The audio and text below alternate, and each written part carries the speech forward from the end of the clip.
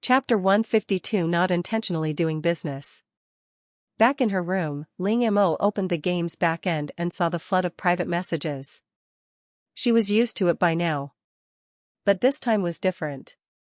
Many people were asking about the talent enhancement stone, inquiring if she intended to sell it. Of course, she wasn't. Ling Mo glanced at them and ignored them. Sitting cross-legged on the bed, Ling Mo reviewed her gains over the past few weeks.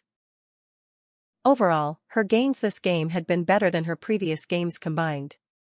She took out the talent enhancement stone, about to use it, when she suddenly realized a problem. Could this talent enhancement stone only improve the quality of one talent, or improve the quality of all talents? If it improved the quality of all talents, wouldn't using it now be a waste? Thinking of this, Ling Mo had someone look up some information. The final result was that it depended on the quality of the talent enhancement stone. A good talent enhancement stone could improve the quality of all talents, while a bad one could only improve one. The talent enhancement stone in Ling Mo's hand was of superior quality. It has to be said that although this game system was quite exploitative, the quality of the items it provided was undeniable. Ling Mo sensed her current level, and as expected, her strength always increased after the first game. In the last couple of days, Ling Mo felt she might break through at any moment. After listing a batch of food as usual, Ling Mo suddenly decided to browse other shops and a random seller. Opening a shop, Ling Mo was immediately shocked by what she saw. The shop was filled with items, at least 20 or 30 of them. Wait, are you guys really that rich in items? Ling Mo looked at the prices. Good heavens, this wasn't just expensive, it was clearly not a business in the first place. Exoskeletons, flying machines, water-storing mushrooms. These prices. Probably only a handful of people in the entire world could afford them. China could afford them, but these items were clearly cheaper than exoskeletons and flying machines. Perhaps these people knew no one would buy them, so they listed the items. After all, if they kept them, someone else might snatch them away. Besides, this shop was run by the government, listing various items also showcased their power. However, while others might not be able to do it, getting drunk and acting crazy is a different story. She still has hundreds of exoskeletons, which she kept as a precaution. Ling Mo clicked on each item, looking at their descriptions. If she came across a good one, she wouldn't mind trading an exoskeleton for it. After looking at over a dozen items, she was either dissatisfied with their effects or already possessed items with similar effects. Suddenly, Ling Mo's gaze fell on one of the items. Item name, all-purpose glove. Level, high-grade item. Ability, can record and replicate any object. P.S. The larger the object and the more intricate the object, the longer it will take. Rarity, 5 stars. How could it be described like that? However, news reports had mentioned people abroad who had awakened an appraisal talent. But being able to appraise something didn't mean they could bring it back, like having an iceberg right in front of you, but being unable to see or touch it. Ling Mo was extremely tempted by this all-purpose glove. Because of her ice fingers, her hands are always cold, so this glove came at just the right time, and it can also replicate objects. Looking at the price again, 2 sets of exoskeleton armor. So expensive. Buy it. Ling Mo clicked buy without hesitation. The next second, a pair of silver, metallic gloves appeared before her. Such high-end gloves. Ling Mo couldn't wait to put them on. Unlike before, when wearing gloves was very inconvenient, the universal gloves were practically imperceptible on her hands. High-level item universal gloves detected. The AI has automatically connected to it. Automatic stealth mode activated. The next second, the universal gloves on Ling Mo's hands disappeared without a trace, but she could still sense their presence. With this acquisition, Ling Mo continued to look at the other items. Actually, what she lacked most right now was offensive capabilities. Speaking of which, Ling Mo couldn't help but think of the 1,000-feather bow in her space. Although it was a cold weapon, it was very suitable for her. Unfortunately, she couldn't use the 1,000-feather bow until she reached level 3. Item name, Super Delicious Orange. Level, high-grade item. Ability, Super Delicious Orange, capable of swallowing anything. Rarity, 6 stars. Ling Mo glanced at the price. A flying device. Its rarity was higher than the universal glove, but its price was less than half. However, Ling Mo was still very curious about the Super Delicious Orange's ability to swallow anything. After hesitating for a moment, Ling Mo noticed that items on the shelf were being quickly removed. Sure enough, the items were only being temporarily stored in the shop. Ling Mo clicked buy without hesitation. A flash of white light, and an ordinary-looking orange appeared in her hand. If she hadn't known beforehand that this was a high-grade item, Ling Mo would have mistaken it for an ordinary orange. After exploring it with her mental power, Ling Mo learned how to use the orange. It was quite convenient. Simply throw it at the enemy. However, the orange was bound to its owner. To make the orange return, it needed to become familiar with your scent. After receiving the orange, Ling Mo noticed that all the items in the shop had been removed from the shelves.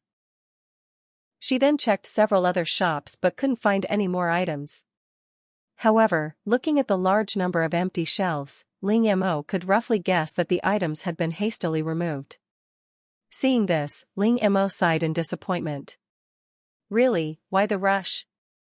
After leaving the shop interface, Ling Mo opened the game forum. Unsurprisingly, the forum was very lively. Everyone was discussing what had happened in the game. Aha, who knows? I was locked in a dark place as soon as I entered the game. I finally got out, only to be face to face with a Yeti. I almost had a heart attack. Holy crap, you still beat the game, you should be grateful. Aha, if you knew what I went through, you'd know that beating the game was what I deserved. From this sentence, Ling Mo sensed a strong sense of resentment. So, what exactly happened? However, the place this person described felt exactly like when she first entered the game. It seems she wasn't the only player in that area at the time. Perhaps they didn't choose to act rashly, or maybe they were just unlucky enough to be chosen by the Yeti. Chapter 153 Body Tempering Insects. Ling Mo watched for a while and discovered that aside from the danger, all the players who completed the mission had actually gained quite a bit. First there was the side quest at Ice Lake. Except for those who triggered the hidden quest, everyone who won the quest could bring back the fish they caught. With these fish, they could survive until the next game.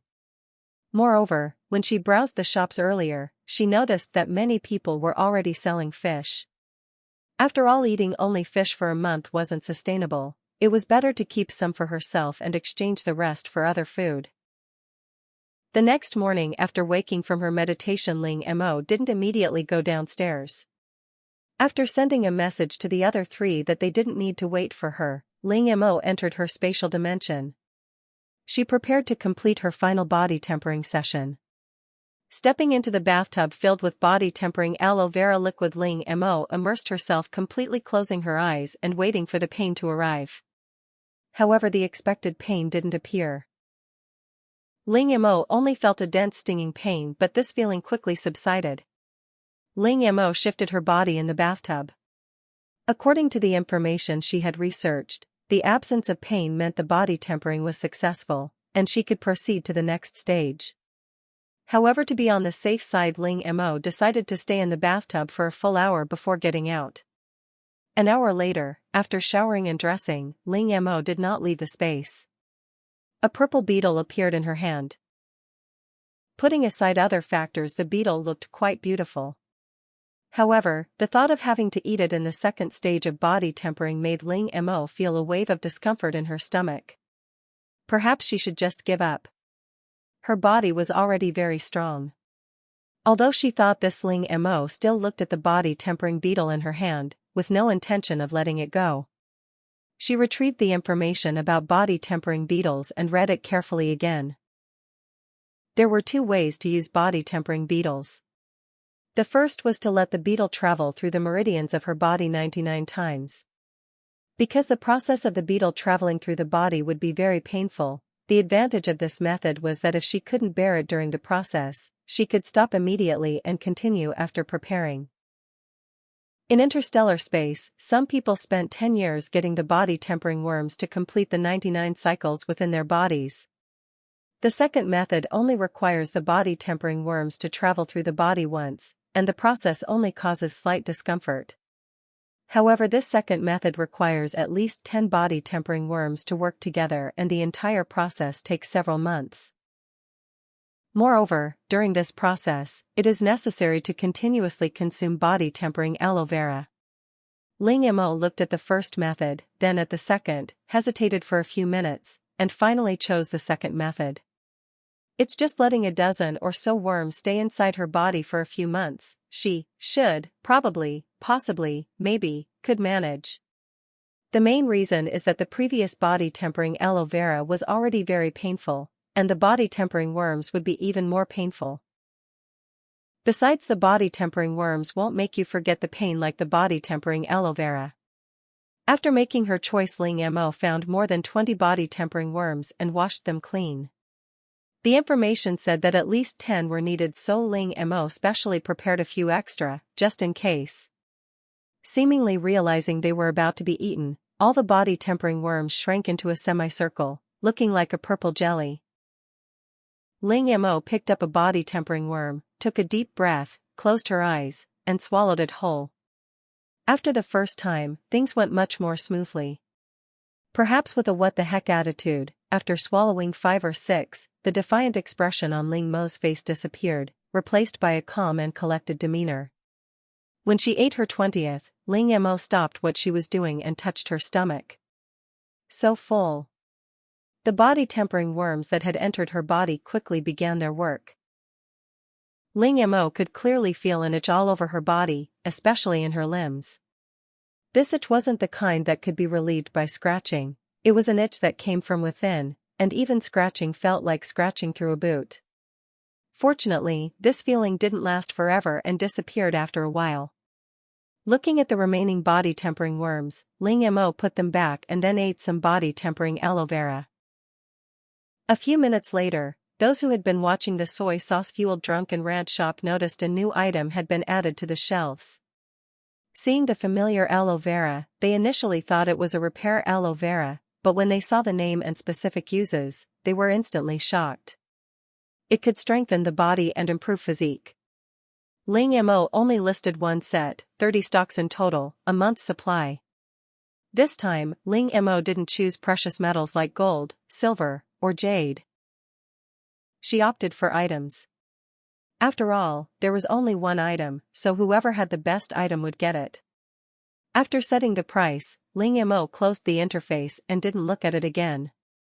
Perhaps it was just her imagination, but while walking, Ling Mo felt as if something was inside her, making her hesitant to make any large movements. Fortunately, the game wouldn't start for another month, so she should be able to adapt by then.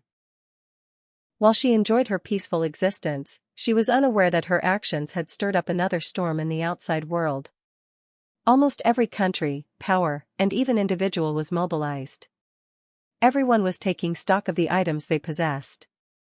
In the game, items are for survival, so naturally, you can't just trade any item, especially since there's only one body-tempering aloe vera.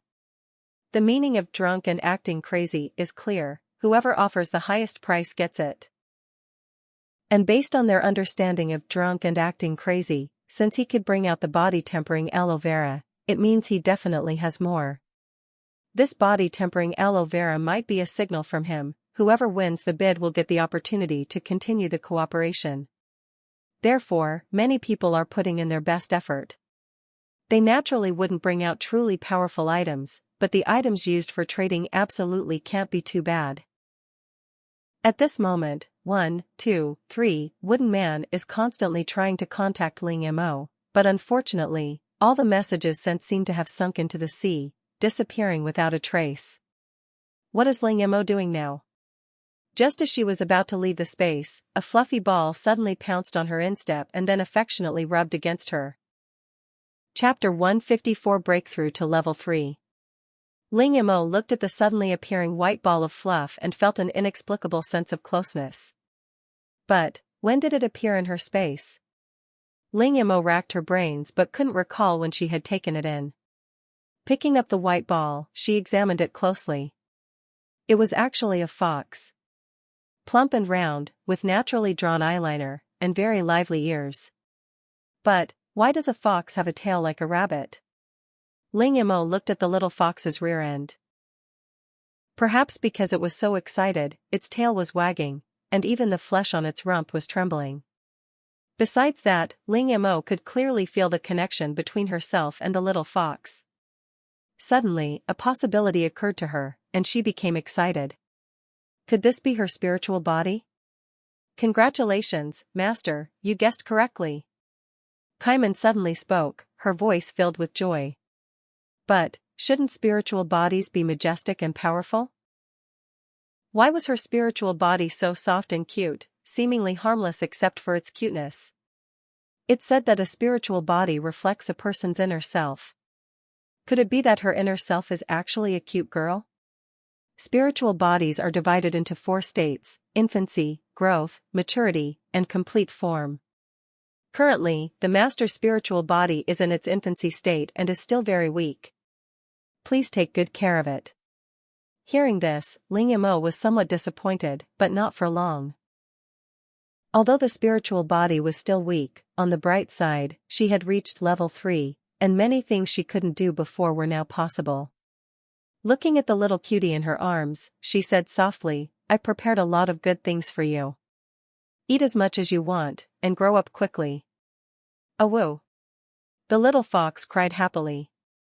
Looking at your white fur, I'll call you Little White from now on. Awoo! It liked the name. Because the infancy spiritual body is still very fragile, Ling Mo didn't plan to take it out. She would leave it in the space until it grew to adulthood and had some combat power before taking it out. After putting Little White down, Ling Mo went to another place, where the artifact beast eggs she brought back from Ice and Snow Star were placed. The artifact beast egg was currently inside a container, enveloped in a green liquid. At the bottom of the container was a 20-hour countdown timer, meaning the egg would take another 20 hours to hatch. Ling Mo had Qiaman set a countdown timer and then moved it forward by 1 hour to avoid any unforeseen circumstances. After patting the surface of the container, Ling Mo left the space, checked her phone, and saw it was already noon. She habitually checked the temperature, 65 degrees Celsius. Compared to yesterday, the temperature had dropped. This was the first time since the arrival of the instant heat wave, apart from mornings and evenings when temperatures would drop, midday temperatures had never been high, only higher. This was the first time it had dropped. However, Ling Mo didn't pay much attention to it, whether it was 70 or 65 degrees, it was about the same to her, still too hot to go outside. Seeing Ling Mo come downstairs, Ye Kai was the first to notice and greeted her. Momo, you're finally down here. Fuyu saw some extreme heat mushrooms during his divination, so we're planning to collect some today. Do you want to come along? Upon hearing this, Ling Mo was taken aback for a moment, then nodded. Of course I'll go. Extreme heat mushrooms have been a huge help in this game. Although she later gained ice resistance through the ice chestnut, this couldn't erase the contribution of the extreme heat mushroom in the early stages. Speaking of this, Ye Kai nodded deeply, it really helped a lot. Without the extreme heat mushroom, the rest of them would probably have frozen to death long ago. After all, their previous experiences were either on farms or in forests and grasslands, suddenly being in a snowy plain would have frozen them to death. After lunch, Ling Mo began her day's training. Her sudden growth and physical changes required adjustments to her training plan. First, the weight she carried had to be increased, and all her previous training sessions were doubled. Jiang Xian, Ye Kai, and Fuyu saw that even a young girl like Ling Mo was working so hard, and they were several years older than her, so how could they rest? They all picked up their training equipment and started exercising. In the evening, the group went out together. The temperature should have dropped to 40 degrees by now, Fuyu suddenly said. Really?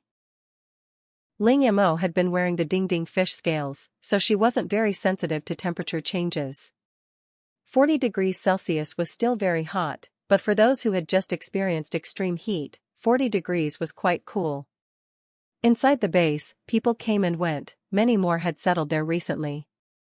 Ling Mo looked at the street, where everyone, men and women alike, had shaved their heads, and couldn't help but touch his own hair. With water resources scarce, even washing one's face and brushing one's teeth was a luxury, let alone washing one's hair. Having oily hair was not only hot but also made one prone to illness, so it was better to just shave it off. Now, collecting extreme heat mushrooms didn't even require deliberate searching, as they appeared like bamboo shoots after a spring rain. People used to collect them, but now no one cared about extreme heat mushrooms anymore, even the base stopped collecting them. Now, everyone's favorite was the delicious mushroom. Compared to extreme heat mushrooms, this delicious mushroom was much rarer, and it looked very similar, requiring careful differentiation. The group continued collecting extreme heat mushrooms. Almost every piece of wood was covered in them, densely packed, enough to trigger trypophobia in anyone looking at them. While collecting extreme heat mushrooms, Ling Mo opened her shop and exchanged the supplies she had exchanged for military rations for extreme heat mushrooms again. However, compared to before, this time she increased the price tenfold and set the quantity at 1,000. Less than 5 minutes after the military rations were listed, a noisy sound of footsteps came from behind her. Turning around, Ling Mo was almost startled to see hundreds of people rushing up the mountain with sacks in their hands, frantically grabbing at the extreme heat mushrooms on the tree trunks. Seeing this, Ling Mo wondered if this was a case of shooting herself in the foot. Fortunately, there were enough extreme heat mushrooms, even with so many harvested at once, it was more than enough. Therefore, although the people were picking quickly, there was no fighting or snatching. After filling her spatial storage, Ling Mo did nothing more. While wandering around, a patch of green suddenly appeared in Ling Mo's sight. Walking over to investigate, she discovered that a tree had sprouted. This is quite a rare occurrence, considering that the land on Earth is so polluted that even cacti cannot survive, let alone other plants. Chapter 155 Parasites. After confirming she wasn't mistaken, the sprouting tree had miraculously come back to life. Could it be that the extreme heat was about to end? Thinking this, Ling Mo's first reaction wasn't joy. The end of the extreme heat didn't mean the end of the apocalypse, it was merely the beginning of a new disaster. More terrifying than any disaster was the unknown one. Ling Mo suddenly remembered that when she checked the temperature today, it had dropped. Perhaps this was a sign, indicating the extreme heat was about to end. She looked at the sprouting tree again and was surprised to find that it didn't have any extreme heat mushrooms. If the temperature started to drop, the extreme heat mushrooms would disappear. Thinking of the animal entrails, sea urchins, and starfish still in her space, she decided to keep some of the entrails as food for the animals and exchange the rest for extreme heat mushrooms. What Ling Mo didn't know was that because of her decision, the entire world began a frenzy of collecting extreme heat mushrooms. At the same time, drinking soy sauce and acting crazy made everyone realize just how terrifyingly abundant their resources were. In just 5 minutes, all the internal organs, sea urchins, starfish, and other things in Ling Mo's space were completely consumed. After all, everyone in the world was involved, and being able to last 5 minutes was already quite impressive. In addition, Ling Mo decided to release 1,000 soldier food vines every day specifically to exchange for extreme heat mushrooms. If the temperature really started to drop, then the extreme heat mushrooms should also disappear quickly. On the way back, a breeze blew by, and Ye Kai closed his eyes in enjoyment, sighing, "It's been so long since I've felt such a cool breeze, I mean on Blue Star." Ling Mo took off a ding-ding fish scale to try it out, but didn't feel particularly cool. Perhaps it was because she had been blessed by the snow elf, she had become exceptionally sensitive to heat now. Or perhaps she had just gotten used to enjoying herself. After all, since the extreme heat, Ling Mo hadn't suffered much, and had even been living a more comfortable life than before. However, this breeze was indeed much better than before. The previous breeze felt like passing through a fiery mountain, burning her face and causing a layer of skin to peel off. Back home, upon entering the yard, they saw several guard dogs rubbing their bodies against the pillars behind them. "What's wrong with them?" Jiang Xian asked. Ling Mo also sensed something was amiss and used her mental energy to inquire, receiving the answer that they were itchy. "They say they're itchy? Could they have fleas?" Yi Kai asked. Ling Mo frowned slightly. "I treated them for internal and external parasites when they first arrived." However, Ling Mo had indeed detected the movement of insects on their bodies, but she wasn't sure if it was fleas. Fuyu seemed to have thought of something, her expression turning serious. "I need to perform a divination immediately. Don't disturb me until the results are in." Without waiting for a reply, she turned and walked towards her room. To avoid getting any on herself, Ling Mo took precautions before approaching one of the dogs. Parting its yellow fur, the dense swarms of tiny insects inside were a shocking sight. Ling Mo couldn't help but shiver. Then, as if electrocuted, she pushed the dog away and quickly took a few steps back. Seeing her reaction, Yi Kai and Jiang Xian came over and asked, "What's wrong?" Ling Mo didn't speak, but pointed to the large yellow dog not far away. The two peeled back the dog's fur and were startled by what they saw underneath. Yi Kai suddenly shouted, "Oh no, my little boo!" Jiang Xian examined the insects more closely, frowned in thought, and after a moment, shook his head and said, "No, we can't find them." "What do you mean, can't find them?" Jiang Xian said very seriously, "There was a time when I was very interested in insects and even learned about them, but in my memory, I haven't found any insects similar to these." "You either haven't seen them before or you've seen them but forgotten them," Ling Mo said. However, Jiang Xian shook his head firmly, "I couldn't possibly be wrong. From their appearance, these insects look like a combination of ticks and fleas. A new species." Just then, a group of fully armed people walked towards them, led by someone they had never seen before. They stopped in front of Ling Mo and Jiang Xian. The leader looked at the large yellow dog at Ling Mo's feet and said sternly, "All the animals in the base are infected with an unknown parasite. We need to remove them all. Please cooperate with us." After all, Ling Mo was the only one in the entire base who kept so many animals, and they were all plump and healthy, attracting the covetous eyes of many. Knowing this, Ling Mo only used these animals to guard the house and never let them go outside.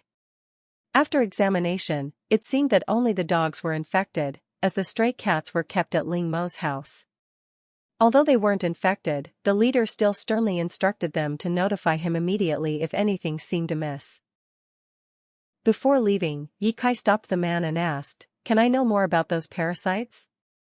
As a major client who had traded with the base twice, the man had revealed some information. These insects were only recently discovered. They feed on blood and reproduce extremely quickly. There's no cure yet, they've only been found on animals, but we can't rule out the possibility of them harming humans. He then leaned close to Jiang Xian's ear and added, "I see you have so many pets here. It's best to get rid of them quickly to avoid them threatening yourselves." Jiang Xian smiled and thanked him. "I understand, thanks for the reminder." After the man left, Jiang Xian looked at Ling Mo without speaking, but Ling Mo understood his meaning. Ling Mo's outward talent was the ability to communicate with animals. If she got rid of all these animals, her talent would be essentially useless. However, she had already thought of a solution. "I recently broke through to level 3, so I can temporarily put them away." Hearing this, a hint of surprise flashed in Jiang Xian's eyes, but he didn't intend to pry. After all, everyone has their own little secrets, including theirs. At this moment, Yi Kai, carrying his ragdoll cat, also came out. The two looked at Ling Mo. Yi Kai spoke first, "Mo, can I leave Xiaobu with you?"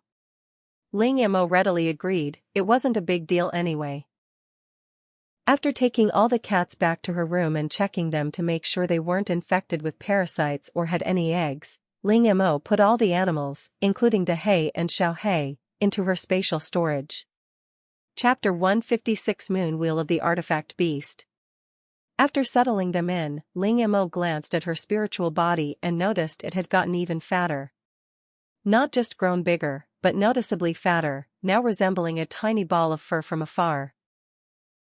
This oblivious little ball of fur was sprawled on a huge green crystal, the island turtle's droppings, devouring it with gusto. Ling Mo initially wanted to stop it, not out of fear of its eating, but because she worried about the potential harm it might cause. However, from Qiaman, Ling Mo learned that spiritual bodies wouldn't get sick from eating, as they weren't truly living beings, but merely manifestations of their spirits. In essence, this chubby little fox was another incarnation of Ling Mo. Furthermore, the spiritual body's insatiable appetite stemmed from the immense energy required for its growth. Ling Mo's ability to awaken her talent in such a short time indicated high innate ability, though not precisely tested, it was certified by the system. Those with higher talent would create higher-level spiritual bodies, and higher-level spiritual bodies required even greater energy. After confirming there wouldn't be any problems, Ling Mo left. The artifact beast egg was due to hatch in a few hours, and she needed to conserve her energy. Unbeknownst to her, shortly after she left, a winged lion appeared with graceful, unhurried steps and snatched away Little White, who was clinging to a green crystal. Little White, who had initially struggled, immediately stopped upon seeing the familiar figure, its limbs curling up as it was carried away. The next day, an hour before the artifact beast egg was to hatch, Ling Mo entered her spatial dimension early. Looking at the artifact beast egg in the container, she saw that the nutrient solution had been completely absorbed. Ling Mo opened the container, held the egg in her arms, and released her spiritual energy. Although it hadn't hatched yet, the artifact beast inside already possessed consciousness. Releasing her spiritual energy was to allow it to familiarize itself with the environment beforehand. About 50 minutes later, a reminder appeared: the artifact beast egg would hatch in 10 minutes. At this moment, the artifact beast egg moved in Ling Mo's arms, and then a crack appeared on its smooth surface. Seeing this, Ling Mo held her breath excitedly. As time passed, the cracks on the eggshell increased. With a crack, a piece of the eggshell collapsed. Then, more and more eggshell began to fall off. But Ling Mo still couldn't see the artifact beast. Until only half of the eggshell remained, a constantly spinning wheel appeared inside the remaining half. Upon seeing Ling Mo, the wheel-like artifact beast excitedly flew out, circling her and making happy noises. Ling Mo could clearly feel her spiritual energy fluctuating along with the beast's movements. Opening her palm, the wheel-like artifact beast immediately stopped and floated above her hand. Although it was just a wheel, without features or expression, Ling Mo saw the word docile in it. Only then did she see the wheel's full appearance. It wasn't the kind with a metallic sheen, but rather one inlaid with gold and jade, giving it an air of nobility. Overall, jade occupies about 2/3 of the piece, decorated with silver and dark gold metals and mysterious runes. It looks magnificent and imposing, but isn't it a bit small? Wait, how do artifact beasts grow? Could it be by devouring various machines? The growth of artifact beasts depends on their masters. Different masters result in different growth methods. So there's no standard answer, right? Ling Mo poked the wheel in her hand, tentatively asking, "Are you hungry? What do you want to eat?" Hearing the voice, the wheel wobbled up and down, then pounced towards Ling Mo. Ling Mo was startled by its movement and was about to reach out to stop it when she realized the wheel was just circling around her. That's how it appeared on the surface. In reality, Ling Mo felt her mental energy being frantically absorbed. Wait, it's eating my mental energy, what's going on? Mental-type artifact beasts grow by devouring mental energy. Their demand for mental energy is astonishing and extremely dangerous. Please do not let it go hungry, otherwise it will devour the mental energy of all living beings around it. Mental-type artifact beasts will not harm their masters when devouring mental energy. It won't harm its master, but it's hard to say about others. Hearing that it wouldn't harm her, Ling Mo breathed a sigh of relief. As long as it wouldn't harm her. After absorbing 2/3 of Ling Mo's mental energy, the wheel finally stopped, seemingly unsatisfied. At this moment, the wheel had undergone a complete transformation.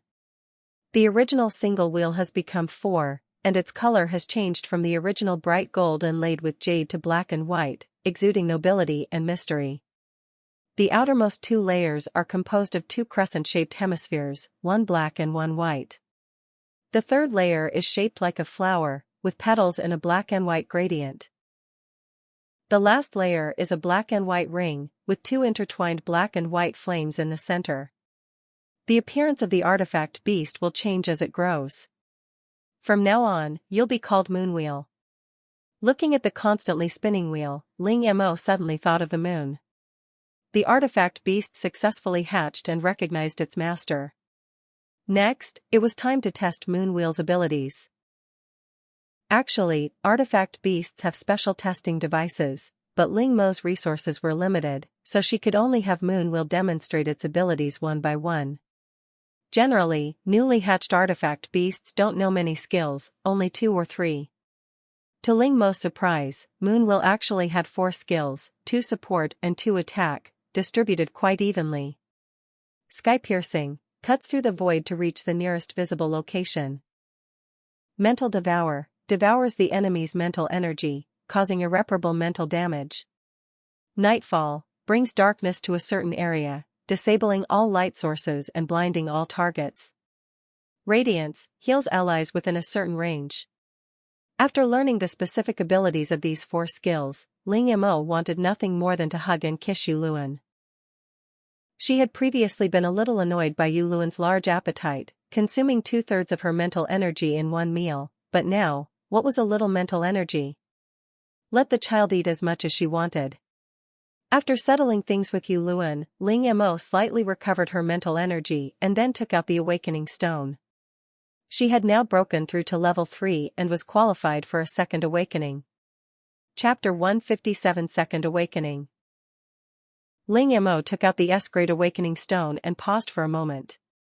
So, how do I use this awakening stone? A minute later, Man laid out the usage instructions and precautions for the awakening stone in front of Ling Mo. It turned out that different talents used awakening stones differently. Elemental talents refined the awakening stone with their mastered elements, enhancement talents crushed the awakening stone and applied it to their entire body, and mental talents. Ling Mo followed the instructions, using her mental power to envelop the awakening stone. The awakening stone, which was originally just a stone, transformed into a milky white liquid the moment it came into contact with her mental power, merging into Ling Mo's body. Ling Mo first felt a warm current, but it quickly disappeared. The awakening stone in her hand had vanished. Now, all she could do was wait. The second awakening, like the first, required 2 to 3 days, and in some cases, even 7 days. During her first awakening, Ling Mo had a high fever, and she survived by immersing herself in water. So this time, Ling Mo prepared the water in advance. She even had Man monitor her body temperature in real time. An hour later, Ling Mo felt dizzy and lightheaded, and her whole body began to sway from side to side. Ling Mo knew that the second awakening had begun, but this time it seemed a little different from the first awakening. The temperature inside the space wouldn't change, but she felt inexplicably cold, and it was getting colder and colder. She felt a constant chill seeping into her bones. Ling Mo couldn't help but shiver and reached out to remove the ding-ding fish scales from her body, but it was still no use. She had eaten so many ice chestnuts and had the blessing of the snow elf protecting her, so she shouldn't be afraid of the cold. A gust of wind blew by, and Ling Mo couldn't help but shiver. She reached up and touched her back, and she didn't know when, but her clothes were already soaked with sweat. At this moment Man also issued an alarm. Current body temperature is 30 degrees Celsius. Please keep warm as your body temperature is too low. At this time Ling Mo had already developed tinnitus and didn't hear what Man was saying at all. Even without hearing it, Ling Mo knew her condition was dire, and the things she had prepared were probably unusable. She felt like she was freezing to death. Her vision blurred and she collapsed to the ground uncontrollably. Before completely losing consciousness, Ling Mo forced herself out of the space. The outside temperature was much higher than inside. She struggled to climb onto the bed, pulled out a very thick blanket and covered herself before finally closing her eyes. Ling Mo hadn't completely lost consciousness yet. The information given to her said that during a second awakening it was best to remain conscious, especially for those who had awakened their mental talents for the first time. The longer one remained conscious, the greater the benefits. But this was easier said than done. Ling Mo felt her mind was a complete blank. She couldn't do anything, could only let herself drift aimlessly.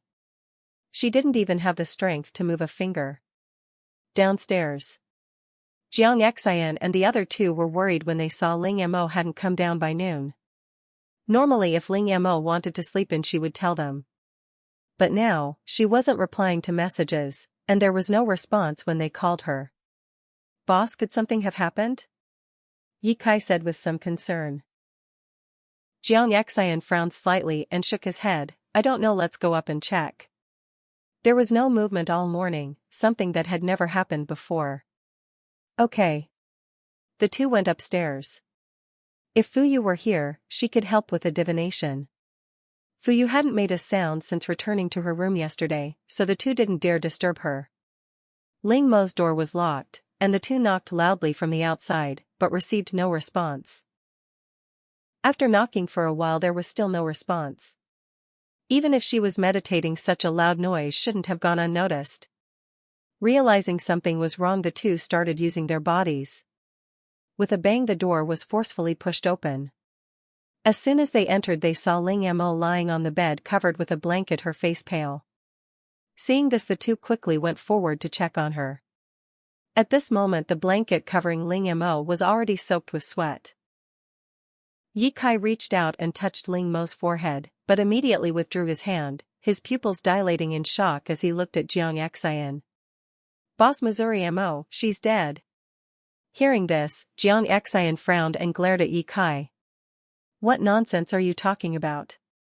Did you see she was still breathing?"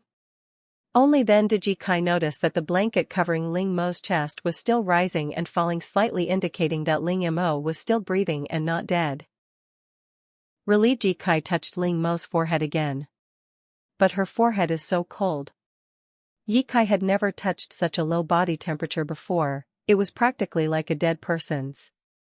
How could a person have such a low body temperature? What should we do? Should we contact the base's doctor? Hearing this, Jiang Xian also reached out and touched Ling Mo's forehead. It was indeed very cold. No wonder Yi Kai had misunderstood earlier. No need to call a doctor. Why? Yi Kai asked, puzzled. The person was in this state and they weren't going to call a doctor? Even if you bring a doctor it won't help. Don't you think Ling Mo's current state is very similar to when we awakened our talents? Back then they also had terrifyingly high fevers, but they immediately returned to normal after their talents awakened. Yi Kai looked at Ling Mo on the bed in shock. "Boss, do you mean that Mo already has a talent?" Jiang Xian remained calm. "Who said you can't awaken a second time after the first awakening?" Yi Kai opened his mouth, unsure how to refute. Facts speak louder than words, he'd better go search. Thinking this, Yi Kai ran downstairs and returned a few minutes later with the learning machine. He opened the learning machine and searched for information about secondary awakening. It really exists. Does this mean they can also awaken a second time? After confirming that there wouldn't be any problems with a second awakening, the two relaxed and left the room. They thought Ling Mo needed some peace and quiet. But in reality, Ling Mo was screaming in her mind for them to come back. She didn't need peace and quiet, the more noise the better. Staying rational was just too difficult.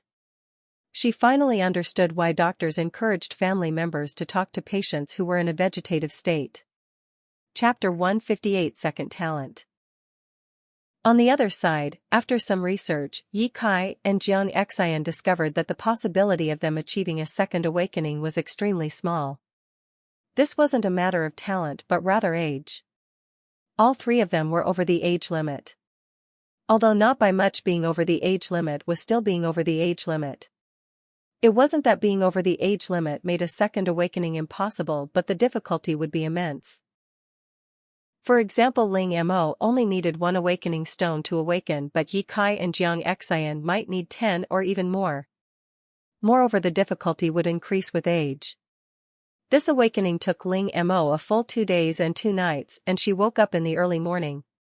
Slowly opening her eyes, Ling Mo's first reaction was how heavy the thing on top of her was. Getting up, she saw that her clothes and the blankets were soaked through. No wonder it was so heavy. Besides, the mattress beneath her was also soaked. Getting out of bed, Ling Mo went to the bathroom to take a shower and then changed into clean clothes.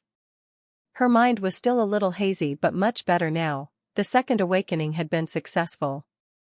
It's worth mentioning that her first awakened talent was mutated, so her second awakening is highly likely to also result in a mutation. Reaching out, a cluster of flames appeared in her hand. Unlike ordinary flames, the flame in Ling Mo's hand was black and white intertwined. It looked so much like the symbol on Moonwheel.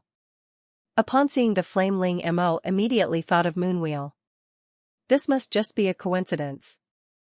Looking at the flame in her hand, Ling Mo muttered to herself, "It really has mutated." Although this talent appears to be fire, its actual abilities have nothing to do with fire. Ling Mo's first talent had 2 attributes, primarily mental and secondarily spatial.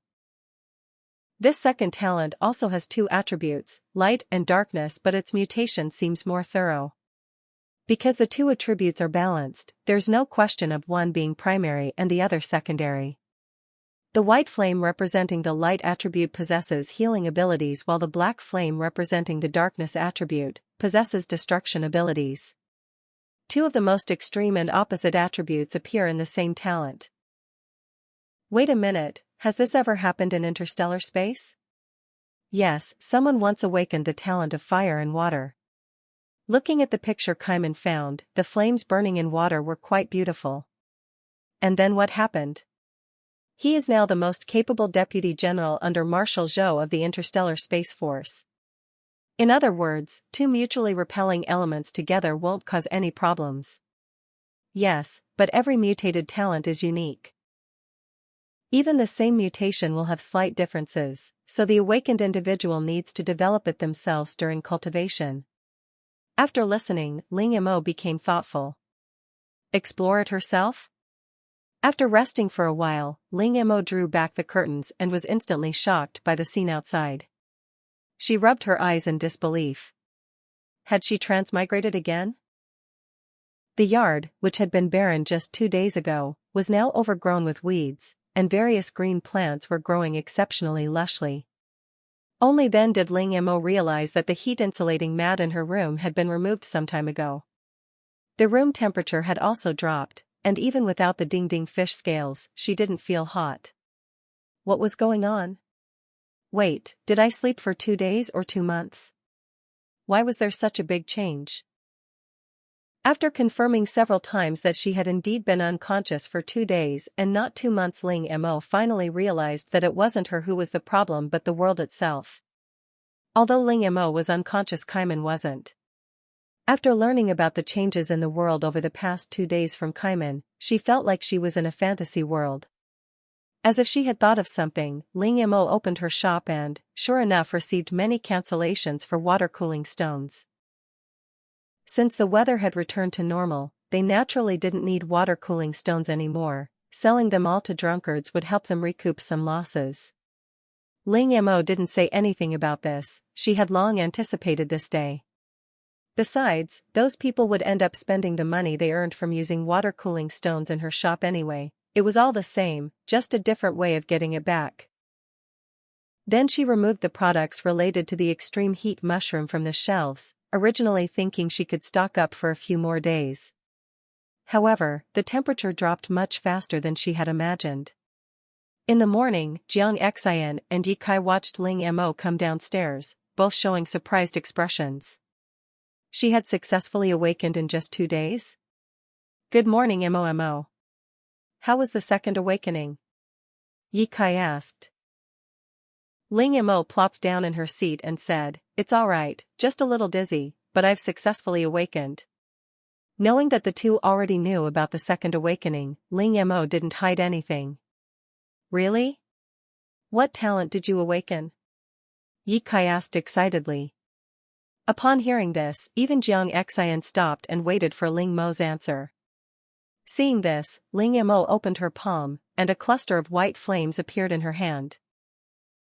This was something she had planned beforehand, hiding the black flames and only showing the white flames to people. Fire-type talent. Fire-type talent is great powerful attack power. Ye Kai laughed foolishly. Anyone who didn't know would think he was the one who had awakened the talent. Ling Mo looked at him expressionlessly and said, "It's not a fire-type talent, it's a healing talent just mutated." Ye Kai's laughter faltered as he stared wide-eyed at the white flame flickering in her hand. This is a healing talent? What a joke! It looked exactly like a ball of fire. Suddenly Ye Kai pulled Jiang Xian aside, pried open his hand, and revealed a clear wound on one of his fingers, apparently caused accidentally while chopping vegetables. Since it's a healing talent, let's see if we can heal this wound. Ling Mo directly offered the flame. The moment the flame touched his skin, Jiang Xian felt no burns and the wound on his hand healed at a visible speed. How does it feel? Jiang Xian looked at the healed wound and commented, "It's definitely not a fire-based talent." There was no burning sensation during the healing process, instead it felt very warm. However, my wound isn't very big. I wonder what the healing limit of your talent is. I'll find out eventually. Ling Mo said casually, picking up her breakfast from the table and eating. Compared to her still developing second talent, she valued her first talent more. Chapter 159 Insect Plague. After finishing his story, Ling Mo looked around. Has Fuyu not come out yet? Ye Kai shook his head. Not yet. This time it's probably going to be something big. By the way, the outside world has changed a lot these past 2 days. The temperature has dropped to the 30s and some plants have started to grow. Hearing this, Ling Mo nodded. I saw that. Does this mean the farmers can resume planting? Unfortunately, no. Jiang Xian said. Although the temperature has dropped, the problem of soil pollution hasn't been solved. At first, people were very excited when they discovered the temperature drop, thinking that the disaster was about to end. But after research by experts, although the temperature had dropped and new plants had begun to grow on the land was still not suitable for planting. In fact, the plants growing now looked different from those before the extreme heat. Their effects had also changed. Many medicines that could cure diseases had now become poisonous weeds, edible wild vegetables had become bitter weeds, while some seemingly inconspicuous weeds had become very delicious. Many people have already left the base one after another. Ye Kai said. These people came to the base to seek refuge, and now that the extreme heat had passed, they naturally wanted to go home. While the base was safe, the living conditions were appalling. Sometimes several family members were crammed into a single room, making everything inconvenient, nothing compared to the comfort of their own homes. However, most of those leaving were ordinary people. Those living in Sector A like them remained unmoved, clearly not planning to leave. They all knew that while the extreme heat was over, the apocalypse wasn't. This was merely the calm before the storm. Seeing that those in Sector A hadn't moved, some hesitated for a moment before choosing to stay at the base as well. After all, their houses wouldn't be stolen. If only we knew what the next disaster would be, we could prevent it in advance, Ling Mo said. Just then, the door to Fuyu's room opened from the inside. Fuyu emerged, his lips pale, his face grim, and looked at the three of them with a grave expression. The next disaster is an insect plague. An insect plague? No wonder. Thinking of the animals covered in insects not long ago, the second disaster had already begun to show signs of coming. If it's an insect plague, then we need to prepare now, Jiang Xian said. Compared to the extreme heat, which is physical torture, the insects are a double torment of both body and mind. Moreover, Ling Mo and the others didn't think this insect plague was just an ordinary one. After all, plants have changed after extreme heat and soil pollution. Who knows if those insects have mutated as well? The fragrant spikes we collected in the Crino grassland have insect-repelling properties, Ling Mo suddenly said. They had collected quite a few fragrant spikes, and although they had traded many away, they still had a lot left. Moreover, fragrant spikes burn very slowly, and the ones they had now should be enough to last them through the first month. In addition, Ling Mo's space contained many giant fragrant spikes and mint transplanted from the Moccasin territory, all of which were effective insect repellents. Knowing that the impending disaster was an insect plague, Jiang Xian, Yi Kai, and Fu Yu began to busy themselves and were almost never seen together. All the food in the house was vacuum sealed. Ling Mo's dried cured meat and fish, as well as the previously collected extreme heat mushrooms, were also vacuum sealed after drying. And that wasn't all. Jiang Xian, Yi Kai, and Fu Yu planned to dig a basement under the house to store food, even choosing a location in the backyard. Meanwhile, Ling Mo wasn't idle either. She opened her shop, but the shop's sales had been slow these past few days, probably due to the drop in temperature. Previously, items sold out instantly, with some slow buyers even missing out. Now people's purchasing speed had noticeably decreased. This was likely because although the soil was polluted and couldn't be restored to cultivation, there were more edible wild vegetables, and the lower temperature allowed people to raise chickens, ducks and geese to solve their daily protein needs. After understanding the situation, Ling Mo simply removed all the food items like soldier's food basket from the shelves and replaced them all with water, wood, and stone. Water and wood stone could directly improve polluted land, and she hadn't used it since trading a batch with the 1, 2, 3 wooden man. Several times before the 1, 2, 3 wooden man players had asked her about water stone, wanting to buy more, but Ling Mo refused. Besides that, Ling Mo also listed some water-storing mushrooms and snow water. Although the temperature had dropped and plants were starting to grow, it hadn't rained at all, so the people were still severely dehydrated. Each country and faction had people constantly monitoring the activity of various shops. Among them, the Don't Miss Out shop run by Drunk with Soy Sauce was particularly important. Because this game was set in a snowy landscape, Ling Mo hadn't listed anything particularly novel, which initially disappointed many. Along with the disappointment, there was a hint of smugness, making them feel that Drunk with Soy Sauce wasn't omnipotent. As soon as Ling Mo listed her items, they were immediately noticed. Given the previous surprise, the items in Drunk with Soy Sauce's shop were undeniably functional, practical, and of high quality. Therefore, even before fully understanding the Waterstone's description, these people immediately contacted people to prepare supplies. While waiting for supplies, these people started reading the introduction to Waterwood Stone. Solving land pollution problems, wasn't this exactly what they needed? Seeing the quantity of Waterwood Stone steadily decreasing, some slower-moving people whose supplies hadn't arrived yet began to urge them on. Besides Waterwood Stone, there were also water-storing mushrooms, a never-ending water jug. Who wouldn't want one? This time, in addition to gold, silver, and jade, Ling Mo also ordered a considerable amount of insecticide and quicklime. Some clever people noticed this and with a sudden inspiration began secretly collecting insecticide and quicklime as well. Although they didn't know why the drunk and eccentric boss was hoarding insecticide, he must have his reasons, and following suit was the right thing to do. Ling Mo listed a total of 100 Waterwood stones, and unsurprisingly they were all snapped up instantly.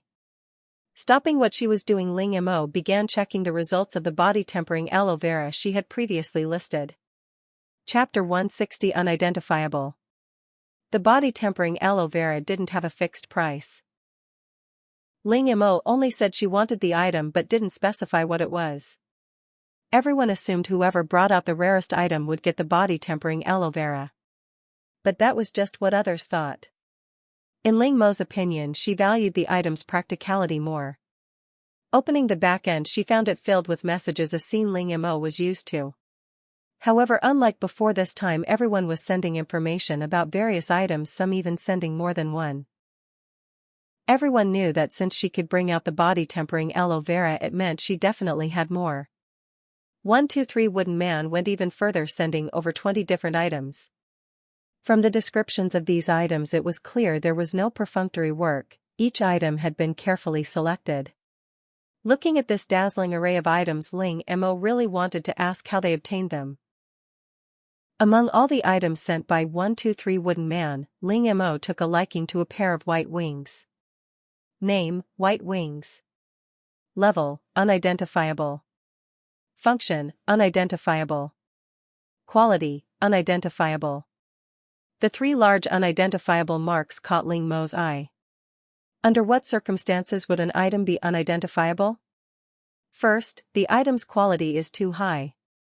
Second, the appraiser's level is too low. Third, the item is incomplete.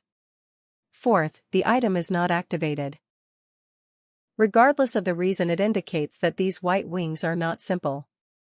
Ling Mo chose the wings without hesitation. Then she noticed a clod of earth which, like the white wings, was also unidentifiable. But this time Ling Mo found information about the clod of earth on Qiaman's site. Name, breath soil. Level, unknown. Function, improve soil quality and environmental. Quality, unknown. Seeing the information provided by Qiaman, Ling Mo's eyes widened. This was exactly what she needed. It was like a pillow being delivered to her when she was sleepy. With this breath soil, her garbage planet was saved. Name, cloud sea whale egg. A type of enormous whale capable of inhabiting both the sky and land, reaching a size of tens of thousands of feet when fully grown. If you don't have a planet entirely covered in water, please don't hatch it lightly. Looking at the last sentence, it's no wonder the cloud sea whale egg was being traded. Because Earth simply doesn't have the conditions to hatch a cloud sea whale. But it doesn't matter, these people don't have one, but Ling Mo does. Coincidentally, she happens to have a planet entirely covered in water. She had originally planned to use that planet as a breeding ground for blue shrimp and blue shrimp seaweed. Now it seems that using it as a breeding ground is a bit of a waste. After confirming these three items for trade, Ling Mo selected a few more items that looked good. Actually, with Ling Mo's current stock of body-tempering aloe vera, acquiring all the items was unrealistic, but acquiring most of them was still possible. However, considering her recent consumption of body-tempering aloe vera, Ling Mo abandoned that idea. After the transaction was completed, as expected, the 123 Wooden Man approached Ling Mo wanting to trade the body-tempering aloe vera separately, but Ling Mo refused. Over the next few days, the temperature rose once and then continued to drop, eventually stabilizing between 22 and 32 degrees Celsius. Ling Mo checked and found that this temperature range was the most suitable for the growth of most insects. Now the temperature was sufficient, only the humidity was lacking. Ling Mo looked up at the gloomy sky and heard the voice of Qiaman in her ear. The humidity in the air is rising rapidly and it is expected to rain in 10 minutes. 10 minutes later, the heavy rain arrived as predicted. Ling Mo looked at the torrential rain outside, her face showing no joy but rather a feeling that her heart, which had been hanging in suspense, had finally died. Oh well, let's take it one step at a time. Jiang Xian and the other two walked out of a room looking disheveled. Although the basement was located in the backyard, the entrance was inside the house. Hearing the rain outside, Yi Kai remarked, "Luckily I listened to Fu Yu and waterproofed the basement beforehand, otherwise all this work these past few days would have been for nothing." A steaming meal was already laid out on the table. For the past few days the three of them had been digging the basement while Ling Mo was responsible for meals and occasionally using her spatial teleportation device to transport the excavated soil out. After quickly finishing their lunch, the three continued working. Time was of the essence. Who knew when the insect plague would erupt? They had to act fast. Ling Mo cleaned the table and checked that the house wasn't leaking before returning to her room. After locking the door, she took out the talent quality enhancement stone she had obtained in the game.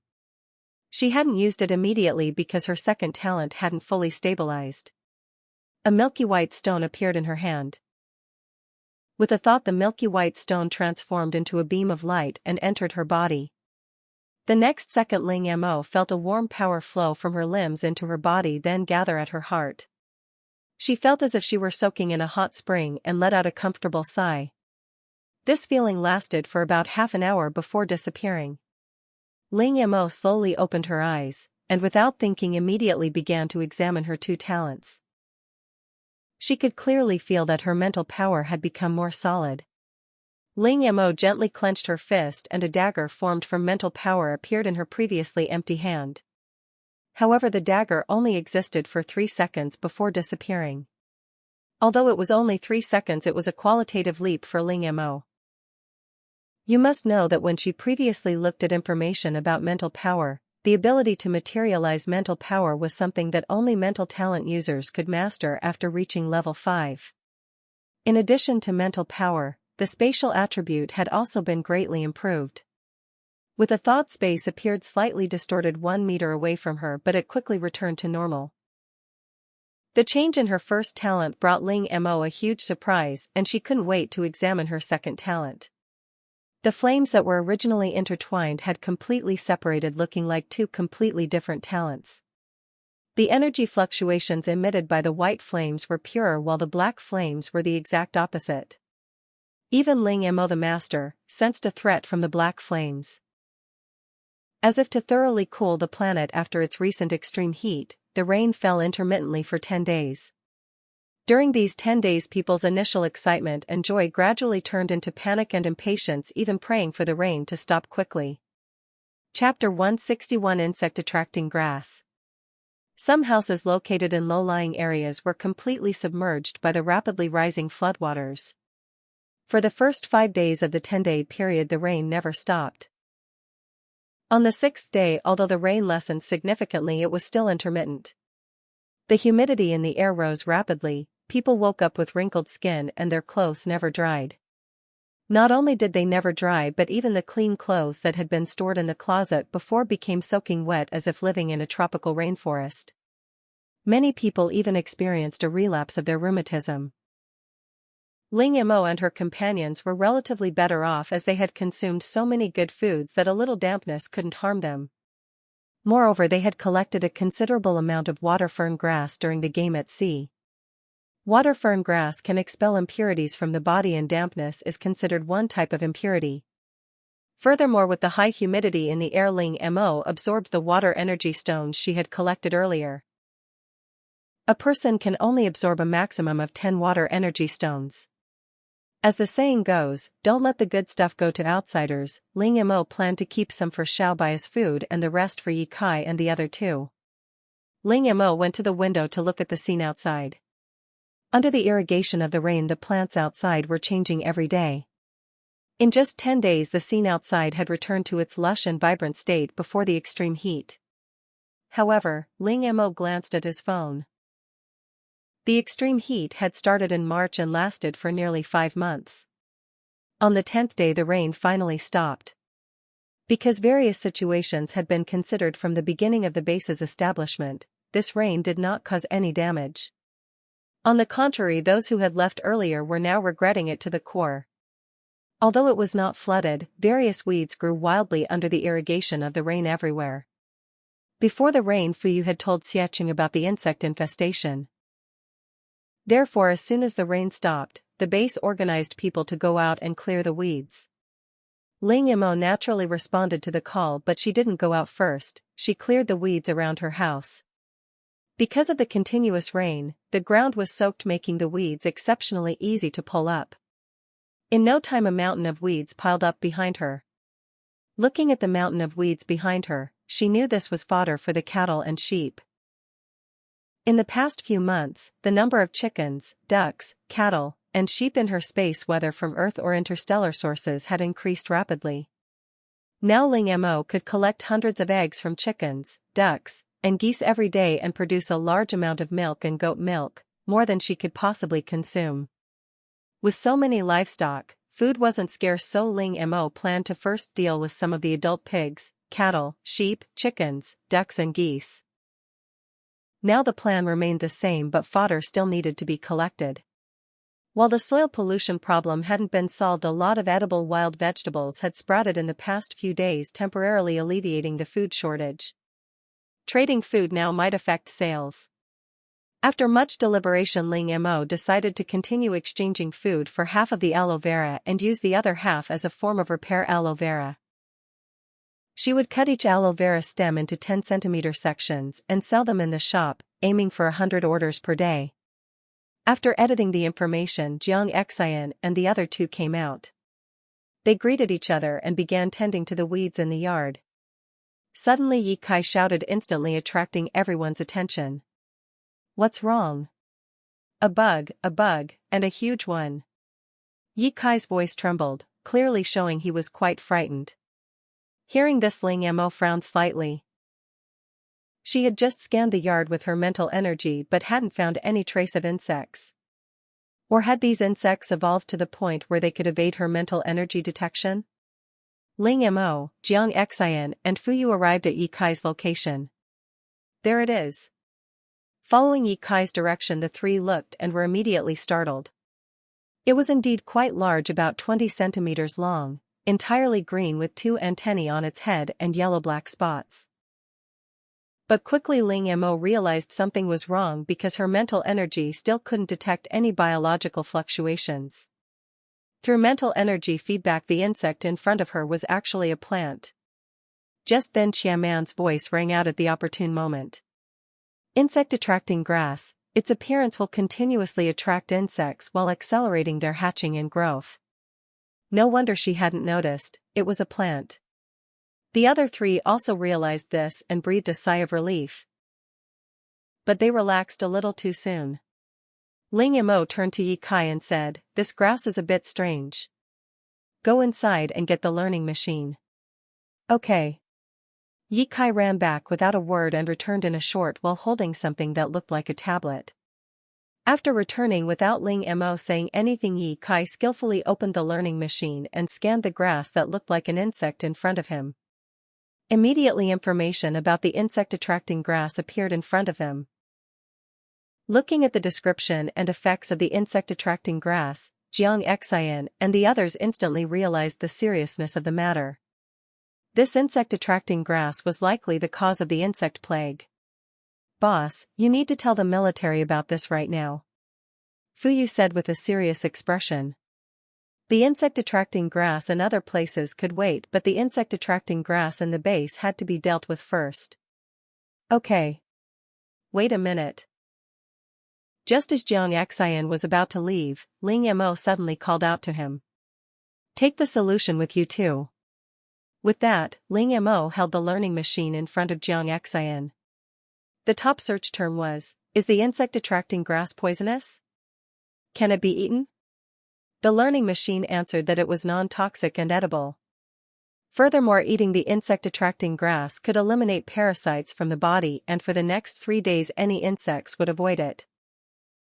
However, only immature insect-attracting grass would work. Once mature, the insect-attracting grass would turn golden yellow, attracting a large number of insects. After half a month the golden grass would turn black, indicating that its seeds had matured. After Jiang Xian left, Ling Mo immediately uprooted the immature insect-attracting grass. "One isn't enough. Look around for some more," Ling Mo said to the other two. Eating the insect-attracting grass would ensure that no insects would avoid them for the next 3 days, which was crucial for dealing with the upcoming insect plague. Chapter 162: Insect Eggs in the Water. After all, nobody wants to be woken up by mosquitoes at night only to be greeted by swarms of insects as soon as they open their eyes. After splitting up, Ling Mo reopened the game, entered the shop and edited a message to buy insect-attracting grass. 3 insect-attracting grasses could be exchanged for a repairing aloe vera, a mature rooster, or 10 eggs, along with a picture of the insect-attracting grasses. Taking advantage of the fact that the others didn't yet know the effects of the insect-attracting grasses, Ling Mo planned to collect a batch first. Following Ye Kai's initial discovery, insect-attracting grasses appeared one after another. In their courtyard alone they found no fewer than 20 insect-attracting grasses. Looking at the collected insect-attracting grasses, Ye Kai couldn't help but feel lingering fear, saying, "Luckily we found them early. If it had been a few days later this house would be ruined." Who could argue with that? Among these 20-odd insect-attracting grasses, the largest one had already begun to turn faintly yellow, a sign that it was about to mature. Luckily, they found it early. Let's go out and look again," Fu Yu said. While not many people know the uses of the insect-attracting grass yet, let's collect as much as possible. Ling Mo and Ye Kai thought the same thing. After they went out they saw Jiang Xian return. Jiang Xian saw the three of them and immediately understood what they wanted to do. He urged them, "The higher-ups are planning a collective operation to clear the insect-attracting grass inside and around the base. We need to hurry or we'll miss out." After saying that, Jiang Xian took out his flying vehicle, showing that he was really serious. Competing with the higher-ups for things was undoubtedly like snatching food from a tiger's mouth. It was only because Jiang Xian and his group had brought out a lot of good things before that Xiecheng turned a blind eye.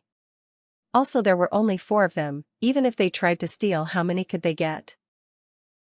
Moreover, Xiecheng was even more curious about how Jiang Xian and his group knew about the insect-attracting grass. Ling Mo and his group headed straight outside the base. Sure enough, as expected, there was an alarming amount of insect-attracting grass here. From afar it looked like a green sea of insects, making one's hair stand on end. Ling Mo gasped repeatedly, telling herself it was all fake, all fake.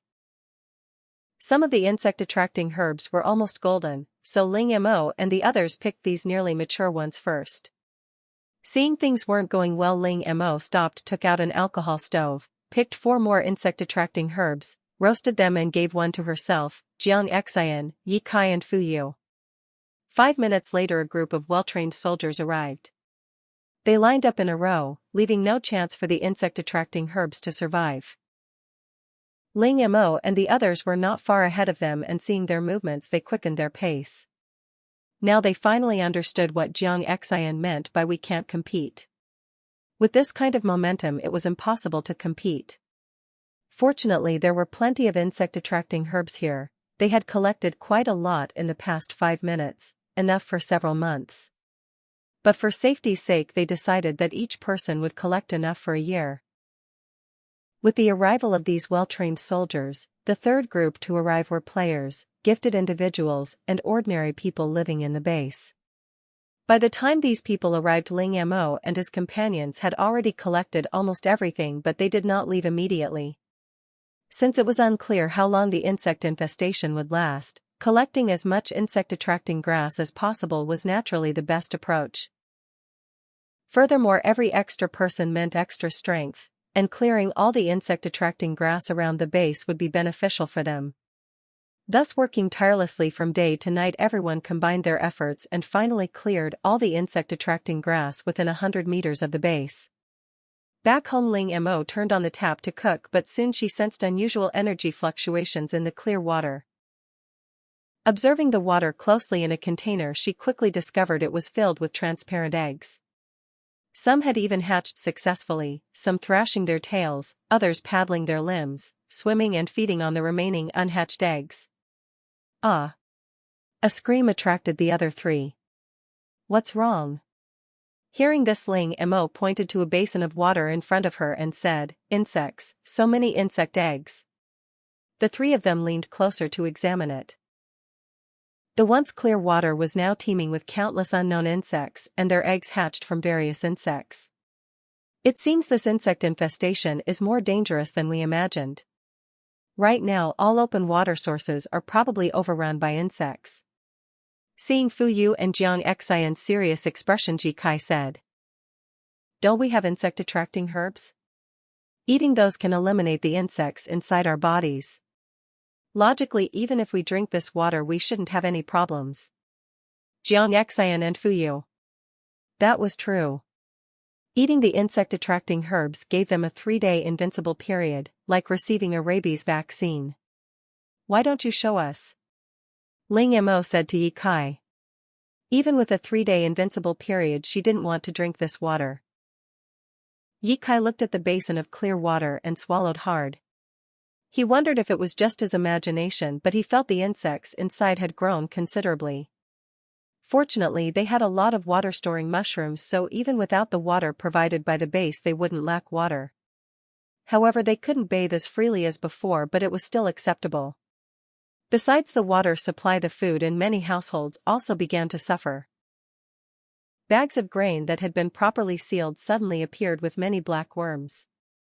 A bag of rice that had just been opened yesterday suddenly sprouted many white, maggot-like worms, and even the food stored in the refrigerator wasn't spared. Seeing these online reports, Ling Mo immediately thought of her own group. There were 4 people in her group, and every time they cooked there was never enough food, there were never any leftovers. Although there were no leftovers, her group had a lot of grain. Although Jiang Xian and the others had dug a basement specifically for storage these past few days, the worms were still everywhere. Just then Yi Kai, wearing a thick down jacket, came out of a room and gave the group a reassuring gesture. Jiang Xian said, "We considered this situation when we were digging this basement. In addition to vacuum packing all the food and adding a thick waterproof layer, we also sprinkled quicklime around it and placed several water cooling stones inside for refrigeration." Chapter 163, Forging Weapons Personally. After finishing her meal, Ling Mo returned to her room, locked the door, and then flashed into her spatial dimension. She had collected a considerable amount of insect-attracting grass today, and she planned to build a warehouse specifically for storing these items. Once the warehouse was completed, Ling Mo called Little White over. "Awoo." Soon a cheerful sound came from afar.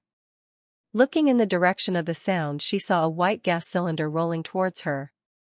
Compared to when it was first born, Little White had grown considerably and its size had changed. Before it was a fluffy ball of fur, now it was a gas cylinder. A small fluffy ball of fur was attached to the back of the gas cylinder. Ling Mo still couldn't figure out why a fox's tail would look like a rabbit's. When Little White ran over, Ling Mo reached out and stroked its fluffy white fur. Yes, it was solid. It had probably eaten a lot recently. Because Qian Man had said that the growth of a spiritual body required a large amount of energy, Ling Mo had never restricted Little White's food intake. "Let's go, we have important business to do today." Hearing that there was important business, Xiaobai's expression immediately turned serious. Ling Mo led it to a warehouse. Pushing open the warehouse door, this was a place Ling Mo specifically used to store items that weren't currently needed, including the Yeti horns he had collected on Ice and Snow Star. Yeti horns were incredibly sharp and could be used to forge weapons, and there were 2 methods. The first was to hire someone to forge them. The advantage was that it was convenient and fast, but the disadvantage was that it was expensive and not everyone had the ability to forge Yeti horns. The second method was for the user to forge them themselves. The advantage of this was that it was cheap and the forged weapon would be 100% compatible with the user. However, the disadvantage was also very obvious: it was slow, and without forging experience, one would have to figure everything out on their own. However, the fusion of the 1,000-feather bow had given Ling Mo inspiration. After breaking through to level 3, Ling Mo couldn't wait to test the power of the 1,000-feather bow. During the experiment, the energy emitted by the 1,000-feather bow became entangled with her spiritual power and eventually merged into it. However, the 1,000-feather bow did not disappear, it remained within her spiritual power, becoming a weapon that only she could wield. If the 1,000-feather bow could do it, then perhaps the Yeti horn could too. With Little White as her spiritual entity, its help would greatly increase the success rate. Without further ado, Ling Mo slowly released her spiritual power towards the slowly fading Yeti horn. Recalling the feeling when she fused with the 1,000-feather bow, Ling Mo began to slowly experiment. Little White, as Ling Mo's spiritual entity, immediately understood her intention. Its body slightly lowered its gaze, serious as it faced the Yeti horn. As Ling Mo became more proficient, Little White's gaze towards the Yeti horn grew increasingly strange. If Ling Mo could have glanced at Little White at this moment, she would have seen tears streaming from its lips, almost forming a river. Finally, it seemed the time was ripe. Little White pushed back forcefully, leaped and pounced towards the Yeti horn. Ling Mo felt a gust of wind brush past his ear. Opening his eyes, he saw a white gas cylinder hanging from a Yeti's horn, about to bite into it. Ling Mo was immediately terrified. The Yeti's horn was incredibly hard. Moreover, as a spiritual entity, Ling Mo's physical condition was reflected in Xiaobai, and vice versa. For example, if Xiaobai was injured. Wait. Before Ling Mo could finish speaking, Xiaobai had already bitten down, and there was a loud crunch. Ling Mo instinctively covered his mouth, closed his eyes, and dared not watch what was about to happen. He inwardly groaned, "It's over. This bite will probably crack my bones, let alone my teeth." However, after a long wait, the expected pain didn't occur. Instead, he heard a continuous crunching sound. Ling Mo slowly opened his eyes and saw Xiao Bai happily eating the Yeti's horn. In just a short while, the very tip of the Yeti's horn had been completely devoured. Had it failed? Ling Mo closed her eyes and sensed it. She could clearly feel a small, unfamiliar power within her spiritual energy, and this power was constantly increasing as Little White continued to gnaw. After carefully sensing it, Ling Mo subconsciously frowned. This power contained far too many impurities, like a rusty kitchen knife that needed constant sharpening with a whetstone. Ling Mo's own spiritual energy acted as the whetstone. However, the impurities were so numerous that it took Ling Mo 2 full hours to remove even a small piece of impurity. She opened her palm, revealing something with a metallic sheen. Ling Mo looked at the object in her hand. It resembled the broken tip of a curved blade, the tip incredibly sharp and gleaming coldly with an irregular break below. Upon closer inspection, the marks of 2 canine teeth could be clearly seen on the break. Ling Mo found a huge rock and swung the sharp blade in her hand. A flash of white light streaked past, and without any obstruction, the massive rock was cleaved in two. This scene reminded Ling Mo of the phrase "a steel knife cutting tofu," which perfectly described the situation. Moreover, Ling Mo found that she wielded the blade with remarkable ease, no longer needing to find the right angle to attack as before. The process was incredibly natural. No wonder people said that the weapons she forged were 100% compatible with her. Back in the warehouse, watching Little White happily eating, Ling Mo didn't disturb it. Before leaving the space, Ling Mo went to the place where she cultivated body-tempering aloe vera and prepared the aloe vera she would eat for the next few days. Now she needed to eat more than a dozen aloe vera stalks every day to satisfy the needs of the body-tempering worms within her. Casually peeling off the skin of an aloe vera stalk, she took a bite. It was sticky, tasteless, and even a little disgusting. Ling Mo skillfully took out cumin and chili powder, dipping her aloe vera in the mixture as she ate. Thinking of Jiang Xian's words before he went upstairs, Ling Mo opened the game panel and relisted the previously unavailable water-cooling stone. Leaving the space, Ling Mo was just about to sit down for meditation when "Ding dong, your account has received 2 billion gold coins. You have an email, please check." Chapter 164. The money and planet arrived. Hearing Kaiman's voice, Ling Mo abruptly opened her eyes, opened her account and was greeted by a long string of zeros. With so much money she could probably buy the entire system shop. After all, the system shop was only open to Blue Star. And right now, Blue Star players hadn't experienced many rounds of the game, so their funds were limited, and the prices in the game shop wouldn't be too high. As soon as this thought crossed her mind, the game system's warning sounded in her mind. "Warning! Warning! Player, please don't have such dangerous thoughts." Hearing this, Ling Mo pouted, "I know, I won't do that." After all, she didn't need most of the items in the system shop, and this money was for participating in the auction. Having achieved financial freedom once again, Ling Mo was incredibly excited. As the saying goes, money isn't everything, but you can't do without it. After calming her excitement, Ling Mo opened the email. The email contained a thank you letter from the person in charge, stating that the necessary paperwork for the planets had been completed, and Little Mocha Star and the 3 garbage planets had been transferred to her name. The documents and other paperwork had been sent along with the email. Seeing this, Ling Mo looked around. Wasn't it supposed to be sent together? Where were they? The next second the screen turned white and 4 silver-white certificate-like objects fell out. Each certificate was very thin with exquisitely engraved patterns. Upon closer inspection it became clear that each pattern was different: forests, oceans, swamps, and deserts. Almost just by looking at the patterns, one could tell which certificate represented which planet. Ling Mo eagerly opened the certificate engraved with a forest pattern. Upon opening it, a phantom planet covered in green vegetation appeared before Ling Mo's eyes. Looking at the slowly rotating planet before her, Ling Mo's heart raced even more than when she saw the 2 billion. This is a real planet. From now on, she owns one. Ling Mo can even zoom in to observe every blade of grass and tree on this planet. How convenient. The silver certificate in her hand not only proves ownership of this planet but also serves as the key to Little Mocha Star. After calming her excitement, Ling Mo suddenly noticed something odd after the name Little Mocha Star on the certificate. She clicked on it and a line of text immediately appeared. Please choose a name you like for your planet. After inquiring, Ling Mo learned that everyone has the right to name their planet and the first name change is free.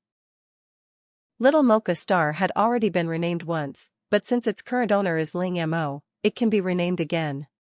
Ling Mo hesitated for a moment. She couldn't think of a good name, so she decided to leave it for now but retain the right to rename it. Little Mocha Star requires almost nothing from her. It is everything that was on Mocha Star before and even has a large amount of water-cooled stone and waterwood stone. She wondered if there were any energy stones on them. It would be great if there were. After carefully putting away the certificate from Little Mocha Star, Ling Mo opened the other 3 junk planets. These 3 planets had no names, not even numbers. For the same reason Ling Mo didn't rename them either. Ling Mo had already planned to use the water-covered planet to hatch the cloud sea whale, but before that it needed to be modified. The same applied to the other 2 planets. After examining the other 2 planets, the results were even worse than she had imagined. No wonder they were called garbage planets. Fortunately, they weren't entirely useless. The swamp-filled planet had a vast amount of freshwater resources and seemed to show signs of life. The desert-filled planet, while showing no signs of life, was analyzed to contain various minerals, but they were very scattered and extremely difficult to mine. In addition, this planet had the harshest environment, with quicksand everywhere, sandstorms raging for 23.5 hours a day, and huge temperature differences between day and night. She took out the breath soil she had previously obtained, divided it into 3 equal parts, and then sent them to the 3 planets using the keys. The modification would take a month. During this month, she could perhaps warm it up first. The planet entirely covered in water was already planned for incubating the cloud sea whale, so it wasn't in the plan. She also planned to wait a bit longer for Little Mocha Planet. That left only 2 junk planets. Actually, Ling Mo's top choice for cooperation was still her own country. After all, she felt more comfortable using her own people. However, offering herself up unsolicited was a bit too low-class. The proper procedures had to be followed. Moreover, while developing planets had many benefits, it wasn't without risk, and she wasn't sure if China could afford it. Thinking of this, Ling Mo decided to talk to the system. System, are you there? Naturally, there was no response. System, if you don't respond, I'll buy everything in the system shop. Still no response. Seeing this, Ling Mo directly opened the system shop and selected everything, totaling 200 million gold coins. But this number was insignificant to Ling Mo now. Just as Ling Mo was about to click confirm, the game system finally responded. Player is drunk and acting crazy. Please don't do such dangerous things. Who told you to ignore me? What do you want to do? The game system asked, seemingly resigned. I want to hold an auction. Can you do me a favor? Ling Mo said with a grin. Unexpectedly, the game system agreed very readily this time. Sure, but with 2 conditions. Go ahead. First, the starting price must be set by the system. No problem. Ling Mo agreed readily because she didn't know what price to set. Setting it too low would be a loss for her, while setting it too high might make it unaffordable for others. The second condition is that the system will take a 20% tax afterward. This time Ling Mo thought for a moment and finally nodded. No problem, that's only right. Agreement reached. You can now edit the auction information. The system will also push this message to all players. Chapter 165 Planet Auction causes a scene. In the quiet night, the system's voice rang in the ears of all players simultaneously. Players who had just fallen asleep sat bolt upright the moment they heard the sound, frantically trying to get dressed. They muttered curses as they dressed. Didn't they say the game only held one event a month? It's only been a little over half a month. But they were only halfway dressed when they realized something was wrong. This system notification seemed unrelated to the game. Notification, don't miss out, the shop is about to hold its first ever auction, auctioning planet development rights and agency rights. The auction will last for 2 months. Whoever bids the highest will win the planet's development rights and agency rights.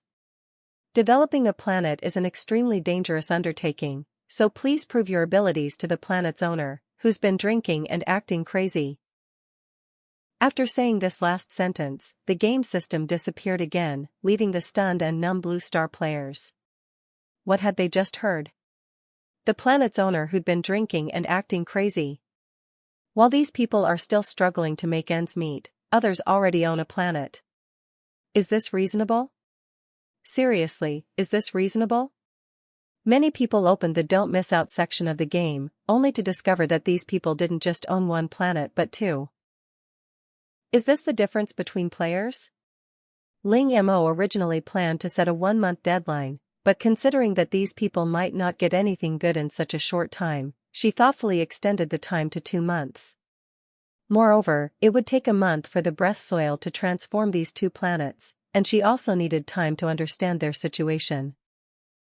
After setting the message, Ling Mo looked at the constantly increasing messages in the background, decisively closed the game, and rested her chin on her hand. I guess a lot of people will have insomnia tonight. She opened the game forum, where messages were being refreshed at a rate of dozens per second. Looking closely at the content, without exception, they were all related to planets and auctions. Duo Ruanmi, is the Don't Miss Out player here? Do you need any accessories for your lap? A smile makes you younger, drunk and acting crazy after drinking soy sauce. I've been a professional flatterer for 20 years. I guarantee I can flatter you comfortably. Please take me under your wing. Awakening from a dream, am I the only one curious? How did drunk and acting crazy after drinking soy sauce manage to do that? That's a planet. Love soy sauce chicken nuggets, who says I'm not curious? I'm dying of curiosity. Please, drunk and acting crazy after drinking soy sauce, release a tutorial. Night rain and cold stars, as if you could get a planet without a tutorial. Besides these players, a magnificent golden dragon would occasionally appear at the top of the forum. All these chicken coops were looking for drunk and acting crazy after drinking soy sauce. Some also wanted to inquire about the 2 planets. After all, Ling Mo's shop only showed 2 planets being auctioned, there was nothing else. They knew nothing about the 2 planets. But there was nothing they could do, as the 2 planets were still under construction, and everything wouldn't be finalized until a month later. Closing the game forum, Ling Mo couldn't help but rub her eyes. The endless stream of golden special effects was almost blinding her. Each golden dragon effect cost 10 gold coins. These people were so rich, it would be great if they bought more things from her shop. The next day, the hype surrounding the incident hadn't died down. In fact, it seemed to be escalating. Now, opening his phone revealed almost entirely posts about drunk with soy sauce, don't miss the shop, and the planetary auction. Ling Mo opened the game's backend, ignoring the numerous messages, and found 123 Wooden Man at the top. Unsurprisingly, from yesterday until now, 123 Wooden Man had maintained a frequency of 1 message per minute, relentlessly harassing Ling Mo. Drunk with soy sauce, aren't you tired? 123 Wooden Man, 9th brother, you finally paid attention to me. Was followed by an excitedly crying emoji. On the other side of the base, Mu Tao jumped up from his stool. Xie Qing and the others, who were waiting in the room, immediately rushed over excitedly. So did Drunk with Soy Sauce reply to you? Mu Tao nodded excitedly. Then what are you waiting for? Hurry up and ask about the planet. If possible, subtly inquire about its origin, Xie Qing said. Their high-level management had already discussed this matter in a meeting, and they all agreed that it was an opportunity they absolutely couldn't miss. Moreover, given the current situation on Blue Star, the extreme heat had just ended, followed by the insect plague, and who knows what other disasters awaited them. Although they could still hold on for now, the extreme heat had already caused them heavy losses. When they couldn't hold on any longer, migrating to another planet might be the best option. Okay, I'll ask right away. 123 Wooden Man, ninth brother, we're so familiar with each other, could you do me a favor regarding the planet? Drunk and acting crazy, what kind of favor do you want? 123 Wooden Man, we want the development rights and agency rights for one of the planets. After sending this message, Mu Tao looked nervously at Xiecheng behind him. Will he really agree if we say this? Xiecheng didn't answer immediately, but his serious expression showed that he wasn't entirely confident either. While everyone waited anxiously, Ling Mo didn't immediately refuse. Drunk and acting crazy, do you know how much risk it takes to develop a completely undeveloped planet? There's a 50% chance you'll lose everything. Ling Mo wasn't lying about this. According to statistics from Interstellar people, developing an undeveloped planet is extremely risky. It requires a massive investment of manpower, resources, and capital. Even if you manage to persevere through this difficult period, there's a high probability your gains will be far less than your investment. This time, 123 Wooden Man didn't respond immediately, but waited a long time before sending another message. 123 Wooden Man, we want to take a gamble. Hesitation and fear of failure will only trap you in the same place. Only by daring to take risks can you break free from existing shackles. Drunk and acting crazy, I'll send you the details of the 2 planets in a month, then you can make your decision. 123 Wooden Man, why a month later? Drunk and acting crazy, I just got those 2 planets, you need me to familiarize myself with them. After saying this, Ling Mo closed the chat box and ignored 123 Wooden Man. Chapter 166 The Outbreak. The insect plague erupted faster than the extreme heat. Yesterday, the sky was clear after the rain, a scene teeming with life. Today, the outside world has become a haven for insects. Not only outside but also through tiny cracks in windows that weren't properly sealed, the insects relentlessly attacking and harassing those inside.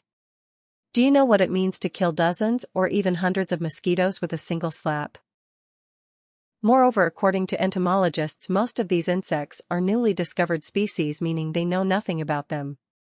Even some familiar insects like mosquitoes and flies have undergone varying degrees of mutation.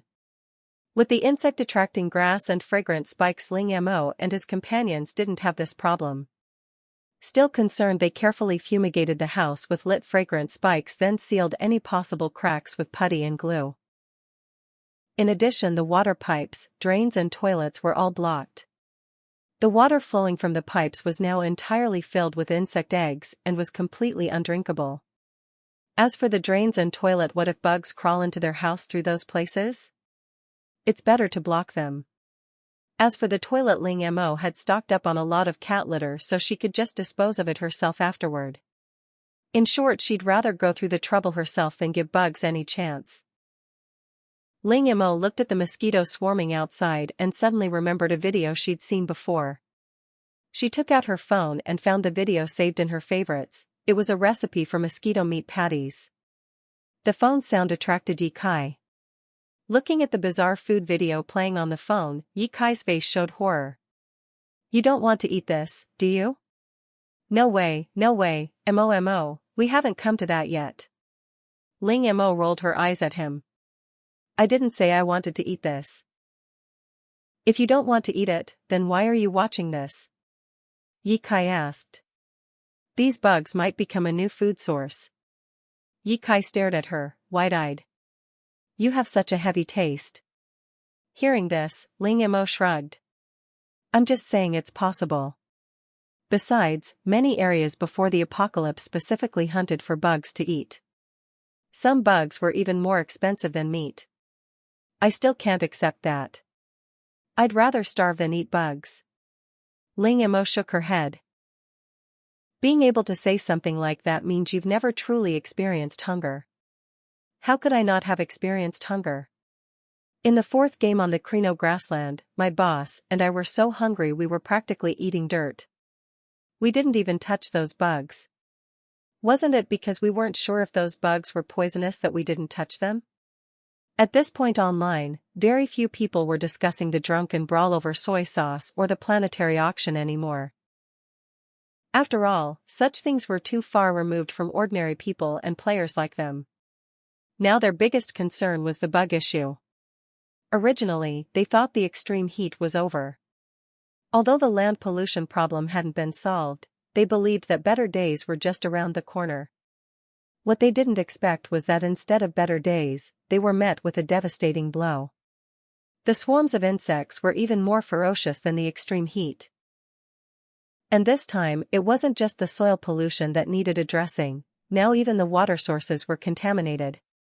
Although, because of Ling Mo, many people knew about the effects of the insect-attracting grass and consumed it immediately.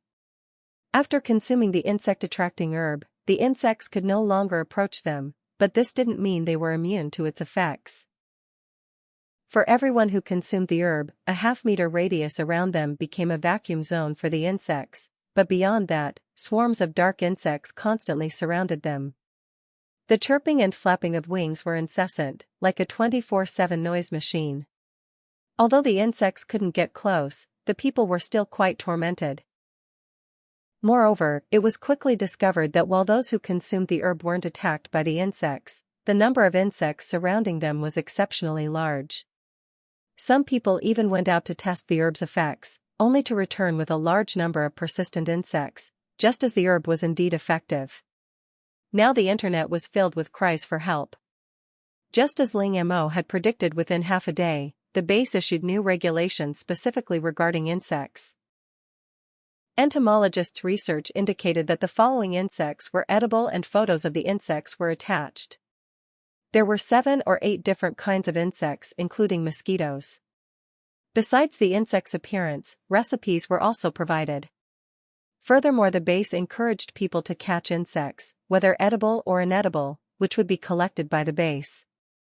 Different weights of insects could be exchanged for different foods. At the same time, the base announced that they had developed a nutrient solution. A small bottle, about the size of an oral liquid, could provide a person's daily energy needs.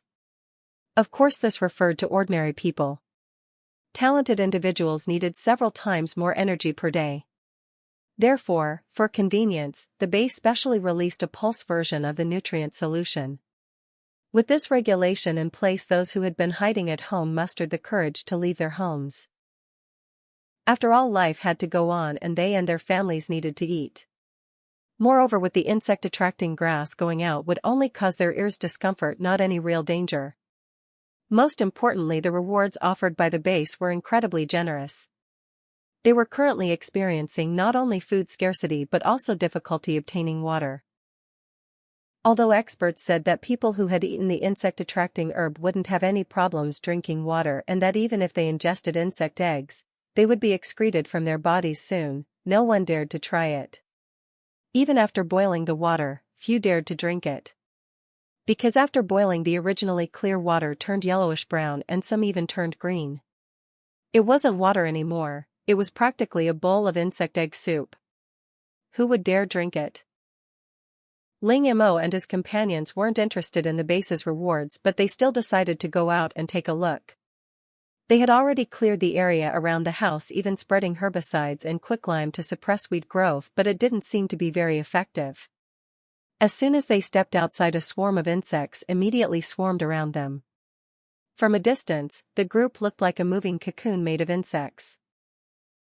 After clearing away the newly grown weeds and insect-attracting herb around the house, they covered it with a layer of quicklime. Chapter 167: Insecticide. Outside the base, 4 cocoons made of insects appeared. Yi Kai's voice came from one of the cocoons. "Boss, how much longer do we have to go?" Jiang Xian's voice came from another cocoon. "The army has cleared out all the insect-attracting grass around the base. If we want to find mature insect-attracting grass, we'll probably have to go further." Ling Mo listened to the two men's voices, his vision completely blocked by countless insects, and couldn't help but sigh. These insects swarmed around them like a group of hunters waiting for the insect-attracting grass to lose its effect so they could swarm it. The best way now was to find mature insect-attracting grass as soon as possible. Ling Mo's previous research wasn't thorough enough. Besides the fact that eating immature insect-attracting grass would repel insects, the seeds of mature insect-attracting grass, after being soaked in water, were the best insecticide. It just seemed they had discovered it a little late, because the insect-attracting grass around the base had all been pulled up, leaving only some newly sprouted ones. To collect mature insect-attracting grass seeds, they had to venture further afield. After walking for about half an hour, Ling Mo could clearly feel the insects surrounding her thicken considerably. Enveloped, she felt as if she were in darkness, and the air around her grew increasingly thin. At this moment Ling Mo realized that these insects, besides lying in wait, might have another purpose: to kill them. Moreover, from the beginning, these insects had been intentionally or unintentionally influencing their direction. If it weren't for Ling Mo's mental power, she might have been led astray. Knowing she couldn't wait any longer, the sudden increase in insects meant there must be insect-attracting grass nearby. Ling Mo decided to use her mental power to search directly. Soon a black, fully mature insect-attracting grass appeared in Ling Mo's hand. Holding the outer shell with 2 fingers and applying slight pressure, a crisp crack sound rang out. The next second, 5 or 6 seeds, each the size of a soybean, fell into Ling Mo's hand. She brought them closer to smell. The black seeds emitted a scent of earth and grass. She took out a spray bottle filled with water that she had prepared beforehand. Unscrewing the cap, she put the seeds in and shook it vigorously a few times. Soon, the originally clear water turned golden. Picking up the spray bottle, Ling Mo began spraying the swarm of insects around her. The effect was almost immediate when the insects came into contact with the seed water. Large swarms of insects fell from the sky like rain. Soon, a thick layer piled up at Ling Mo's feet, completely submerging her insteps. And, whether out of fear or something else, after eliminating the insects that had surrounded her, the remaining insects dared not gather around Ling Mo again. Seeing this, Ling Mo couldn't help but breathe a sigh of relief. She felt completely relaxed. Although the insects hadn't landed directly on her, they had still caused her some trouble, like going out with an umbrella on a windy day. After stretching, Ling Mo remembered Jiang Xian and the others. Looking around, she immediately spotted 3 oval cocoons slowly moving, and for some reason, the 3 were heading in a different direction. Seeing this, Ling Mo quickly ran over, grabbed a spray bottle, and sprayed the 3 of them. "Are you all right?" Ling Mo asked. Yi Kai immediately moved away from the swarm of insects at his feet and said, "I'm okay, just a little tired. It feels like I've carried a mountain and run 5 kilometers. Meanwhile, Jiang Xian's gaze was fixed on the spray bottle in Ling Mo's hand. "You found the seeds of the insect-attracting grass?" "Yeah." Ling Mo shook the water bottle in his hand. "Luckily, I found one. There should be more ahead." Their main purpose in coming here was to find the seeds of the insect-attracting grass. Just then Ling Mo's spiritual power suddenly detected something. "This shape? It's a big mushroom? No, why is the mushroom moving? And something's wrong with the bottom of the mushroom cap." Looking at the direction, it's the same direction Jiang Xian and the others were heading. "By the way, why did you 3 go this way just now?" Ling Mo asked the 3 of them. Upon hearing this, Jiang Xian, Yi Kai, and Fu Yu all looked puzzled. "What do you mean, go this way?" "I just followed the boss's voice," Yi Kai said. The others looked at Jiang Xian. Jiang Xian looked at Fu Yu. "I followed Fu Yu's voice." Fu Yu pointed at Yi Kai, indicating that he had followed Yi Kai. Seeing this, Ling Mo got up and found a few more mature insect-attracting grasses, then took out 4 backpack sprayers specifically for spraying pesticides from his spatial storage. The water was pre-prepared insect egg solution, and Ling Mo also provided herself and the other 3 with a sprayer of insecticide. Let's go take a look, she said. I have a feeling something's off about these bugs. Ling Mo made up a reason. Given Ling Mo's talent, Jiang Xian and the other two didn't suspect anything. Ye Kai looked at the pink sprayer he'd been given and asked curiously, Mo, when did you prepare all this? I traded it with someone in the system shop, Ling Mo explained. She wasn't lying, she had indeed just traded for these sprayers. After all, even with the most comprehensive supplies, she couldn't anticipate everything. Most importantly, sprayers would be needed after the apocalypse. And so the group carrying sprayers moved forward under Ling Mo's lead. After about 10 minutes, Ling Mo's pace suddenly slowed and even her breathing became lighter. Ye Kai could sense things through the wind. Boss, I sense a big guy ahead, Ye Kai said, indicating that what he was referring to wasn't a rock or a hill. It was very likely a living creature. At this moment Ling Mo also chimed in, it is indeed a huge creature. Under the detection of his spiritual power, he could clearly sense that its size exceeded 20 meters, and that was only its height. Let me cast a divination first, Fu Yu said, closing his eyes and chanting incantations while his hand began to make continuous calculations. After a moment, Fu Yu slowly opened his eyes. No danger. Chapter 168, Give it to them. Hearing Fu Yu's words, Ling Mo and the others visibly breathed a sigh of relief. They continued walking for a few more minutes, and the number of insects had noticeably increased. They peeked out from a patch of grass, and the scene before them made their eyes widen. Not far away a huge deep pit had appeared filled with water. However, this wasn't the most important thing. The most important thing was that above this pit a blue jellyfish was growing. At this moment Ling Mo finally understood why his mental detection had shown it as a mushroom, yet not quite. Ye Kai took the learning machine out of the spatial rift and began scanning the giant blue jellyfish. At the same time Ling Mo's ears were filled with information about the blue jellyfish.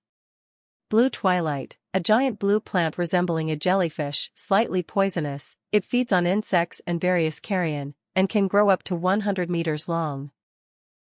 The liquid secreted from its surface is highly viscous. Its vines are highly elastic. It was clearly unrealistic for the four of them to devour something this large, and even if they did, the blue twilight would be useless to them. It was inedible and poisonous. Ultimately, Ling Mo and the others decided to hand this troublesome creature over to the base and let them deal with it. After all, considering the adult size of the blue twilight, this was practically a baby. Before doing so, since they were already there, Ling Mo cut 4 vines from the blue twilight, one for herself and one for the other 3, and also collected a considerable amount of the slime secreted from its surface. Xieching moved incredibly fast. 10 minutes later an armed helicopter slowly descended from the sky. Xieching and his men disembarked, and almost instantly they were surrounded by countless insects. Ling Mo, exasperated, grabbed a sprayer and sprayed them one by one, freeing them from the swarm. Xieching looked at the mountain of insect corpses at his feet, his eyes gleaming as he looked at the sprayer behind Ling Mo and the others. When the insect infestation first appeared, the scientists at the base began studying it. They found that while commercially available insecticides weren't entirely ineffective against these insects, their effects were very limited. Furthermore, over time the insects might develop resistance. Someone suggested using more toxic pesticides. However, while more toxic pesticides would kill the insects, they would also pollute the land and water sources again, and could potentially harm people. Therefore, this suggestion was rejected immediately. Currently, the people at the base are trying to create an insecticide using insect-attracting plants, but the results are not ideal. Seeing Ling Mo and the others' actions, and looking at the dead insects at their feet, wasn't this exactly the result they wanted? And Jiang Xian had just sprayed it directly at him, which meant that the liquid in the sprayer was harmless to humans but effective at killing insects. Hey Xiao Jiang, what are you carrying on your backs? Xieching smiled like the wolf in sheep's clothing, trying to trick Little Red Riding Hood into opening the door. Although Ling Mo was familiar with Xieching, he rarely dealt with him directly.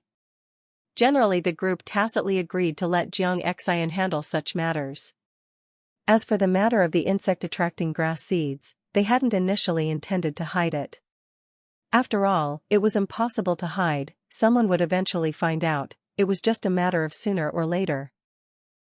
Upon learning that the sprayer behind them only contained insect-attracting grass seeds soaked in water, Xiaqing wore an incredulous expression. Just that simple?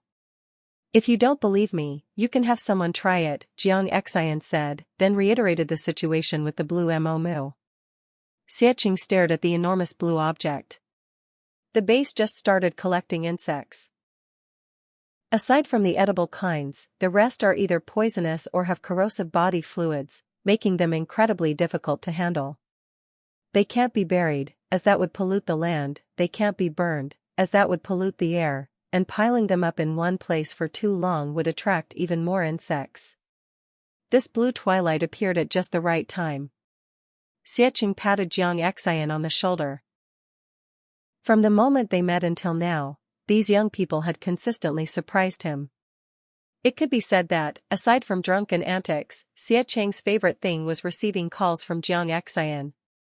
Because Jiang Xian usually only called him when there was something important. Like the previous insect plague, the insect attracting grass, and now the blue twilight. But there's one thing I've always been curious about, how do you guys know so much? Blue Star is undergoing a massive transformation, a fact everyone acknowledges, but Jiang Xian and his group always manage to find solutions within it immediately. Like the extreme heat mushroom during the extreme heat period. The insect attracting grass, and now the seed water. Now it's almost certain that these young people possess secrets unknown to Xiaqing. I know you have secrets you don't want to tell, but you've seen the situation on Blue Star now. I hope you can step forward and share this responsibility with us. Jiang Xian looked at Ling Mo. After all, the item was hers, and how to handle it should be her decision. Give it to them. Ling Mo nodded. Actually, she had this idea when she obtained Kaiman, but she had reservations at the time and gave up. Now that the item wasn't going to be given as that drunk and acting crazy, but from her, it seemed like a good option. Since Blue Star was going to connect with interstellar space in the future, learning interstellar language and script was essential. After all, they were weaker than others and they couldn't expect others to specifically learn their language to communicate with them. We'll give the item back to you when we get back, we still need it now. With that, Ling Mo took the learning machine and left with Jiang Xian and the others. Xiaqing watched their departing figures and suddenly realized that he had been wrong all along. That little girl was the one in charge among them? After the initial shock, Xiaqing became even more curious about what Ling Mo had mentioned. Mu Tao had reported to him after their last game session that he had personally witnessed Jiang Xian and Yi Kai communicating with people in the game. The two were speaking a language he couldn't understand. There were only two possibilities. First, Jiang Xian and the others were aliens in disguise. Second, they had somehow learned the alien language. Now it seemed to be the second. He thought about the tablet-like device Ling Mo had been holding before leaving. Now, recalling it, the screen of that tablet seemed rather thin. Chapter 169 Forced Learning of Interstellar Language. After they had walked quite a distance, Yi Kai asked, Mo, are we really going to give them the learning machine? We've already said it, wouldn't it be untrustworthy to go back on our word? Ling Mo tilted her head and said. She had to keep her promise, otherwise she would feel guilty. Ling Mo attributed this behavior to the fact that she hadn't done enough bad things. Besides, you've already learned almost all of interstellar language, so there's no use for the learning machine if it stays with us. Although it was difficult at first, after taking the first step, Jiang Xian, Yi Kai, and Fu Yu seemed to have unlocked their full potential, their learning progressing rapidly. That's true. But the learning machine's function wasn't just about learning interstellar language. Jiang Xian patted Yi Kai on the shoulder. We also have to meditate and cultivate, and exercise. We have a lot of things to do every day. To be honest, the learning machine is a bit of a waste of our talents. There are plenty of people in the base. Let them handle the learning machine. If they make any discoveries, the base won't forget us because of the machine. In the following time, Ling Mo and the others collected a lot more seeds of the insect-attracting grass. Now that the base knows the medicinal effects of the insect-attracting grass seeds, they believe that these seeds will soon become a hot commodity. Because their current location is far from the base, the initial discovery of the insect-attracting grass did not affect this area, resulting in a large amount of insect-attracting grass maturing overnight. The ground was covered with insect-attracting grass seeds. These seeds germinate very quickly, requiring only enough water and soil to take root and sprout within a day. Ling Mo took out a net, a winnowing basket and other tools from his spatial storage. Jiang Xian and Yi Kai were responsible for spraying insecticide around the area, while Ling Mo and Fuyu used these tools to sift out the mature seeds that had fallen to the ground. The group worked all afternoon, only stopping as dusk approached. Looking at the full sacks of seeds, they figured it would be enough for their needs. They'd emptied their sprayers several times already, but the seeds hadn't been replaced, and the effectiveness hadn't diminished. Keep in mind, their sprayers had a capacity of 20 liters, proving the seeds were very durable. Back in Area A, they found someone waiting for them before even entering.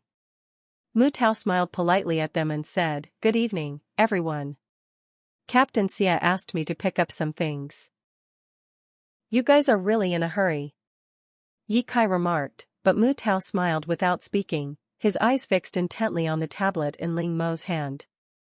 "Here you go." Ling Mo handed the learning device to Mu Tao. Mu Tao quickly accepted it with both hands, as if holding a precious treasure. There's one more thing I need your help with. How do you use this?" After all, there was only one learning device. If they broke it, they'd be in real trouble. Therefore, Mu Tao had another mission this time, to learn from Jiang Xian and the others. Since the items had already been given away, Jiang Xian and the others naturally didn't mind teaching Mu Tao how to use the learning machine. During this period, first there was the insect plague outbreak, the need to salvage food and maintain equipment, then the planetary auction, and now this matter. Each one was of paramount importance, and none could be delayed. In the current base, Mu Tao and the other players, along with those talented individuals who had failed in the game, were practically doing the work of 8 people each, but even that was far from enough. After all, the learning machine had been with them for quite some time, and they would be heartbroken if it were damaged. After leading Mu Tao into the room, Ling Mo proactively picked up a sprayer and sprayed the entire house inside and out with insecticide. Watching Ling Mo's retreating figure without hesitation, Mu Tao couldn't help but scratch his head. "She seems to dislike me. Did I offend her?" Since Jiang Xian and the others arrived at the base, they had only interacted with Jiang Xian or Yi Kai, with Fuyu occasionally appearing. Only Ling Mo rarely interacted with them, barely even exchanging a few words. Most of them stayed home and didn't go out.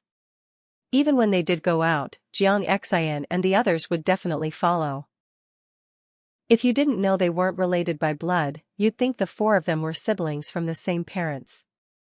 However, the truth was that there was no blood relation between the 4 of them. Jiang Xian, Yi Kai, and Fuyu met in college and shared a dorm room. As for Ling Mo, she only got to know and become familiar with the others after the heat wave. But Mu Tao was truly shocked to learn from Xieching that among the 4, the most taciturn Ling Mo was actually the one who made the decisions. Faced with Mu Tao's question, Yi Kai casually explained, "That's just her personality. She's aloof towards strangers. She'll be fine once you get to know her." Once you do, Mo's personality is actually quite good. Yi Kai felt that the best decision he ever made was knocking on Ling Mo's door.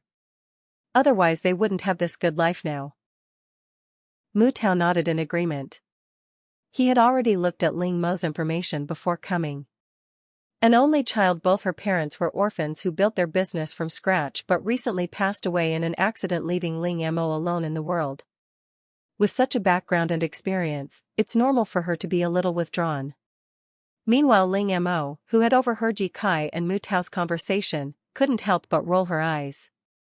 The reason she didn't talk to Mu Tao was actually quite simple. She didn't want him to discover that she was just drunk and acting crazy. Although Currently her communication with Mu Tao is limited to text, but what if something goes wrong?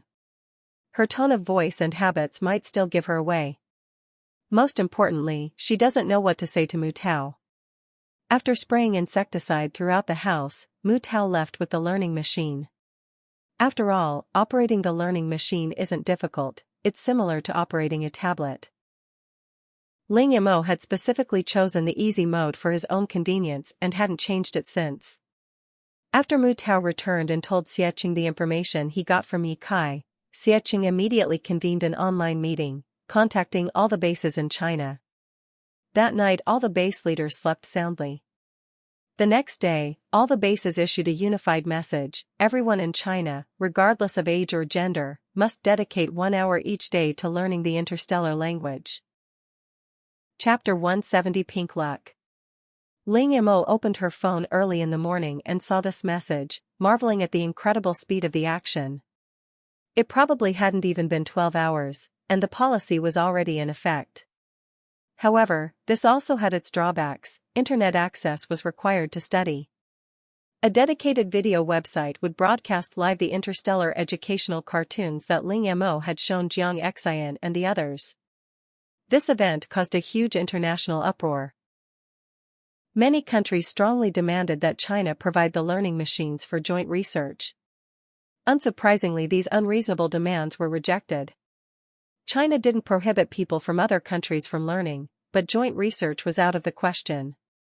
Ling Mo scrolled through her phone for a while, then heard Yi Kai calling her to dinner. Before, they could eat whatever they wanted, but since the insect plague, that wasn't possible anymore. Even cooked food in the refrigerator would quickly spoil. While water cooling stones could be used for preservation, thawing required a large amount of water. To avoid waste, Ling Mo and the others now eat the same meals, and even the amount of food prepared is a standard 4-person portion, not a single bite more. Just as Ling Mo changed her clothes and was about to leave, a notification sounded in her ear. Opening her smart device, she saw an unread message. The message was from the Nahui Auction Company, informing her that the auction would officially begin in 12 hours, at which time the portal would open. After reading the message, a hint of joy flashed in Ling Mo's eyes. Great, finally! Some time ago, Ling Mo had specifically researched information about the Nahui auction. Perhaps due to secrecy, there was very little information about the Nahui auction online, only occasional snippets. Although these were just snippets, they contained a wealth of information. Items and props that could appear at the Nahui auction were basically things and props unavailable on the market, and of extremely high quality. High-level props that were extremely rare in the eyes of most people today might not even qualify for entry at the Nahui auction. Ling Mo quickly went downstairs, ate breakfast and dinner, and then went straight back to the second floor. The others didn't seem shocked by her behavior, instead, they were used to it. Fuyu sat cross-legged at the coffee table, a tarot deck in front of him. After flipping over the cards one by one, he turned to look at the second floor and said, Mo's luck is good today, she'll have an unexpected gain. Then tell my fortune. Yi Kai suddenly leaned in, grinning mischievously. Fuyu slapped Yi Kai's face away with a look of disgust, saying, I've already told yours. Really? Yi Kai's eyes lit up. So, how's my luck today? Fuyu turned to look at him, a faint smile on her face, and said in a very meaningful tone, Your luck today is pink. Hearing Fuyu's words, coupled with that meaningful expression, Yi Kai instantly blushed.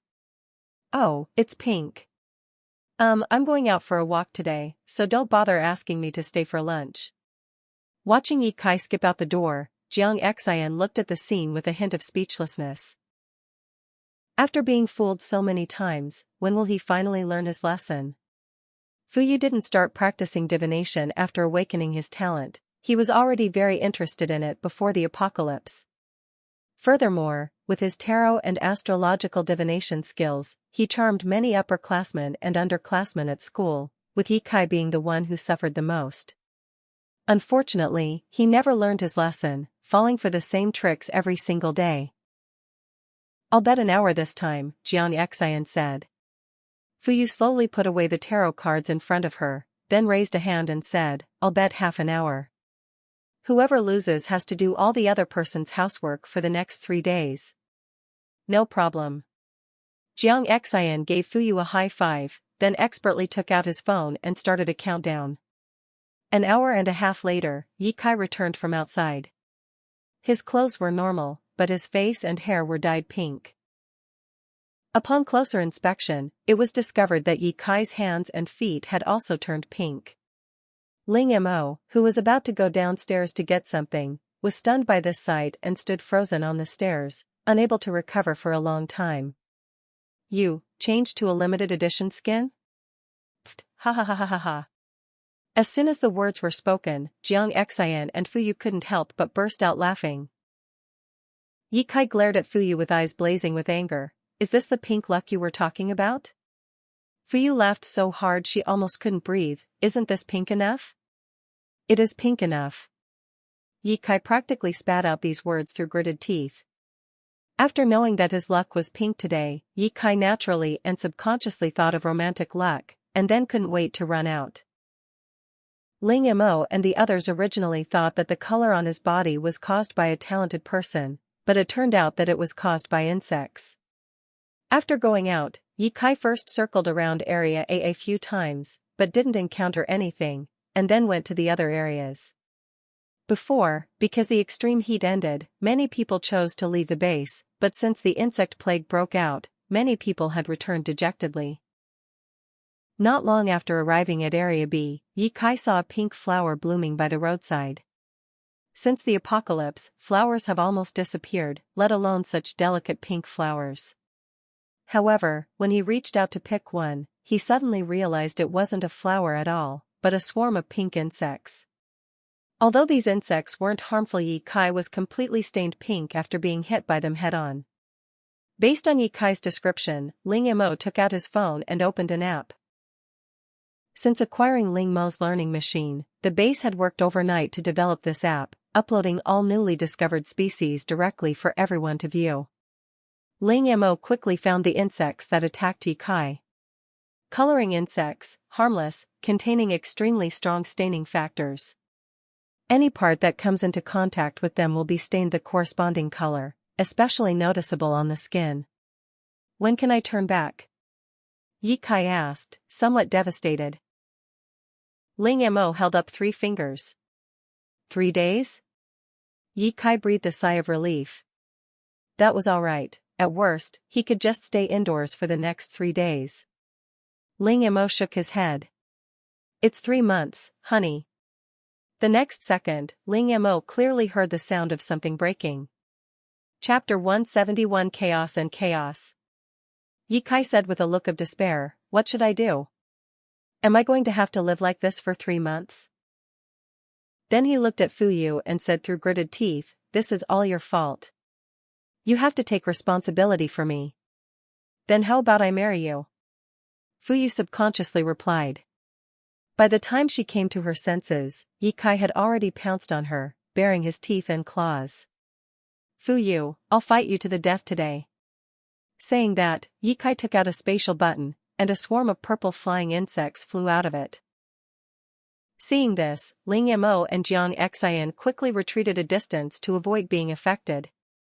2 minutes later, Fuyu, wearing a limited edition purple skin, appeared. "Pfft, ha ha ha ha ha." Ling Mo laughed out loud without any restraint, followed by Jiang Xian's undisguised laughter. "Ouch, I can't take it anymore, my stomach hurts." After laughing for several minutes, Ling Mo clutched his stomach and groaned, and Jiang Xian was in a similar situation. Fuyu looked at herself with her limited edition skin and at Ling Mo and Jiang Xian, who were laughing so hard they were almost doubled over. Her lips twitched. "You two, stop this now, or I'll make you into this limited edition skin too." Looking at her purple hands, she added, "When I did my divination today, it showed my lucky color is purple." After mocking them enough, Ling Mo offered 2 solutions. The first was to use a different colored dye bug to revert the color. Dye bugs come in many colors, finding one that closely matched the skin's color would be much better. However, such dye bugs were extremely rare. The second solution was that Ling Mo had generously provided a box of unopened bandages and foundation. Since she was wearing clothes, she could cover most of the color, leaving little exposed skin. She could wear shoes, gloves, bandages around her neck, and foundation on her face. She could stick with it for 3 months until the color faded. She just didn't know if her stockpile of foundation would be enough. She originally planned to be a sophisticated girl even in the apocalypse, so she stocked up on a lot of skincare and makeup products, but now they are all sitting idle and she can't use them at all. Fuyu took the foundation, looked it over, and asked, "Do you have a shade lighter?" Ling Mo. "No, this is the lightest. If you think it's not enough, go find some white dye bugs, the effect will satisfy you." Just then, Jiang Xian came out with a camera and said, "By the way, we've known each other for so long, but we haven't taken a picture together yet. Why not today?" Jiang Xian's face was full of smiles, practically saying, "I'm doing this on purpose." Seeing Jiang Xian's eager look, Ye Kai and Fuyu shook their heads in unison, then took a few steps back, ready to run away. Suddenly, there were a few clicks. The group looked in the direction of the sound and saw Ling Mo closing all the doors and windows, including their room, and locking them. After doing all this, Ling Mo looked at Ye Kai and Fuyu innocently and said, "Weren't we going to take pictures? I just washed my hair this morning." Ye Kai/Fuyu, if you tone down that smile, we might believe you. It seems there's no way to resolve this peacefully today. Ye Kai and Fuyu must temporarily set aside their grudges and form a united front. Fuyu, wait a minute, I'll control the boss, you go grab the keys. Okay. Fuyu nodded seriously. Hey, I heard everything. You two are plotting right in front of me, aren't you being a little too disrespectful? Ling Mo said angrily. These two dared to underestimate her. Ling Mo and Jiang Xian faced off against Ye Kai and Fuyu. The four of them engaged in a fierce chase inside the villa. She ran, he chased, they couldn't escape. The four of them demonstrated what it meant to truly scale walls and roofs. Although they didn't get on the roof because the door was locked, they easily jumped several meters high, and with the help of various props, in short, a spectacular aerial acrobatics show unfolded inside the house. Outside the people patrolling area A passed by the villa and, hearing the commotion inside, couldn't help but show puzzled expressions. This villa was usually the quietest, what was going on today, why was it so lively? However, these people had all received instructions from above that the residents of this house were extremely important and that they should not disturb them lightly. In short, as long as Ling Mo and his group didn't betray their country, they could practically do whatever they wanted in China. Because of Ling Mo's warning, the various bases quickly collected large quantities of insect-attracting grass seeds, diluted them with water, and then sprayed them regularly using fighter jets. Therefore, although most of Earth was still plagued by insect infestations, China's insect problem was about 70% solved. The reason it's said to be 70% is because the insect-attracting grass was still growing. As long as the insect-attracting grass existed, a continuous stream of insects would appear, and to eliminate the insects, they needed insect-attracting grass seeds. This meant they couldn't harvest the insect-attracting grass before it matured. To get insect-attracting grass seeds, they had to wait for the grass to grow, and as it grew, it would attract and breed large numbers of insects, and eliminating these insects required insect-attracting grass seeds. This was a vicious cycle, and unless scientists could develop an insecticide more effective than insect-attracting grass seeds, there was no solution. Meanwhile, inside the room, Jiang Xian had successfully captured Fuyu, while Ling Mo, using Ye Kai's cat Xiaobu as a hostage, had successfully subdued her. Jiang Xian looked at the photos in the camera with satisfaction. Not bad, everyone looks great in photos. Ling Mo also remembered she had important business to attend to and couldn't waste any more time here. She returned Xiaobu to Ye Kai and headed upstairs. Suddenly, the once bustling living room became somewhat quiet. Ling Mo returned to her room, and after relaxing, she wasn't as nervous as before. This is my first time attending an auction. She had only seen descriptions in novels or on video platforms before. However, auctions in novels are completely different from real-life auctions. In novels, you have to personally participate in the auction, while in real-life auctions you don't need to be physically present, you just need to make a phone call. This might be related to the law. After all, reality is a society governed by law. If something is stolen, you can call the police.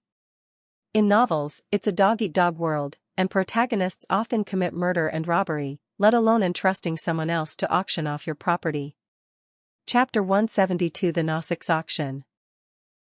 As time ticked by, and the countdown reached its final 10 minutes, the outline of a white door slowly appeared before her. Seeing the portal, Ling Mo took a deep breath and stepped inside. She expected a magnificently decorated hall on the other side, but instead, she was met with a strong sense of weightlessness. Almost instantly, a pair of white wings appeared behind Ling Mo. What's going on? Ling Mo looked around, noticing occasional flying vehicles or spaceships passing by. These people, seeing Ling Mo alone in midair with a pair of ornate white wings behind her, all showed expressions of surprise or amazement. Seeing that everyone was heading in the same direction, Ling Mo seemed to realize something and took out her Gnostics auction ticket. The ticket automatically folded in Ling Mo's hand, shaping itself into a paper crane, then flapped its wings and flew in front of her. Realizing it was leading the way, Ling Mo immediately caught up. Although it was the first time Ling Mo had used the wings on her back, she didn't feel any discomfort. Previously, Ling Mo had placed Xiaobai in a special storage room for items, intending for it to quickly devour the Yeti horn. She planned to then use her mental power to remove any impurities and transform it into a real weapon. However, Ling Mo overlooked one crucial point: the storage room contained not only Yeti horns but also other items she had collected. By the time Ling Mo realized something was wrong, it was too late. While eating the Yeti horn, Xiaobai had also been eating other items as if they were side dishes. Why side dishes? Because Ling Mo witnessed Xiaobai holding the Yeti horn in one paw and an item in the other, like someone eating a bite of bread followed by a bite of vegetables. Moreover, Xiaobai was extremely picky. It didn't care for disposable or limited-use items, preferring only the high-end ones, which it devoured in one bite, crunching them down. Fortunately, the items Xiaobai had eaten hadn't disappeared, otherwise Ling Mo would have been heartbroken.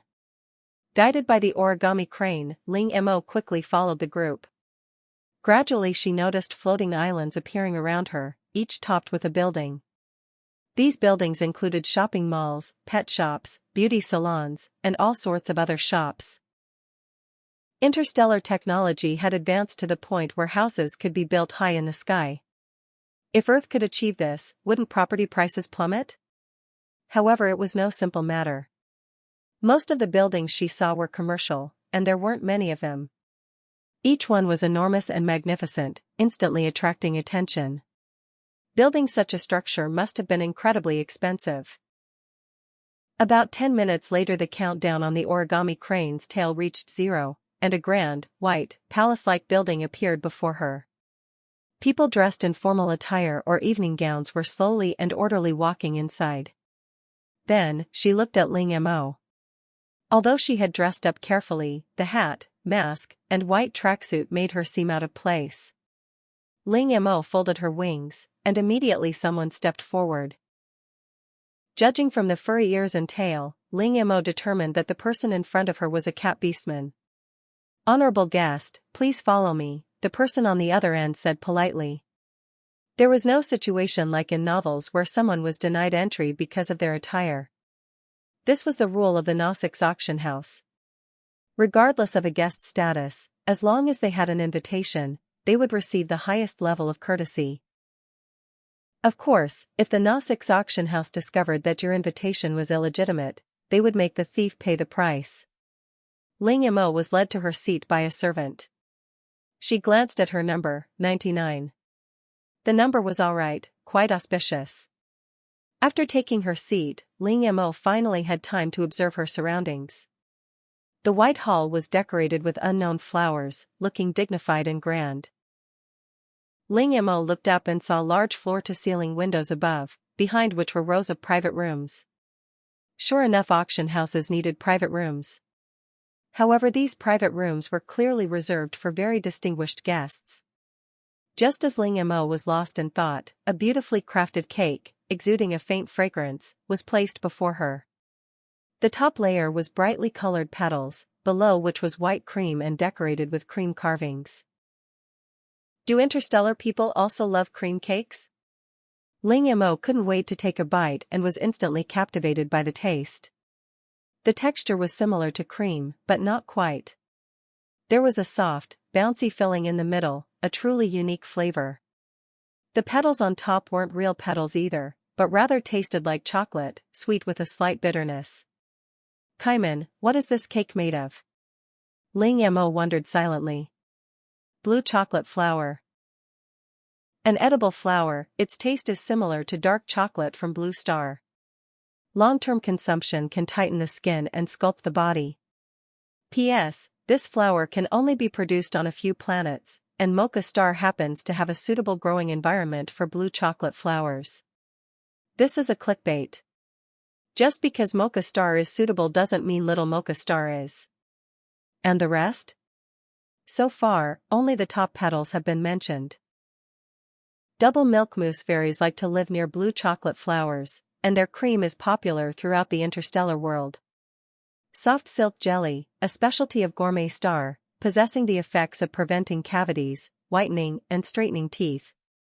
Gourmet Star. There are gourmet stars in interstellar space. Ling Mo instantly became interested in the gourmet star that Qiaman mentioned. Does a gourmet star mean there are many delicious foods on it, or like in anime, everything on it is edible? Soon, Qiaman answered her question. Gourmet stars are artificial planets, and the conditions on each gourmet star are different. Currently, there are more than 500 gourmet stars in interstellar space.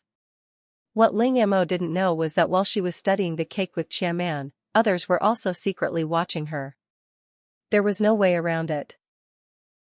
Ling Mo's attire was simply too conspicuous, making it difficult for them not to notice her. Judging from Ling Mo's appearance, they could tell that she was young, probably not even an adult yet, as her eyes were still clear. Chapter 173 The Soothing Bell. Inside a private room, a man wearing a silver mask and a silver suit, exuding an aura of authority, stood before the floor-to-ceiling window, looking down at everything below. Tickets to the Gnostics auction weren't something easily obtained. Without sufficient power, one might not even know the name of the Gnostics auction.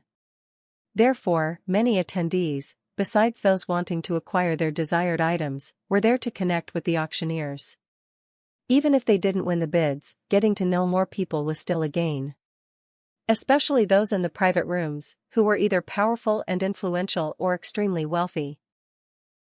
The man immediately noticed Ling Mo, who stood out from the crowd below, and asked his subordinate, "Whose child is that?" The subordinate went to the floor-to-ceiling window and glanced at him. Although Ling Mo was wearing a mask and hat, these men were professionally trained. Even with the most thorough concealment, they could quickly identify him based on a single silhouette, a glance, a movement, or even the frequency of his breathing. "I haven't seen any information about this girl. Should I investigate?" Although he didn't know why his superior was interested in a young girl, the subordinate still dutifully said. "No need," the man refused indifferently. To be able to temper one's physique to such perfection, only a few families in the entire interstellar space could achieve that.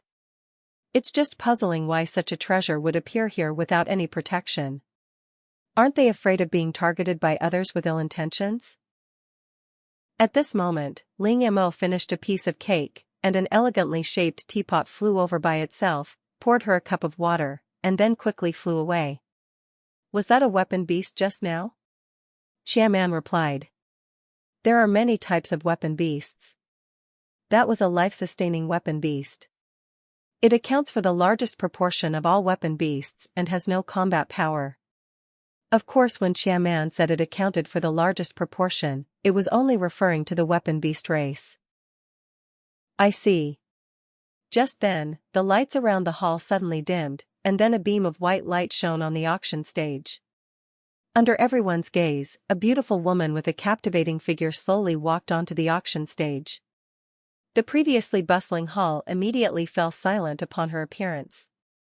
Seeing this, the woman on the stage smiled politely and said, "Distinguished guests, good afternoon, welcome to this year's Norway auction. I am Lily, the auctioneer for this auction. Now, I declare the auction officially open." Ling Mo looked at Lily on the stage, somewhat anticipating what the first item would be. All items at the Norway auction are kept secret before the official auction, even the auctioneer himself doesn't know what he will be auctioning. However, there are exceptions, the guests and the private boxes. Each box has a booklet containing pictures and even detailed information about all the items in the auction. As for how Ling Mo knew this, he naturally overheard conversations around him. The person who spoke of it claimed that last year, due to a family elder, he had entered a private box at the auction, and the experience was completely different from that of those below. Next, I will introduce the first item for auction. As soon as Lily finished speaking, a circular hole suddenly appeared on the auction stage, and a circular metal display stand slowly rose up. At the top of the display stand was a semicircular protective shield, inside which lay a finely crafted crystal wind chime. At this moment Lily's voice rang out again, "The first item up for auction is a magical beast." As soon as she finished speaking, Ling Mo heard gasps rising and falling around her. Some even whispered, "The first item is a magical beast. It seems the quality of this Norway auction is higher than in previous years." As if anticipating the crowd's reaction, Lily paused after her first sentence, waiting for the hall to quiet down before continuing. This magical beast is called the soothing bell. As the name suggests, its bell sound can calm irritable creatures. It's a support magical beast. Besides that, it's also a rare mental-type magical beast. Upon hearing this, even the air in the hall became exceptionally quiet. Ling Mo could even clearly hear the heartbeats of the others. She had previously learned from Qiaman that mental-type magical beasts were extremely rare. However, aren't artifact beasts supposed to recognize the first person they see after birth as their master? Could this soothing bell in front of her have already chosen its master? But then she thought, a large auction house like the Norway auction house wouldn't do something so self-destructive. Lily was very satisfied with the crowd's reaction and immediately announced the starting price for the artifact beast. Starting price, 10 million. Each bid must be at least 1 million higher. As soon as she finished speaking, people immediately raised their bidding paddles. 15 million. 20 million. 25 million. 30 million. The bidding became more and more aggressive, each bid increasing by at least 5 million. Almost as soon as a price was announced, another higher price immediately pushed it down. Watching the price continue to rise, Ling Mo was still struggling with whether to bid. Putting aside its abilities, she really liked the appearance of the soothing bell in front of her, and it was also an extremely rare mental type, which perfectly matched her talent. In the hands of those with spiritual talents, magical beasts often play an unexpected role. Moreover, research shows that contracting a magical beast with the same attribute as oneself can assist in talent enhancement. For example, after Ling Mo acquired the moon wheel, although it consumed nearly 2/3 of her spiritual power every day, she could clearly feel that her cultivation speed had increased significantly. Just as Ling Mo hesitated, the price of the soothing bell had reached an astonishing 80 million. At this point very few people were still participating in the auction. Although spiritual beasts are rare, this was after all only a support beast and 80 million was its limit. Moreover, this was only the first item up for auction. If a large amount of money was spent on the first item, what would happen next? Seeing that no one continued to raise their paddles, Lily, standing on the stage, was about to close the deal when a slightly immature voice rang out, 90 million. Chapter 174 picked up, spend without feeling the hurt. As soon as the words were spoken, almost everyone's eyes were focused on Ling Mo. Then the person who had previously bid 80 million shouted again 100 million. Ling Mo followed up 110 million. Having decided to bid for the comfort bell, she wasn't going to give up so easily. Besides, she wasn't short of money. 120 million. 130 million. 140 million. 150 million. What followed was practically a stage for Ling Mo and another person. Lily on stage beamed with joy, while everyone else stared in disbelief at the scene. Mainly because the person competing with Ling Mo didn't look very old. Wait, are all kids this rich these days? About 5 minutes later, Ling Mo finally won the comfort bell for 280 million. At the moment the sale was announced, Ling Mo breathed a sigh of relief. She finally had it. Then she suddenly noticed a gaze fixed on her. Looking up, Ling Mo saw a blonde girl staring at her with a provocative gaze, her schadenfreude almost undisguised. At first Ling Mo blinked, somewhat confused, wondering why this girl was so happy after losing the bid. Then she belatedly realized that the girl had probably deliberately set the price too high. But so what? She had prepared 2 billion for this auction. This money was obtained by exchanging a Yeti horn, which she had found. Rounding up, the 2 billion was practically free money too. Money found on the street, of course, wasn't a big deal. Seeing that her provocation hadn't had the desired effect, the girl huffed angrily.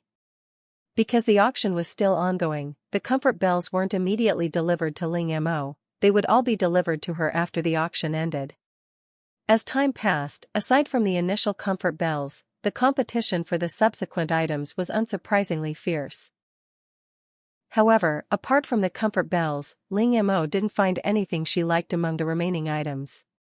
However, her behavior led others to mistakenly believe she was broke. The next item to be auctioned is also a magical beast. The words had barely left her lips when the room erupted in commotion. First there was a soothing bell, and now a magical beast had appeared. It was rare to see even one normally, but this year there were two. Had this year's Norway auction stumbled upon a horde of magical beasts? Lily cleared her throat and said, unlike the soothing bell, this magical beast is acquired. Upon hearing this, the previously agitated crowd instantly calmed down. Magical beasts are divided into innate and acquired. Innate ones, like the moon wheel, hatch from an egg and recognize the first person they see as their master. Acquired magical beasts are inferior to innate ones in every aspect. Seeing everyone's reactions, Lily's smile remained unchanged as she continued, this artifact beast was created from a healing device researched by Master Shiratori, incorporating his life's work. This artifact beast can not only perform emergency treatment, but also monitor its owner's physical condition in real time, and based on this data, provide reasonable suggestions and analyze the best solution. It sounded like a personal family doctor. Moreover, these people, who had just shown little interest in the artifact beast, instantly became excited upon hearing the name Master Shiratori. Key men, check on Master Shiratori. Master Shiratori, the most outstanding scientist, inventor, botanist and physician in the interstellar space. His personally invented medical devices are widely popular, saving countless lives. 3 months ago Master Shiratori announced his retirement and disappeared. Ling Mo looked at the mechanical-looking sphere on the auction stage. Seeing that the atmosphere was sufficiently built, Lily announced to the crowd, the starting bid for this artifact beast is 5 million. The next second Ling Mo raised her paddle, 10 million. Everyone stared at Ling Mo in astonishment. Wait, weren't you broke? The first bid doubled the price. This isn't a comfort bell, it's just an acquired artifact beast. In the interstellar space, innate artifact beasts are extremely rare, but acquired ones are numerous. Acquired artifact beasts are actually recognized as artifact beasts. Normally, without Master Shiratori's reputation, the price of this acquired artifact beast on the stage would only be a few million at most. This young girl, however, immediately raised the price to the maximum. Now they were hesitant to continue bidding, worried that Ling Mo might not keep bidding and they'd be stuck with it. Not bidding at all seemed disrespectful to Master Shiratori. After a while, still no one raised their paddle. Seriously? Nobody's bidding against me? At this moment, Ling Mo suddenly realized that perhaps she had driven the price too high. Oh no, I'm going to lose money this time. Ultimately, Ling Mo won the artifact beast again with a high price of 10 million. People noticed that Ling Mo's two bids seemed to be related to artifact beasts. Did this young girl have a particular fondness for them? However, Ling Mo quickly proved them wrong. Because afterwards, Ling Mo bid on several other items in succession, immediately offering an even higher price no matter how low the initial offer was. Name: Sacrificial Scepter. Ability: Enhancement, can cast healing and blessing skills on multiple targets and distant targets. Usage condition: only those with healing abilities can use it. Name: Herb Map. Ability: plants in the area grow rapidly and continuously produce medicinal herbs with special effects. Name: Golden Dragon Horn. Ability: after wearing it, one can possess the abilities of a dragon for a short period of time. Cooldown time: 30 days. Ling Mo sat in her seat, arms crossed, her eyes indifferent, exuding an aura of authority. Especially when she raised her bidding paddle, she gave off an air of no matter how much you offer, I want this. This calm and confident demeanor invisibly scared away many people. Ling Mo, I told you, money found on the street doesn't hurt to spend. Soon the auction came to a close. This time a huge blue-green planet appeared behind the auctioneer Lily. This is a newly discovered ecological resource planet located in the Rose Galaxy. At this moment, Ling Mo could clearly feel that the atmosphere around her had become serious, more serious than any previous auction. Chapter 175: Ecological Resource Star. Ecological Resource Star? At this moment, Kaiman explained timely, planets in interstellar space are divided into three types: junk planets, resource planets, and ecological resource planets. Junk planets have few resources and are either lifeless or have only a very small number of life forms, making them generally not worth mining. Resource planets contain abundant resources, and only the Federation and those with Federation permits are qualified to develop them. Ecological resource planets, in addition to possessing abundant resources, have at least tens of thousands of different species of plants and animals, forming a complete ecosystem. However, mining ecological resource planets carries risks dozens of times greater than mining other planets, especially since this planet is located in the Rose system. The Rose system was only discovered in the last 100 years and interstellar people are still largely unfamiliar with everything about it. Furthermore, the Nawe auction house's description of this ecological resource planet was extremely vague. The size of the planet and its internal conditions were not mentioned at all. Whether there is intelligent life on the planet is another matter. If not, that's fine, but if there is, they must obtain the planet's consent before they can mine it. Furthermore, interstellar law stipulates that the ecosystem of a planet cannot be destroyed while mining its resources. This is because a planet with a complete ecosystem is considered a suitable habitat, allowing them to develop it into a habitable planet while mining resources. However, all of this comes with a condition. Even so, the starting price of 100 million quickly reached 300 million. This speed surpassed any previous auction item. But it didn't end there. The price continued to rise. This time, the competition was mainly among those in the private boxes. The audience below the stage fell silent. Box 7, 900 million per bid. Because the items auctioned at the Nawe auction are kept secret, even if those in the private boxes knew in advance, it would only be before the auction began. No one knew beforehand that a planet with ecological resources would be auctioned, so everyone's funds were limited, especially considering the funds already spent in previous auctions. Even if they tried to raise more now, it would take time. Just then, Ling Mo suddenly raised her paddle. 10 billion. Everyone.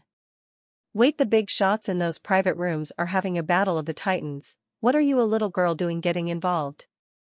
10 billion, that much money, are you sure a miner can come up with that? Before Lily on stage could react, a voice came from one of the private rooms. 12 billion. 13 billion. Ling Mo followed closely behind.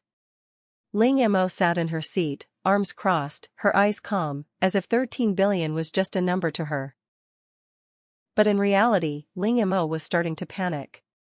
After the previous auctions, her money had shrunk considerably, leaving her with only a little over 15 billion. So she was now gambling that the other party couldn't come up with that much money immediately. 14 billion. Someone in the private room shouted again. From the voice, you could tell the other party was getting angry. But would Ling Mo be afraid of him? 15 billion. At this moment, the auction hall was so quiet you could hear a pin drop. 15 billion, plus 2 top-tier items. The crowd in the private box spoke again. Having actually forced the other party to this point, everyone looked at Ling Mo with admiration, secretly observing and guessing her identity. Such a bold young woman must have an extraordinary background. But Ling Mo was thinking, she can do this? Not enough money? She'll make up for it with items. So she can do it too. 15 billion, 2 red heavenly eyes. Originally, Ling Mo planned to offer the golden one, but she didn't want to continue the tug-of-war. A quick victory was better. She had previously investigated, the golden heavenly eye and the yeti horn both belonged to the category of top-tier items, while the red heavenly eyes were far superior in level. This time even the people in the private box fell silent. Lily on the stage looked at Ling Mo. Young lady, Ling Mo said, anyone who bids recklessly at the Naui auction will be blacklisted. With a flick of her wrist 2 red beads appeared in her hand. When Xiaobai was eating other items, Ling Mo had quickly saved some, but most of them ended up in Xiaobai's stomach. You can check their authenticity here, Ling Mo said. Lily, her heart pounding at the sight of Ling Mo's openness, thought, could they be real? A moment later an elderly man with a white beard hurriedly came running from behind and carefully took the 2 beads from Ling Mo's hand.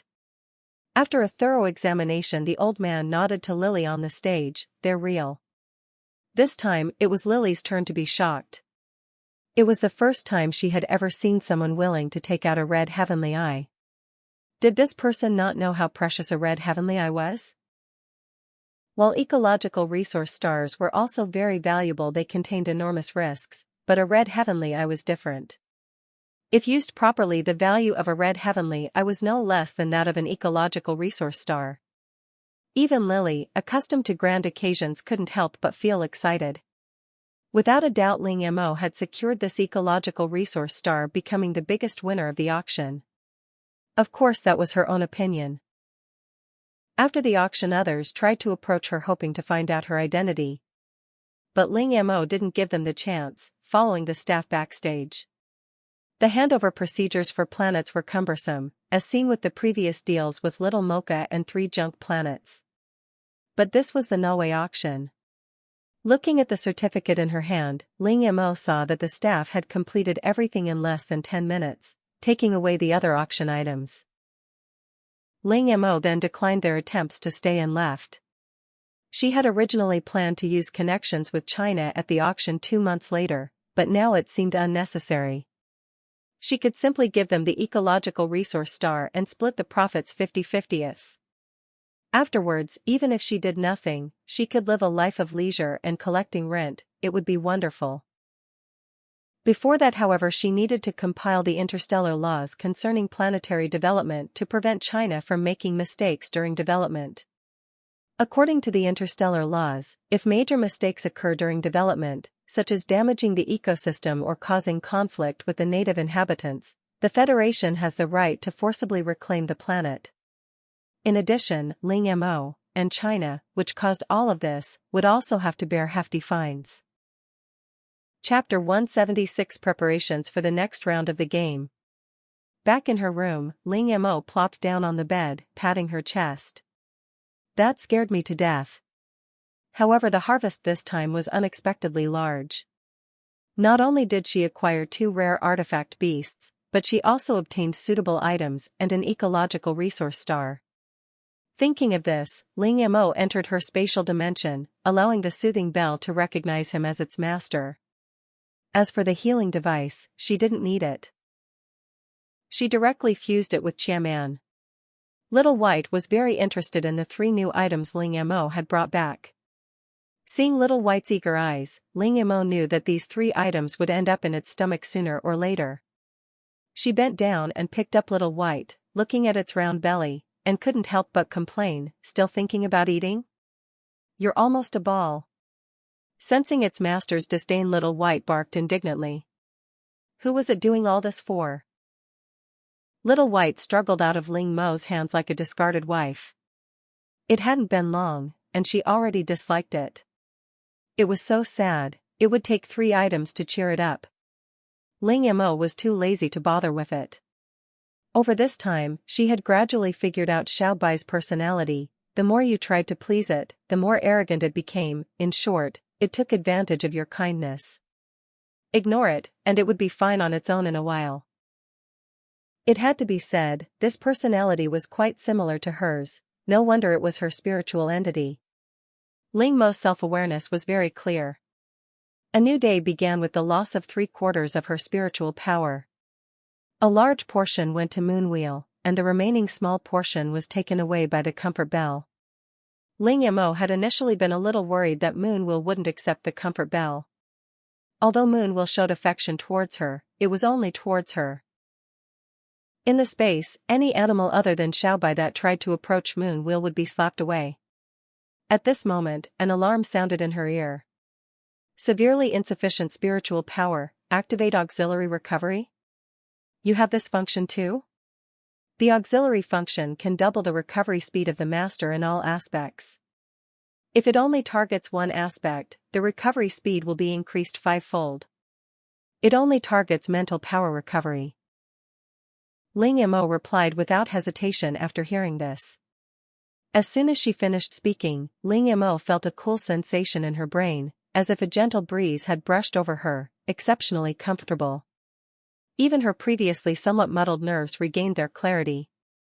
For Ling Mo, the side effects of low mental power were very similar to staying up all night. Although she was awake, her mind was a complete mess. Phew. Ling Mo exhaled a long breath, instantly feeling refreshed. She hadn't expected the artifact beast she bought at the auction to have such a use. This was like a godsend for Ling Mo. The 10 million was well spent. For a mentally gifted person like Ling Mo, mental power was extremely important. Mental power was like their hands, their eyes, even their second body. When Ling Mo came downstairs, Yi Kai, who was having breakfast, saw her and couldn't help but tease, "Looks like you slept well last night." Hearing this, Ling Mo smiled awkwardly. She had been having 2/3 of her spiritual energy drained by the Moonwheel every day, and her complexion had indeed been a bit pale. Yi Kai had even joked that she might be secretly preparing for the college entrance exam in her room, for which Ling Mo had chased after and given him a beating. At this moment, Ling Mo noticed that the color of Yi Kai's clothes had changed, from a bright pink to a dark green. What triggered this? Yi Kai explained while eating, "I went out to find this last night. Fuyu said this color would be beneficial to me, so he changed it himself." Hearing Yi Kai's words, Ling Mo asked, "Is there a clue to the next round of the game?" "Sort of. Fuyu said he saw a deserted island surrounded by the sea." Just then, Fuyu walked in from outside, carrying a bunch of bottles filled with dying insects of various colors. "I divined that disguise will be very important in the next round of the game. Do you two want to?"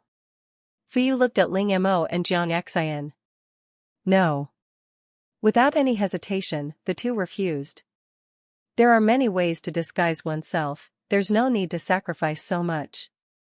"I can just put some face paint on myself," Ling Mo said. "Alright then." Fuyu didn't force the two, mainly because he couldn't beat them, and went back to his room with the bottles. Ling Mo and Jiang Xian exchanged a glance. Now that they had a clue to the next round of the game, they should start preparing. At this moment Fuyu popped his head out of the room. In just a short while, Fuyu's originally purple head turned dark brown. "By the way, I also divined that the tools for the next round of the game will be very important, so you should prepare more." "Tools?" "Yes." Fuyu nodded, "Items count too. What comes to mind when you think of a deserted island?" "Survival." The group answered in unison. "Although I'm not entirely sure, I'm about 70% confident." The group trusted Fuyu's words. So in the following days Ling Mo and the others actively prepared food and various items needed for survival. As the days passed and the 1-month deadline approached, all the players on Blue Star couldn't help but feel nervous. After all, each game was like opening a blind box. If you opened it well, the game would be very easy. If you opened it poorly, like in the last game, the low temperature caused many players to lose their chance to play. In the end, some players who didn't complete the game were even forcibly kept on the ice star for a period of time. Although it was only 10 minutes, according to those in the know, these people seemed to have suffered severe mental damage after returning. When asked what had happened, they wouldn't say. This incident cast a shadow of fear over the game among the players. Previously, they could comfort themselves that losing the game meant losing their qualification, but their awakened talents remained. However, after seeing the fate of those others, they suddenly realized things weren't so simple. As the game's start approached, a post titled "What's the Next Round" circulated widely online, instantly attracting considerable attention. With the game's start date approaching, anything related to the game would receive public scrutiny. While waiting for the game to begin, Ling Mo received another email from the gardener from Snow Rabbit Village. The item Ling Mo had commissioned him to make was complete. Upon receiving the finished product, Ling Mo discovered it was a snow lily crown. The crown's texture was warm and smooth like jade, made from 7 snow lilies and adorned with blue crystals, appearing exquisitely beautiful. Chapter 177 Survival on a Deserted Island 1. As for its abilities, besides allowing one to maintain rationality at all times, remain undisturbed by external factors, and concentrate, this flower crown also has an additional function: enhanced mental strength. This was clearly added by the gardener, who recognized Ling Mo's talent. Ling Mo loved this flower crown. No girl could resist something so beautiful. Xiaobai also loved it, drooling with delight. On the 30th day, having learned from the previous experience, the players prepared well in advance this time. Just after midnight, the system's familiar voice rang in all the players' ears. "Dear players, good evening. A new round of the game is about to begin. Please prepare." The next second, Ling Mo's vision went black, and she disappeared from the room. When she opened her eyes again, Ling Mo expected to enter the game directly as before, but instead saw the blue system space. Since the last lottery draw, she hadn't been here again, and the system hadn't drawn any more prizes. Ling Mo reasonably suspected that the previous lottery draw was just a way to swindle more energy stones from her. However, even if the system let her draw now, she couldn't, because she had run out of energy stones. Little White had eaten them all. At that moment, several white lights flashed in the system space. As the white lights gradually dissipated, Ling Mo could see clearly that these white lights were all her items and the survival tools she had prepared over the past few days. What does this mean? New game rules are now announced. The name of this round of the game is Desert Island Survival. To match the game title, in this game, apart from clothing, no food can be brought, but 10 tools can be brought. If the tool is a regular tool, 10 can be brought. If it is an item, only 5 can be brought. Why can only 5 items be brought? Ling Mo was indignant. This was blatant targeting those of them who had many items. Please abide by the game rules. If the system discovers that someone has brought extra items without authorization, they will be disqualified from the game. This game lasts for 30 days. Players who successfully survive for 30 days will complete the game. The player who survives the longest will receive a generous reward. All players are encouraged to perform well. Ling Mo, I feel like you're targeting me. Although she was resentful, Ling Mo knew the saying, when you're under someone's roof, you have to bow your head. Upon closer inspection, Ling Mo discovered that even the item Xiaobai had eaten was here. This system was indeed targeting her. Since it was a desert island survival game, Ling Mo chose the 1,000 feather bow for hunting. Then she chose a phantom cloak for observing and approaching prey. She also needed to bring Qiaman. At this moment, Ling Mo was incredibly grateful that Qiaman had merged with the healing device. If she continued to choose items, she could only choose 2, but if she chose ordinary tools, she could choose 4. After careful consideration, Ling Mo chose a motorhome, which would save her the trouble of building a shelter. Moreover, the motorhome was fully equipped and functional, saving her a lot of effort. There was also a box of bandages. Although she already had a healing device, bandages weren't just for treating wounds. For the last item, Ling Mo chose the multi-purpose glove. After confirming her choices, everything went black again, and the next second she was teleported to a deserted island, next to a huge RV. Luckily Ling Mo was alone, otherwise, the RV alone would have attracted a lot of attention. Ling Mo first checked herself. Her spatial storage was still there, but she couldn't retrieve the items inside for the time being. Although she couldn't retrieve the items, Ling Mo could still put things into it. However, the items she put in couldn't be taken out either. The space itself could still be used, since it had now merged with Ling Mo's talent. It seemed she had made the right gamble. When Ling Mo chose the RV, she was gambling that the space would still be usable. Ling Mo temporarily stored the RV inside the space. Although the space was still usable, Ling Mo decided that she wouldn't use anything inside except for collecting supplies and storing the RV, to avoid any trouble from the game system. After making her decision, Ling Mo pulled down her mask, adjusted her clothes and hat, and began to look around. It was quite cold on this deserted island, thankfully her cold resistance was maxed out. She was in a grove of wild trees, with a river not far away. It seemed she was lucky to have found water so quickly. Ling Mo reached the riverbank, and a fast-flowing river appeared before her. She observed the river carefully. The water was relatively clean, but clean didn't mean truly clean. It needed to be boiled before drinking. After confirming there was no danger, Ling Mo found a spot close to the water's edge. If she had a fishing rod, this would be a good spot. Ling Mo dipped her hand into the river, the icy water sent a shiver down her spine. She used her mental energy to store the water in her spatial storage and then filled the RV's water tank. They really meant no food, all the food and water Ling Mo had prepared in the RV had vanished. Fortunately, this was within Ling Mo's expectations, at least the seasonings hadn't disappeared. With the river in front of her, finding food would be a piece of cake. After filling the RV's water tank, Ling Mo used her mental energy, and a fish weighing over 10 pounds leaped out of the water and landed on the ground.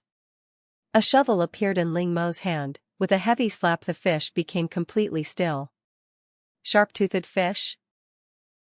Ferocious in nature, rich in protein and high-quality fat, with delicious flesh and no unpleasant odor, suitable for steaming or stewing.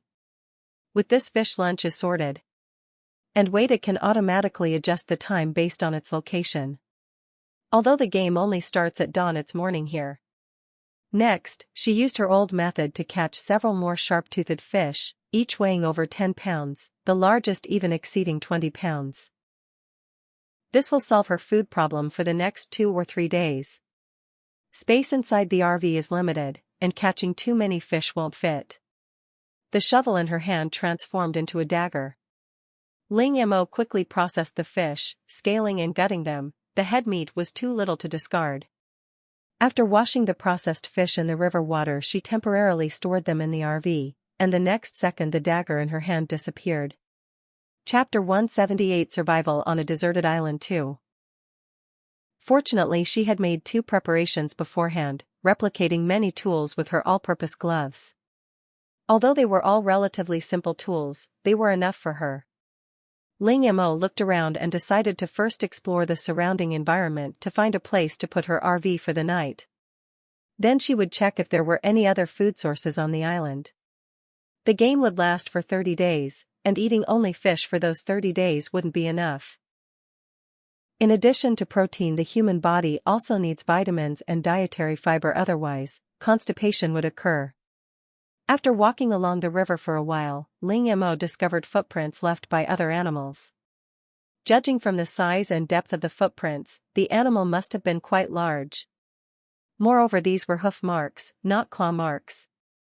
Based on analysis, there is a 90% probability that these marks were left by herbivores. There were many similar footprints around, some recently left, and others left a long time ago. This indicated that this place was a fixed drinking ground for these animals. As long as she waited here, she could ambush them. If she was lucky, she could harvest a large amount of meat. Thinking of this, Ling Mo jumped up and down excitedly. This was what a lucky start looked like. Ling Mo left a sliver of her mental energy to monitor the situation, while she continued to observe her surroundings. As she walked, she used her all-purpose gloves to conjure a basket and collected all the edible, grayish mushrooms she found along the way, labeled delicious. I wonder if there are any pheasants or anything like that here. So many mushrooms, I really want to eat chicken stew with mushrooms. Just then, Ling Mo's mental energy detected something moving in the grass not far ahead. Ling Mo subconsciously slowed her pace, slowly approaching the direction of the sound. At the same time, the 1,000-feather bow appeared in her hand, the arrow nocked, ready to fire at any moment. Seemingly sensing the approaching danger, suddenly, a black shadow darted out of the grass. It thought its surprise attack would catch Ling Mo off guard, but little did it know, Ling Mo's mental energy had already locked onto it. A white arrow flew out, accurately piercing the prey's throat and then falling heavily to the ground. Ling Mo went over to examine her prey, and sure enough, it was a chicken with black feathers. Aside from the different feather color and slightly larger size, this chicken was practically identical to the chickens on Earth. Judging by its size, it should be a hen. I wonder if there's a henhouse around. Black-feathered pheasant, firm and delicious meat, likes to eat various wild fruits and insects, very aggressive, grows very slowly, fierce temperament, cannot be artificially bred. The black-feathered pheasant was still alive, flapping its wings incessantly. Seeing Ling Mo approach, it began to struggle and try to attack her.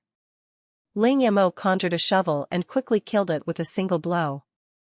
After putting the chicken in the RV, Ling Mo continued on her way. Based on her judgment, the season on this island should be between autumn and winter, closer to winter. Because along her journey, almost all the plants had withered. This wouldn't be the case in spring or summer. After wandering around for about half an hour, Ling Mo discovered more than one set of footprints left by large animals nearby. There were herbivores and carnivores among them. Presumably because the water source was nearby, these animals frequently came here to drink and hunt. This wasn't good news for Ling Mo. For safety's sake, she needed to find a safe place as soon as possible. Furthermore, Ling Mo discovered that this deserted island was truly vast.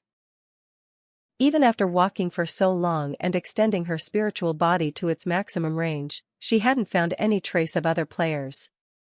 After another 10 minutes or so, Ling Mo found a pine forest.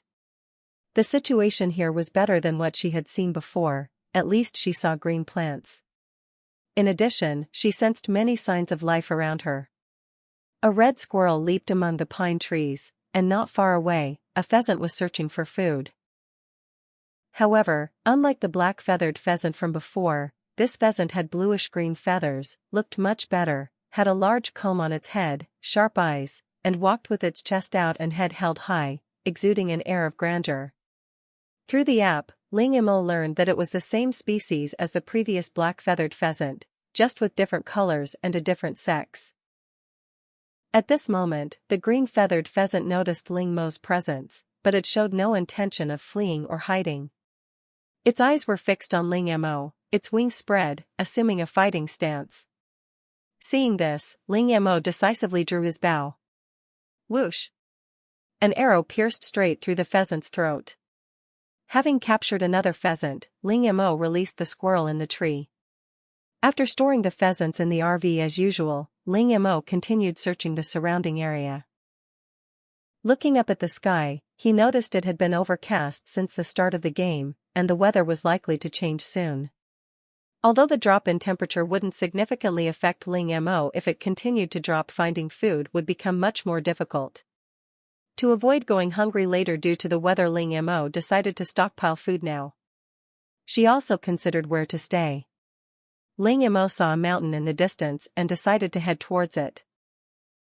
After all, a higher vantage point offers a better view. Finding suitable lodging would be ideal, but even if not, it would allow her to observe the island's environment. Ling Mo searched the entire pine forest but couldn't find a second pheasant. However, she wasn't disappointed, as she had collected quite a few pine cones and pine hazel mushrooms, a type of mushroom similar to matsutake, some as thick as her arm.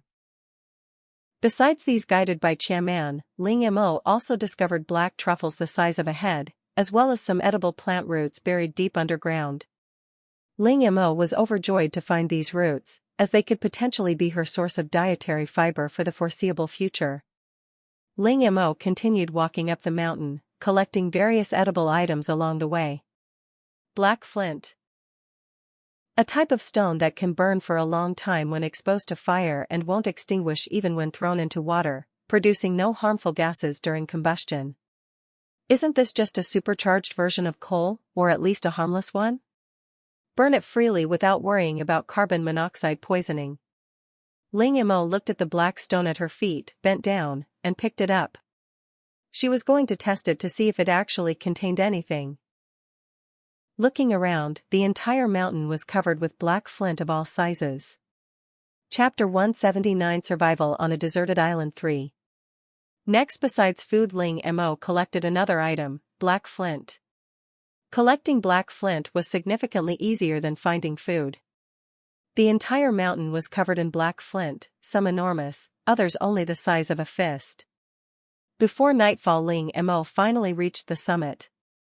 On the other side of the summit was a cliff. Looking down, the first thing she saw was the pine forest she had passed through earlier. The pine forest covered several hundred square meters. Ling Mo could clearly see a huge black bear-like creature roaming within the forest. Continuing to look into the distance, just before reaching the limit of her vision, Ling Mo finally saw a patch of blue. Given the survival situation on a deserted island, the meaning of this blue was self-evident. A cold wind blew, and Ling Mo smelled a scent unique to autumn, a difficult-to-describe smell, somewhat like rotting leaves, but not entirely. Looking up at the sky, her most important task now was to find a place to hide the RV for the night. The deserted island at night is dangerous, as many large carnivores choose to hunt at night. The darkness provides them with excellent cover, and it's also when animals are least alert. After circling the mountaintop, she collected a considerable amount of black flint and found a cave, but it was too small. It could comfortably accommodate one person, but fitting a campervan was wishful thinking. Moreover, upon closer inspection, Ling Mo noticed traces of animal activity inside the cave. Judging from the cave size, the animal living there wasn't large, certainly not as big as the black bear-like creature she had seen from afar, but definitely not small either. And it was highly likely a carnivore. With no other option, Ling Mo abandoned the cave and continued her search. After searching for a long time, she still found nothing. As darkness fell, Ling Mo casually found a clean rock to rest on. Noticing the change in her vision, Ling Mo realized that her contact lenses and glasses were now disabled. They were now just ordinary decorations. As darkness fell, Ling Mo took out her flashlight. She needed to find shelter quickly and start a fire. Animals instinctively fear fire, and a fire would provide an extra layer of security. After walking for a while, Ling Mo still hadn't found a suitable place to hide, but she did find a relatively flat spot. It was surrounded by dense forest. In summer, this location would be very secluded, but unfortunately, it wasn't. No problem, though, Ling Mo had other plans. She found several large black flint stones in her spatial storage, arranged them in a circle, and then took out her RV. Opening the door and entering the RV, she found it already packed with food she had collected along the way, making the already limited space even more cramped. With no other option, Ling Mo had to take the food outside to prepare it. She plucked and bled 2 pheasants, and cleaned the mushrooms and plant stems with water. Anything she couldn't finish was put back into her spatial storage. Ling Mo then took 2 chicken legs, each about the size of her thigh, and a lot of mushrooms, and began cooking. An hour later, a fragrant chicken and mushroom stew was ready. While eating, Ling Mo began to think about his plans for tomorrow. This time, the game time had been extended to 30 days, something she hadn't expected. Moreover, recalling the game system's previous instructions, 30 days seemed to be merely the passing grade. The person who lasted the longest would receive a system reward.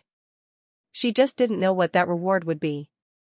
The deserted island was indeed much more lively at night than during the day. All night long, Ling Mo could hear the roars of wild beasts, and they were very close to her. Ling Mo tried to communicate with these beasts, but received no response. These sounds gradually disappeared after dawn. After daybreak, Ling Mo stepped out of the RV. She first walked around the area and, unsurprisingly, found several sets of huge footprints on the ground nearby, with some messy scratch marks on a piece of black flint. Ling Mo had estimated yesterday that based on her appetite, the food she had collected for 3 meals a day was far from enough, so she had to hunt some large animals. After packing up the RV and the black flint, Ling Mo took out a piece of grilled fish she had made yesterday and started eating it, piece after piece, until she finished the entire fish, which weighed over 10 kilograms. Only then did she stop, satisfied. Although last night was dangerous, Ling Mo had obtained quite a few clues. For example, she understood why she hadn't encountered many living creatures along her journey yesterday. They were all on the other side, only coming here to drink water. Thinking back to her previous guess, the deserted island was surrounded by the sea. Ling Mo suspected that the river she had discovered yesterday might be the only freshwater resource on the entire island. With this in mind, Ling Mo decided to go back again. She had used a lot of water cleaning the food yesterday, so she could refill the water tank and catch a few more fish. No sooner said than done. It had taken Ling Mo several hours to get here, but now she returned in less than half the time. Upon reaching the riverbank, Ling Mo could clearly see a thin layer of ice on both sides. It seemed the temperature had dropped again last night. As usual, Ling Mo filled the water tank and began using her mental energy to catch fish. This time Ling Mo caught over 30 fish at once, each weighing over 10 kilograms, with the larger ones reaching over 20 kilograms, ensuring she could eat fish every day from now on. Next she scaled and gutted them, cleaned them thoroughly, and stored them in her spatial storage. By the time Ling Mo finished everything, it was around 3 in the afternoon. Recalling the direction the animals had left in the previous day, Ling Mo headed in that direction. After walking for about an hour, Ling Mo keenly sensed changes in her surroundings.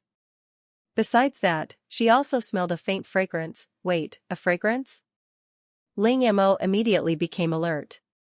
However, her spiritual power didn't detect any signs of life nearby, but a creature was wandering about a kilometer away, though it was heading in the opposite direction. She sniffed carefully again. The fragrance was very similar to the smell of resin. Following the scent, a huge deer with golden fur appeared in Ling Mo's sight. At this moment, the deer was engrossed in licking something on a tree trunk. Chapter 180, Survival on a Deserted Island 4. Seeing this, Ling Mo almost without hesitation began to draw her bow and shoot. A white arrow flew out at an extremely fast speed. Just as the arrow struck its prey, a gunshot rang out in the distance. Hearing the sound, Ling Mo subconsciously looked in the direction of the gunshot. Her mental energy couldn't detect the other party's presence, which meant that the other party was still very far away and not within her detection range. It seemed that her previous guess was correct. She wasn't the only player on this deserted island, and the reason she hadn't encountered them before was simply because of the distance. At the same time, this also proved that this deserted island was indeed very large. Turning her head to look at the deer, she saw that Ling Mo had shot it directly through the eye with an arrow, and it was already lying on the ground, dead. The reason for shooting it in the eye was to preserve the integrity of the deer hide. If the gunshot had rang out a second earlier, Ling Mo's arrow would definitely not have hit it. Of course, it was also because the deer was so engrossed in eating that it didn't even notice her approaching. This kind of behavior is extremely dangerous in the wild. Ling Mo stepped forward and put the lifeless deer into her spatial storage. Manually decomposing it was too time-consuming, so she decided to do it directly within her space. This deer weighed at least 800 to 1,000 jin, approximately 400 kilograms, and after removing the fur and inedible parts, the remaining flesh would still weigh at least several hundred jin, approximately 30 kilograms. With the food problem solved, Ling Mo noticed a clear, viscous liquid slowly flowing from the spot the deer had just licked. The liquid emitted a faint fragrance, exactly the same as the one Ling Mo had smelled before. The rongxi tree, the resin secreted within its body, emits a faint fragrance. When applied to the body, it allows one to survive in any harsh environment. The fragrance of the resin attracts herbivores to lick it. Hearing Qiaman's explanation, Ling Mo's eyes lit up. Wasn't this exactly what she needed? Although she had used the Shirong soil to transform the soil of 3 garbage planets, she didn't know the environment there or whether oxygen existed. What if there isn't any? What if, even after modification, the weather up there is still extremely harsh? With this breath-gathering tree, all these problems can be solved. Ling Mo observed the rate at which the breath-gathering tree secreted resin. On average, it could secrete 1 drop per second. This speed was quite fast, and the entire area around her was filled with breath-gathering trees. However, considering her needs, even if she collected resin non-stop for the rest of the time, the amount collected would only meet her immediate needs. Ling Mo placed her hand on the trunk, feeling the condition of the roots underground. Unexpectedly, the breath-gathering tree's roots were not deep. In fact, they were very shallow, like a small seaweed. A slightly stronger wind could easily blow it down. Looking around, she indeed saw several fallen breath-gathering trees, which seemed to have just been pushed over. Seeing the hoofprints around, the culprit was self-evident. If that was the case, then she wouldn't be polite. Taking away the golden eggs was not as worthwhile as taking the hen that laid them along with them. After making up his mind, Ling Mo immediately used his mental energy to dig the transplant holes in his spatial dimension. Since there was no wind in the space, there was no need to worry about the breath-gathering trees being knocked over. Once everything was ready, Ling Mo began moving the breath-gathering trees one by one. With the waterwood stone and 100 herbs diagram present, Ling Mo wasn't worried about the tree surviving. In an hour, Ling Mo had moved all 100+ breath-gathering trees in the area. Of course, Ling Mo didn't take it for nothing. She left seeds and several pieces of waterwood stone at the original location of the rongxi tree to ensure its successful germination. The rongxi tree grows very quickly. With sufficient nutrients, it can grow into a large tree in just 1 year. After doing all this, Ling Mo continued on her way. As she walked, she suddenly stopped, wondering if she was hallucinating. She turned to look behind her, then at the wall, and then back again, repeating the same action several times. She touched the scene before her. It wasn't a dream. Behind her was the desolate landscape of late autumn, while ahead lay a vibrant rainforest. It was like 2 completely different worlds, yet both existed on the same island. No wonder she hadn't seen any animals along the way. She had been wondering what had attracted all the animals here. Only at night would the herbivores come to drink, and the carnivores must have followed them. At this moment, Ling Mo felt as if she had entered another world. The dense canopy overhead blocked out the sunlight, creating a gloomy and humid environment that made Ling Mo feel as if she were back in the sweltering heat. Ling Mo wasn't afraid of the cold, but she was terrified of the heat. Without the cooling stone and the ding-ding fish scales, she quickly became drenched in sweat. She casually picked a leaf to fan herself, but the situation didn't improve much. What was this, the difficulty of going from luxury to frugality? Ling Mo thought with a bittersweet smile, looks like I'll have to find something to increase my heat resistance later. She was somewhat relieved that she had eaten a bug-attracting herb before entering the game. Although more than a day had passed, at least she wouldn't be bothered by insects for the next day or so. Despite the heat, she didn't forget her mission, to take everything edible she could find along the way. If she encountered anything with special effects, Ling Mo would transplant some into her space to reproduce. Throat-brightening fruit, long-term consumption can make the voice louder, clearer, and more melodious, improving pronunciation, a boon for those who stutter, have unpleasant voices, or speak softly. The effect of this throat-brightening fruit was similar to the previous ice mist fruit, both making the voice more pleasant, but with some differences. Never mind, she'd pick some first. As she walked, she suddenly smelled an extremely fragrant aroma. The first whiff was wonderful, but upon the second, Ling Mo's expression changed, and she couldn't help but gag. What is this? It smells awful. Looking around, he finally found the culprit in a clump of grass, a small red flower no bigger than a palm. Small rafflesia, strong fragrance, concentrated purification. The fragrance of the small rafflesia is stronger and covers a wider area than that of the large rafflesia. Strongly fragrant rafflesia repels mosquitoes. Ling Mo covered his nose. No, I think you're being conservative. This flower doesn't just repel mosquitoes, it indiscriminately repels any creature that gets close. Chapter 181 Survival on a Deserted Island 5. Ling Mo turned to leave, staying any longer would make her vomit. Her sense of smell was already protesting, and her stomach was churning. Before leaving, however, Ling Mo still stored the small rafflesia, the strongly scented type, in her spatial storage.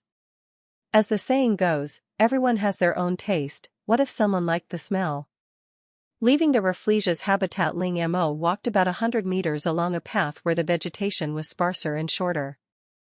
There were obvious animal tracks along this path, suggesting that animals frequently passed through to reach the other side for water. Along the way, Ling Mo picked quite a few wild vegetables, much fresher than the plant roots she had collected before. She'd have to cook something tonight to try. After walking a while longer, Ling Mo's gaze was drawn to a beautiful pale blue flower. Landor, it prefers to grow in hot, humid, and well-watered environments. The entire plant is poisonous and has a strong anesthetic effect, with the flowers and seeds being the most potent. When it blooms, it emits a faint pleasant fragrance. After hearing the description, Ling Mo belatedly realized that her body was beginning to go numb. But wasn't it supposed to have a faint fragrance? Why couldn't she smell it? At this moment, the healing device stepped in to answer. Because of the strong fragrance of the rafflesia just now, the master's perception of fragrance has become very dulled. Do you wish to repair it? Repair it. After saying that, Ling Mo had a thought and stored all the landor in front of her into her spatial storage. As a large open space appeared in front of her, the things that had been hidden under the grass also surfaced. Various small animals that had been anesthetized by the landor were seen, including pheasants, small birds, rabbits, and deer. Some were already dead, their bodies beginning to decompose and become fertilizer for the landor, while others were still alive, clearly having been recently affected. Ling Mo hadn't inhaled much of the floral fragrance, and without Lan Duo nearby, the numbness in her body gradually subsided after a few minutes. She stamped her feet to confirm she was truly back to normal, then went to the pile of prey and picked up all the still-breathing animals. Some, due to prolonged inhalation of the numbing pollen, hadn't died but were beyond waking, already emaciated from hunger. After collecting them all, Ling Mo continued onward. Because of Lan Duo's situation, she had become more cautious. Fortunately, the journey became much smoother. Although this place was much more dangerous than where she had been before, Ling Mo decided to stay. Not for any other reason than the abundance of supplies here. Moreover, whether her previous location was truly safe remained to be seen. Looking up at the sky, she saw it was gradually darkening. It was time to find a place to sleep. Suddenly, the faint sound of flowing water reached her ears. Ling Mo's spirits lifted. Water? Had her previous guess been wrong? Ling Mo subconsciously slowed her steps, cautiously approaching the direction of the sound of flowing water. If it truly was a water source, it would be a good thing for her. However, when she was about 100 meters away from the water, Ling Mo stopped, afraid to go any further. Before her lay a snake with black and gold stripes. Judging by its size, the snake was about the thickness of an arm, coiled motionless on the ground. Seeing this, Ling Mo certainly didn't believe it was dead. From the very beginning, she noticed that the closer she got to the water, the cooler the surrounding temperature became.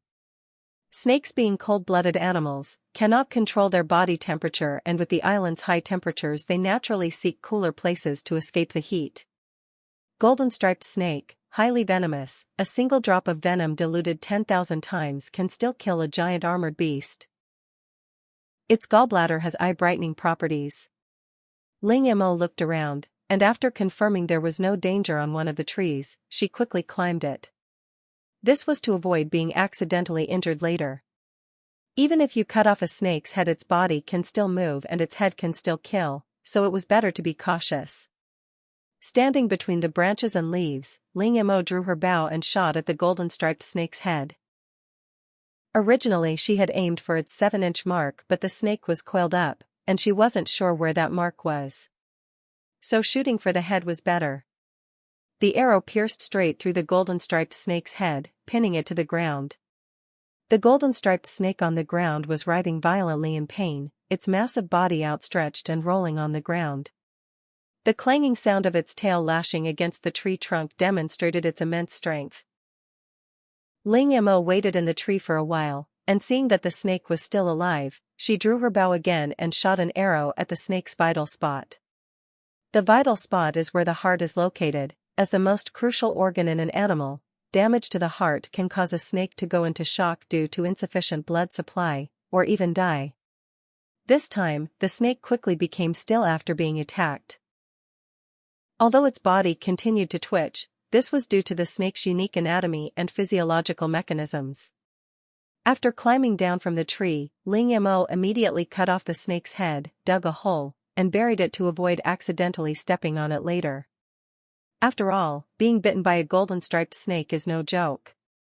The remaining tasks were to skin the snake, clean the meat, and remove the gallbladder. Looking at the freshly extracted purple snake gall, still bearing a trace of blood, Ling Mo hesitated, her face contorted with struggle. How do I eat this?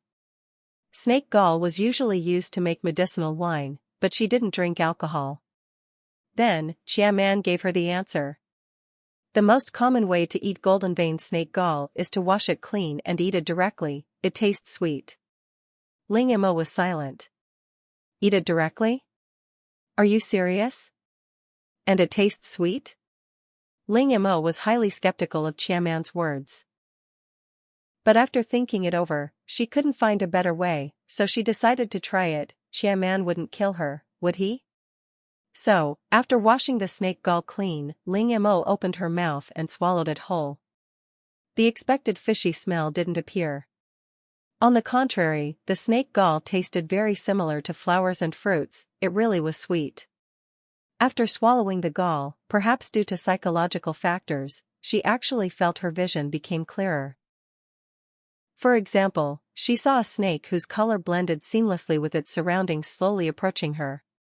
Chapter 182 Survival on a Deserted Island 6.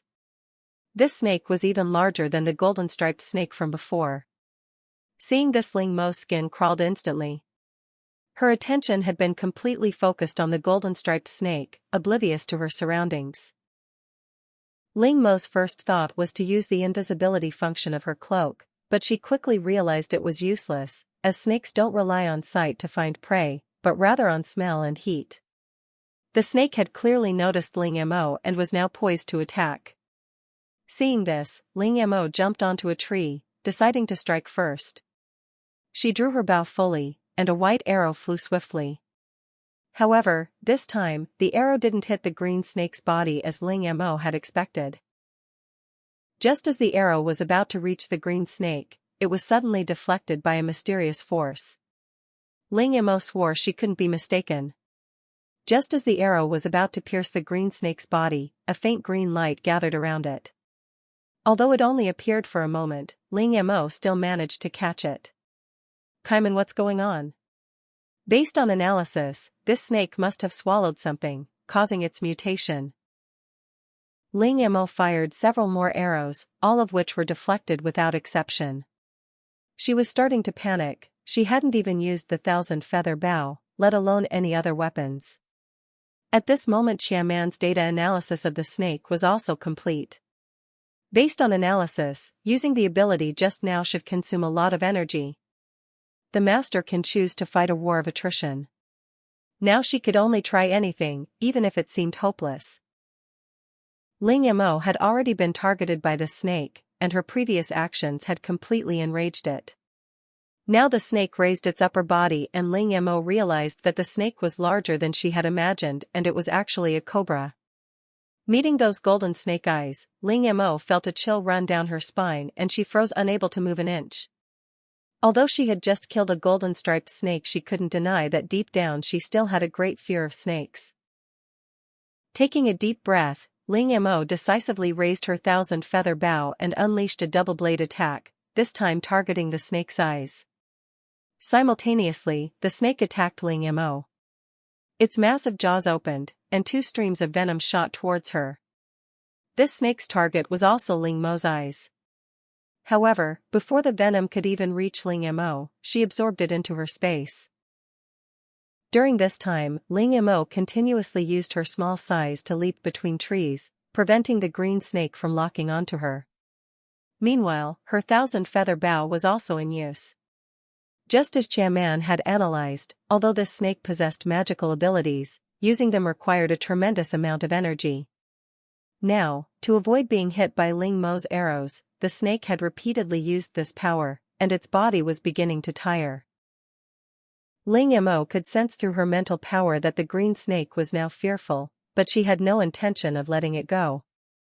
This snake was clearly no ordinary snake, it was intelligent, and intelligence meant holding grudges. If it escapes this time, what if it recovers and comes back to ambush us? Therefore, this snake must die today. With Ling Mo's persistent efforts, the green light finally vanished completely, and an arrow pierced straight into the green snake's body. The green snake hissed in pain, but it knew its fate was sealed and it had to leave quickly. But Ling Mo had already made up her mind that she would never let it go. Ling Mo fired arrows like they were free, one after another, piercing the green snake's body. These arrows were all formed from Ling Mo's mental energy. Previously, she certainly wouldn't have dared to waste mental energy like this, but now with the healing device her worries were gone. 10 minutes later the green snake's movement slowed down and the number of arrows on its body increased, making it look like a hedgehog from a distance. Finally the green snake stopped moving completely. But Ling Mo didn't approach rashly. She could still sense a trace of life on the snake, meaning it still had a breath left, perhaps waiting for her to get close so it could launch a sneak attack. Ling Mo wouldn't fall for that. She immediately conjured another arrow, larger and sharper than all the previous ones, and aimed it at the green snake's vital spot. Only after the snake was completely lifeless did Ling Mo put it into her spatial storage. Inside, she skinned and dismembered it, extracting its gallbladder. Besides the snake gall, Ling Mo also found a green rhombus-shaped crystal inside the snake's body. At the time, this crystal was deeply embedded in the snake's flesh. Analysis revealed that this green rhombus-shaped crystal was the source of the snake's mysterious power. Guardian crystal, a mysterious crystal blessed by forest spirits. Carrying it or attaching it to a weapon will produce unexpected effects. P.S. Because guardian crystals cannot be digested, it is not recommended to swallow them to prevent serious harm to the body. Ling Mo recalled the appearance when she first discovered the crystal, and then looked at the crystal in her hand. Its shape. She couldn't help but think of the priest's scepter she had bought at the Gnostics auction. It was made entirely of branches from the undying tree, with a simple design, inlaid with green crystals, and a crescent moon shape at the top. When Ling Mo saw this item, she felt the white flames within her become restless, so she bought it. After acquiring the priest's scepter, Ling Mo always felt it was missing something, incomplete. Now, the appearance of this guardian crystal sparked a flash of inspiration in her mind. I'll try it again when I get back. Since carrying it around might have unexpected effects, she wanted to see what they would do. With that she put the guardian crystal into the pocket of her inner clothes, keeping it close to her body. As for the snake gall, it was larger than an adult's fist. Swallowing something so large was impossible, she'd choke. She'd wash it clean and cut it with a knife. The gall of the golden-striped snake had improved her eyesight, while the gall of this green snake would grant Ling Mo immunity to snake venom. This would further ensure her safety. She continued towards the water source. Strangely, apart from the two snakes she encountered at the beginning, she didn't encounter another one reaching the water source without any obstacles. This was a mountain stream, the temperature pleasant, with occasional cool breezes that dispelled Ling Mo's body heat. A clear stream of water flowed continuously from the cracks in the rocks.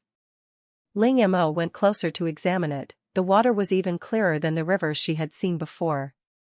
She licked her water-covered fingers, a faint salty taste spreading in her mouth.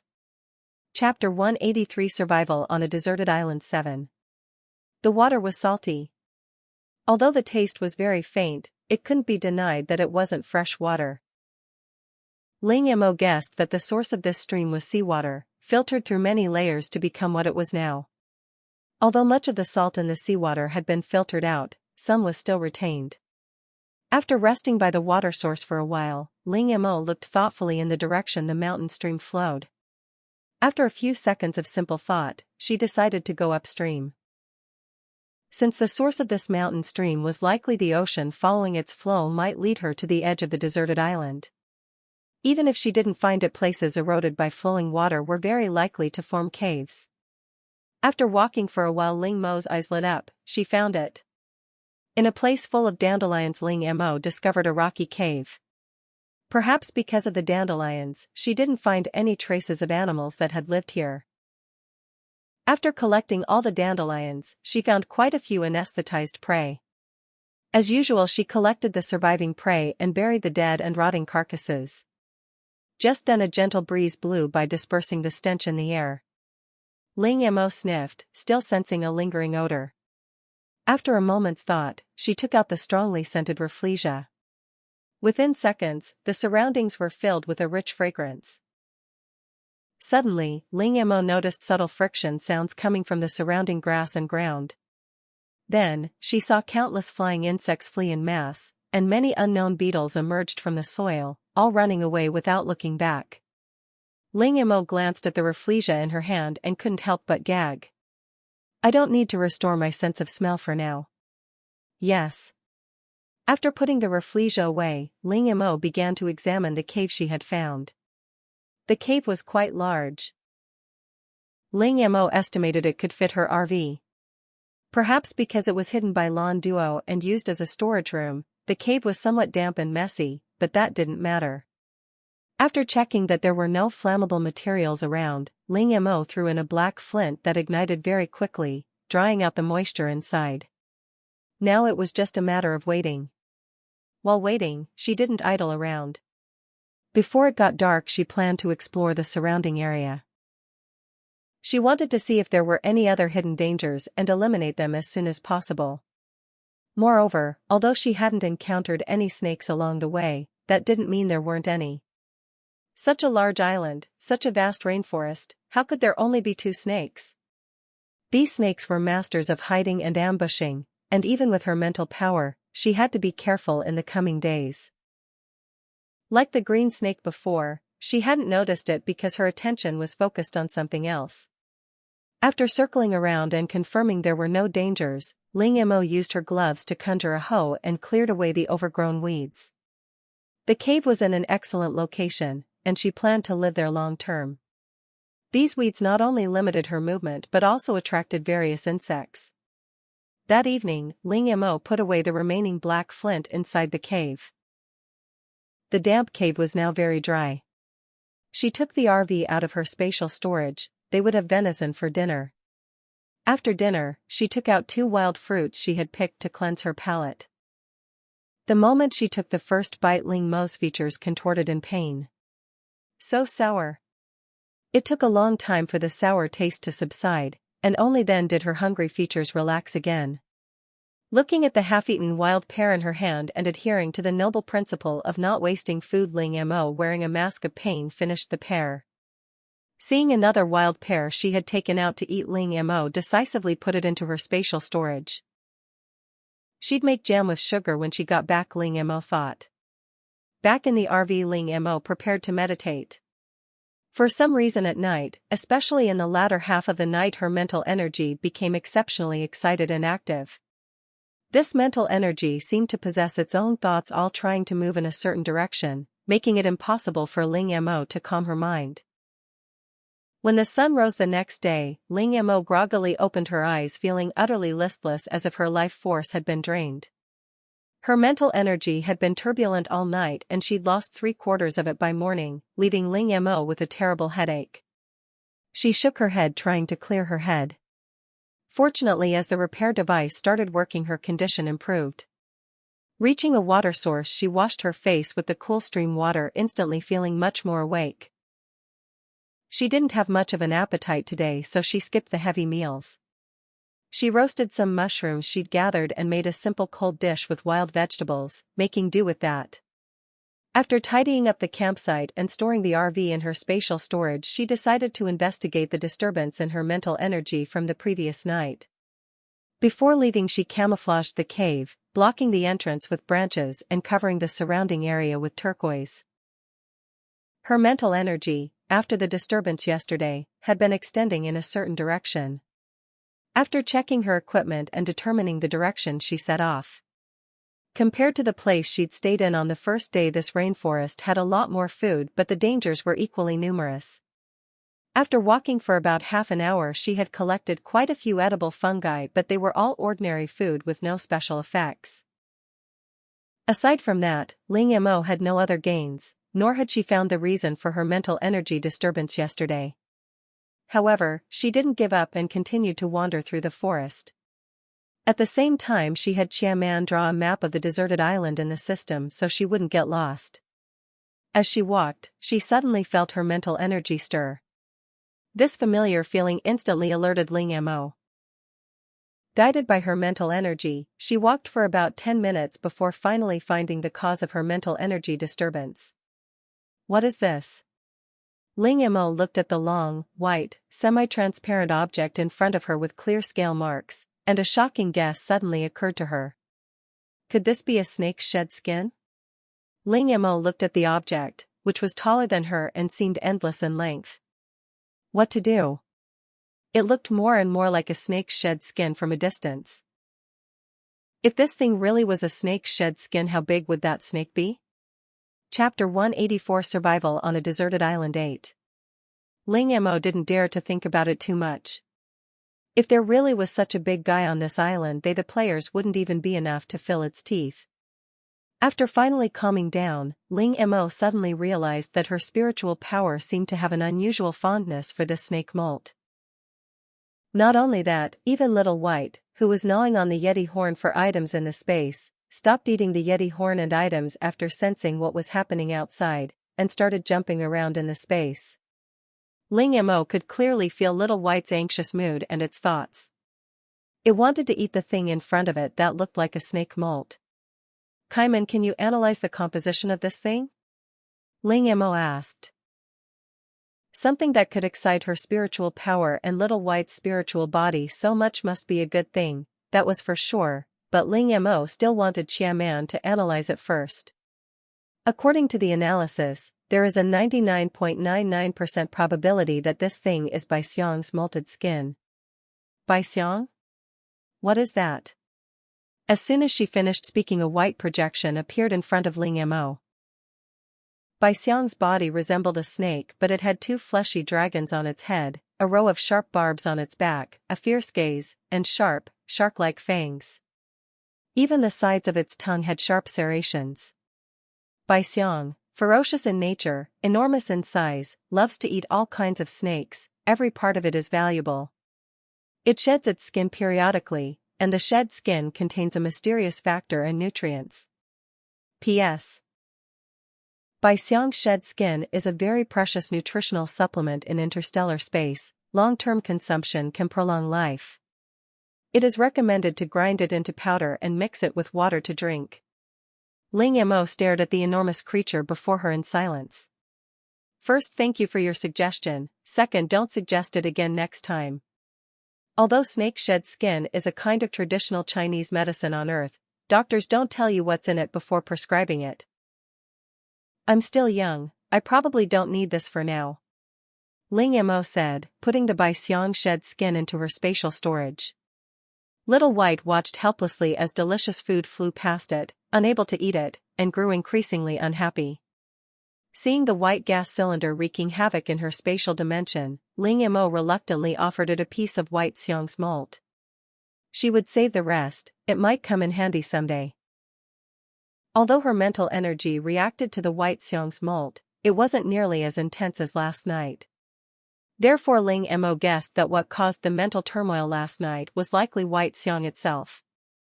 But Ling Mo hadn't detected it, meaning White Xiang was outside her mental detection range. Was it intentional? Or a coincidence? She hoped it was just a coincidence. Ling Mo thought to herself. Although she desperately wanted to know the truth behind the mental turmoil and suspected that White Xiang might possess a treasure useful to her, she had already given up upon seeing the White Xiang's molt. How could she possibly be a match for such a large creature? She didn't want to be swallowed whole before even breaking through its defenses. No wonder she hadn't seen any other snakes besides the initial two. Ling Mo shook her head. Can't afford to mess with this, can't afford to mess with this. Time to run. Clearing the game was more important. After walking in the opposite direction for a while, she suddenly stopped as she passed a thicket. Suddenly a plump rabbit darted out of the weeds. Ling Mo instinctively took a few steps back, then accurately grabbed the rabbit's hind leg from behind. The rabbit's hind leg in her grasp struggled violently. Seeing this, Ling Mo didn't waste any words. She used her body to subdue the rabbit, then picked up a nearby stone and slammed it down heavily. Bang, bang, bang. After 3 consecutive blows, the rabbit was completely lifeless, lying motionless on the ground. She lifted the lifeless rabbit and weighed it, estimating it to be about 7 or 8 pounds. Not bad, a rabbit practically delivered itself to her doorstep. Although Ling Mo wasn't short of food, who would complain about having too much food, just like no one would complain about having too much money? Suddenly Ling Mo sensed another unusual sound. It was the sound of footsteps on the ground. Judging from the sound, there were probably 3 people. Unleashing her full mental power was too energy-consuming and easily distracted her. Therefore, normally, she only allowed her mental power to cover a range of 5 to 10 meters around her, ensuring she could detect anyone approaching immediately, like now. The footsteps were coming from the direction the rabbit had come from. Considering the rabbit's state just now, it was clearly running away. And these 3 people must have been chasing it. Ling Mo immediately put the rabbit in her hand into her spatial storage. She glanced around. There was no blood when she killed the rabbit, so there was no need to clean up the bloodstains. The 3 people were still approaching, and one of them seemed to have spotted her. It was only the 3rd day of the game, and supplies were plentiful, everyone shouldn't be starving yet. Thinking this, Ling Mo continued walking forward nonchalantly until a voice came from behind her. Stop. Hearing the voice, Ling Mo turned around, her eyes widening slightly in surprise. Is there something you need? She tilted her head and asked politely. The 3 male players who had just emerged from the bushes exchanged glances. The leader, a man in a gray long-sleeved shirt, spoke first. Did you see a rabbit? Yes, Ling Mo nodded. A rabbit just ran past me. She gestured with her hand in the air, then said regretfully, what a pity, that rabbit must have weighed several pounds, but it ran too fast, it disappeared in a flash. If you want to look for it, go that way, Ling Mo said, pointing to a dense patch of grass.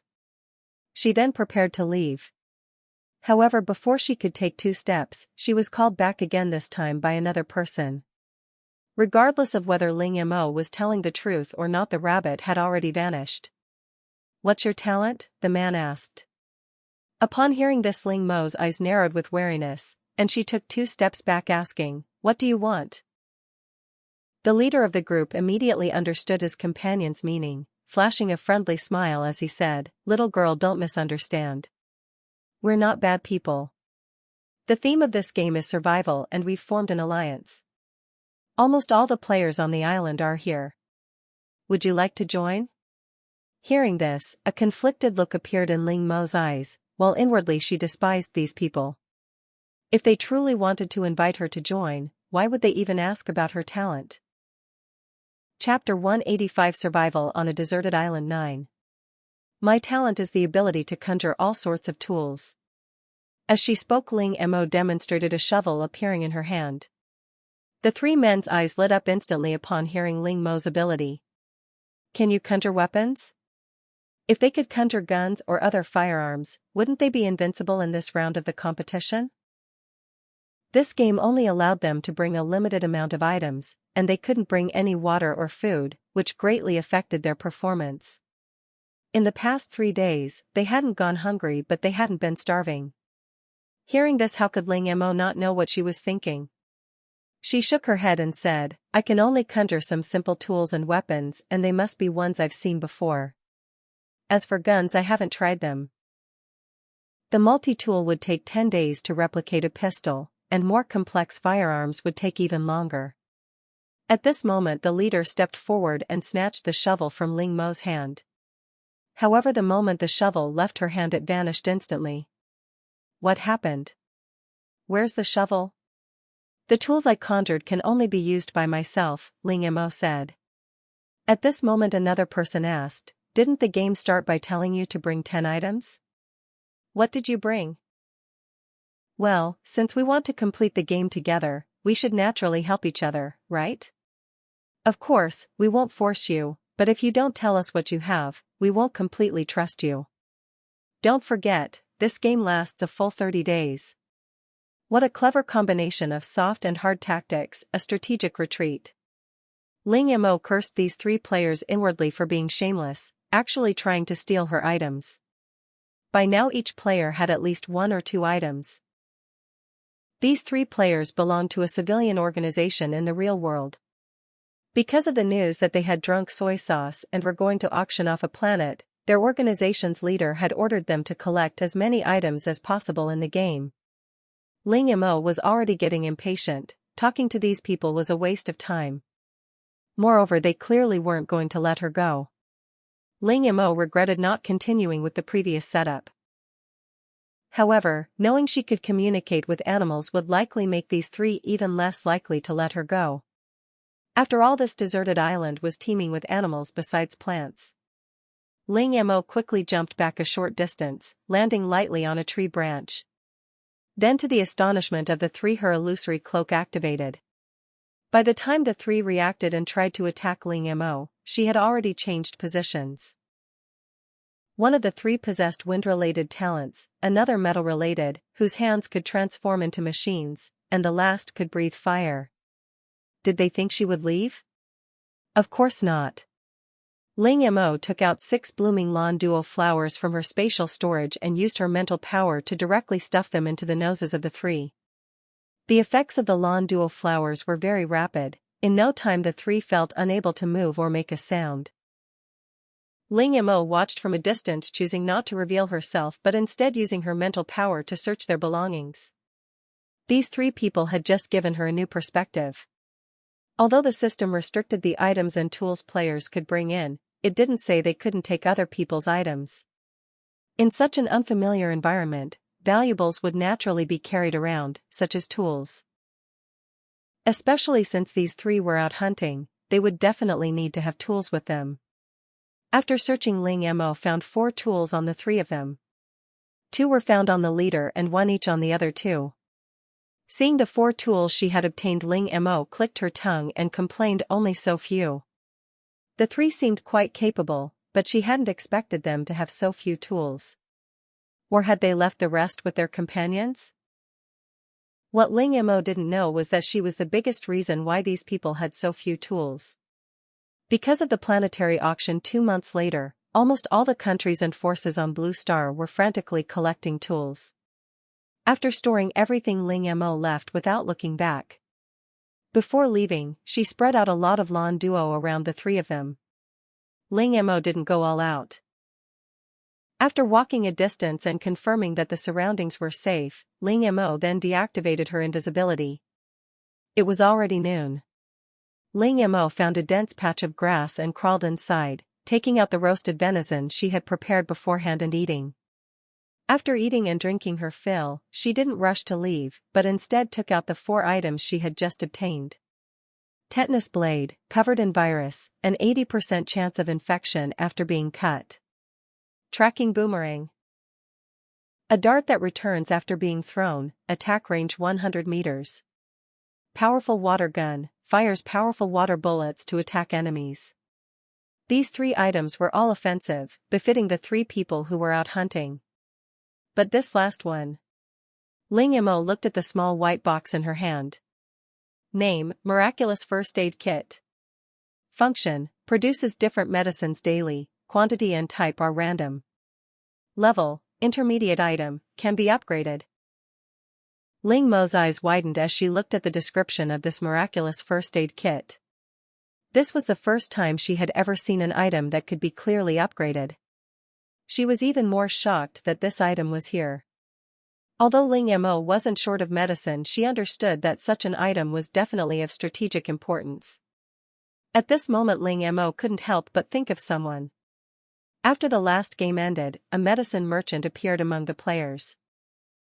This was an anonymous player, and the various medicines he offered included those available in the system shop, as well as those not. The medicines changed daily, and because the quantity was limited, his reputation was far less than Ling Mo's. Looking at the magical medicine box in her hand, Ling Mo thought she probably knew who this anonymous player was. Furthermore, the item was hidden very well. If Ling Mo hadn't possessed mental power, who would have thought someone would hide an item in their pants? Ling Mo guessed that this person must have obtained the item unintentionally but kept quiet, otherwise, the item would definitely not have remained in his possession.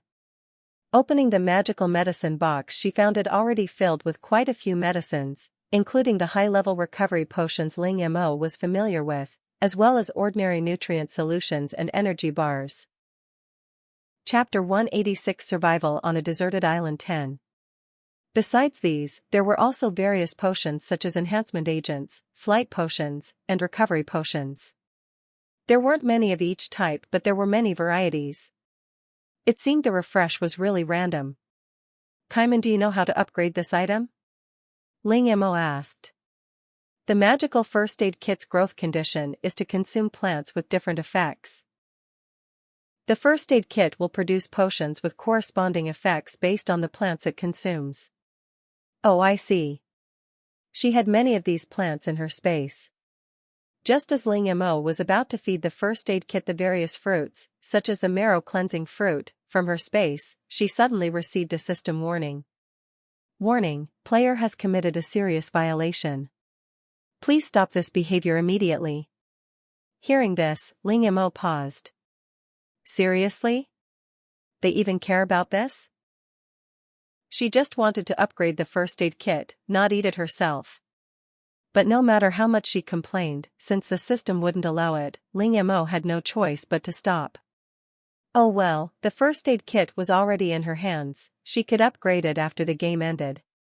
Thinking this, Ling Mo emerged from the bushes and continued on her way, still holding the tetanus blade she had just acquired. As she walked, a question suddenly occurred to her: could the all-purpose gloves duplicate items? Looking at the tetanus blade in her hand, Ling Mo tried to duplicate it using the all-purpose gloves.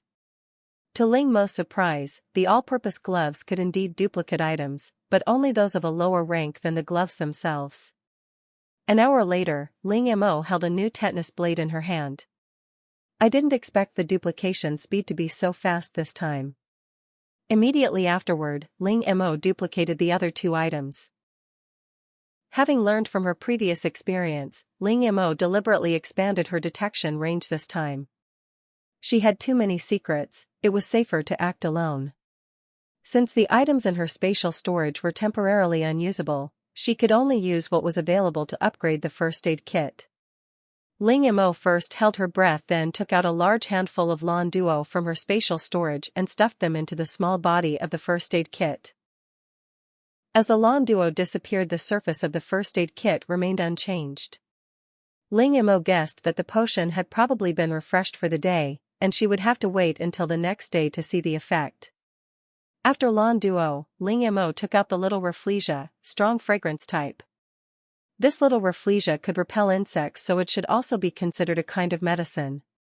In a patch of grass, with Qiaman's reminder, Ling Mo found a large clump of plants that looked like yams. Vine yam, rich in nutrients, strengthens the spleen and aids digestion, and long-term use can also prolong life. Seeing this, Ling Mo quickly pulled it out of the soil. Both its appearance and color were exactly the same as the yams on Blue Star, but it was several times larger. Each one was as thick as a bowl, taller than her, and the surrounding yam tubers were as big as her fist, like potatoes. Ling Mo broke off a piece of vine yam and put it in the medicine box. After that, she began to collect the yams quickly, big and small, long and short, thick and thin, not letting any go uncollected. During the harvesting of vine yams, Ling Mo discovered that some of them had been damaged. Animals were digging into the soil, searching for the yams to eat, leaving deep and shallow marks on the surrounding land. One patch of soil had clearly been recently turned over, and the moisture in the soil had not yet completely dried. Seeing this, Ling Mo immediately used her mental power to wrap up all the vine yams still buried in the soil and then stored them all in her spatial storage. Immediately afterward, the ground shook, and the soil beneath her feet began to collapse. Seeing this, Ling Mo quickly retreated a few steps to a safe area. A muffled thud was heard, and the spot where she had just stood collapsed, leaving a deep pit in the ground. These were areas where vine-like yams grew. Ling Mo, along with the yams and soil, had been taken into Li space, which explained the current situation. These yams had been growing here for who knows how many years, many growing huddled together. A rough estimate suggested she had harvested at least several hundred kilograms of vine-like yams this time. After walking for a while, the surrounding light gradually dimmed. Checking the time, it was already afternoon. Ling Mo quickly followed the route drawn by Qiaman back. The rainforest at night was still too dangerous. Passing the spot where she had knocked down the 3 people, she specifically checked it out. The 3 were still lying there, showing no signs of waking up because of the surrounding Lan Duo. However, several animals that had also been affected lay beside them. Unexpectedly, the Lan Duo she had created to prevent the 3 from waking up had become their guardian spirit. Ling Mo ignored the 3 people, collected the affected animals, and turned to leave. Finally, before nightfall, Ling Mo returned to the cave. While still some distance from the cave, Ling Mo used her mental power to collect all the Lan Duo around it. By the time she returned, the scent of Lan Duo in the air had mostly dissipated. Ling Mo first went to the water source, filled her water gun, and then began processing today's prey. She cleaned the rabbit that had willingly come to her, planning to roast it for dinner. As for the prey she had collected on her return, there were 3 in total, 2 deer and a wild boar with sharp tusks. All 3 prey were quite large, so Ling Mo simply dismembered them using her spatial storage. Ling Mo also took some venison, intending to roast it along with the rabbit. Unlike the deer she had caught before, these 2 deer did not have antlers, suggesting they were both females, and their meat was relatively more tender. After dinner, Ling Mo returned to her RV and began meditating. The first half of the night was peaceful, but in the latter half, her mind became incredibly excited again. Ling Mo slowly opened her eyes in the RV. In her detection, a colossal creature was slowly moving. Despite its enormous size, no trees were damaged in its path, and it didn't even make a sound. If it weren't for her spiritual power, Ling Mo would never have detected its presence. At this moment, Ling Mo's heart was in her throat, her heart pounding with fear. She was absolutely certain that this giant was Baixiang. Even though she had been mentally prepared, she was still terrified when Baixiang actually appeared. Fortunately, its target wasn't her, it seemed to be merely passing by. Even so, Ling Mo dared not make a sound. Suddenly, she sensed something was wrong. Chapter 187 Survival on a Deserted Island 11. Why could she sense the pain emanating from Baixiang's body? Since breaking through to level 3, Ling Mo had become extremely sensitive to emotions. Unsure, she carefully sensed it again, and indeed it was an aura of pain. However, Ling Mo didn't intend to meddle. About half an hour later her mind gradually calmed down, and Bai Xiang's figure disappeared in a certain direction on the deserted island. Wait, does Bai Xiang have anything that can enhance mental power? Ling Mo suddenly asked. No, but Bai Xiang is a treasure trove, its scales can be used to forge weapons, and its flesh can be eaten to strengthen the body. If that's the case, then Ling Mo's mental power surge wasn't caused by Bai Xiang. The next day, Ling Mo ate breakfast and dinner while taking out her magical first aid kit. The previously empty kit now contained 10 bottles of medicine neatly arranged. Among them were 3 nutritional supplements, 2 deworming solutions, 3 bottles of Rafflesia perfume, and 2 stamina potions. Ah, these 3 bottles of perfume, can this even be considered medicine?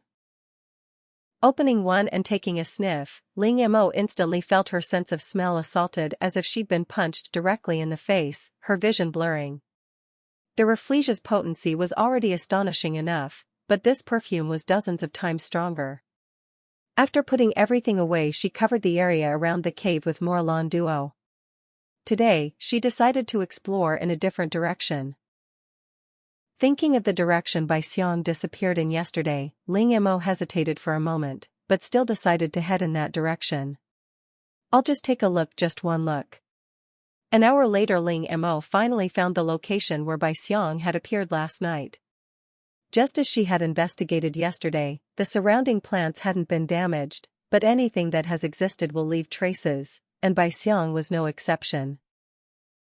Although there were no signs of damaged plants or signs of significant movement on the ground, Ling Mo still managed to find a few clues around.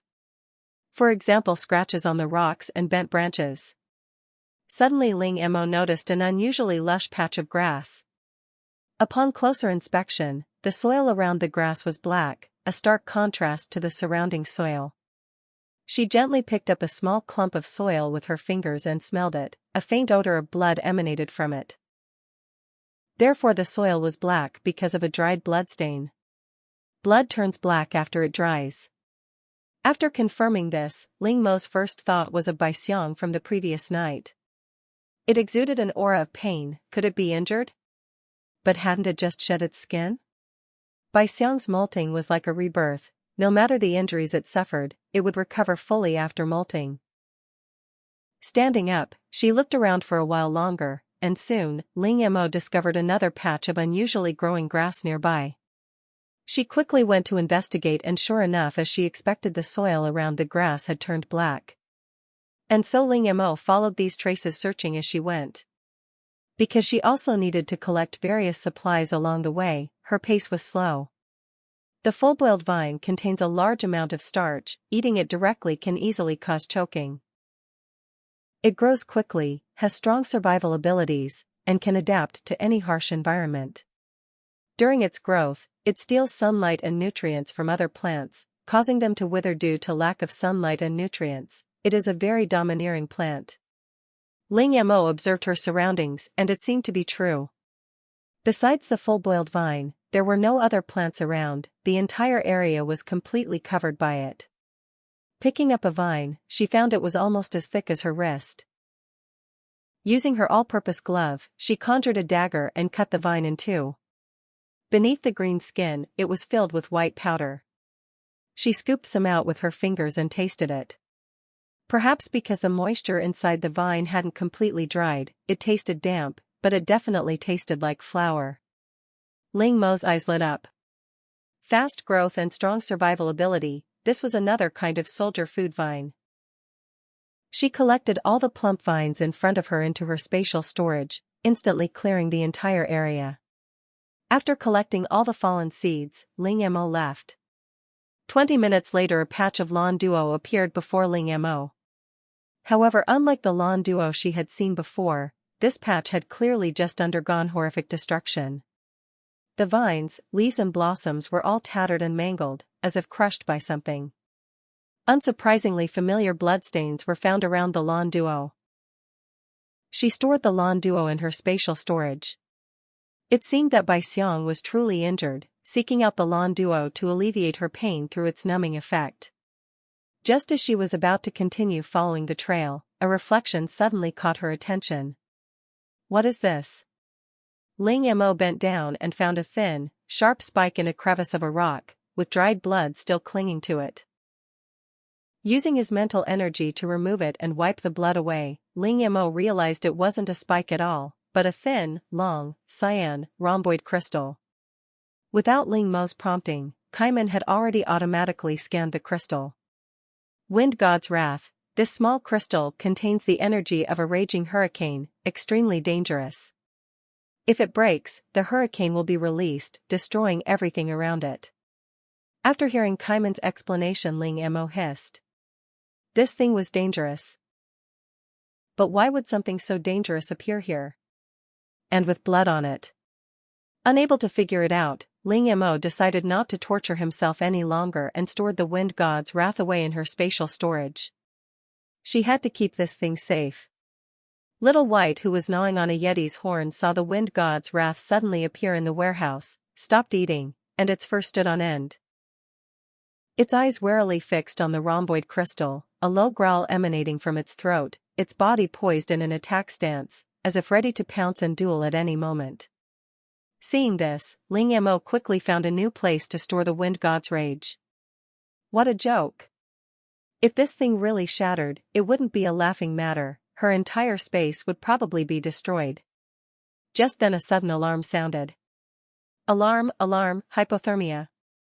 Chapter 188 Survival on a Deserted Island 12. Ling Mo was startled by the sound. Her cold resistance was already maxed out, how could her stamina be too low? Anomaly detected on the sole of her left foot. Hearing this, Ling Mo quickly lifted her left foot and a crescent-shaped blue stone had appeared beneath her feet.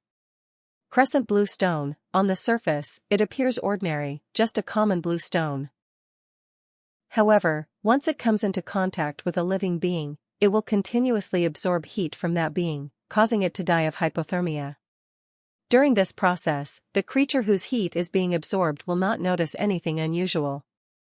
Bending down to pick up the stone, Ling Mo didn't feel any discomfort but the weight. Alarm sounded again in her ears.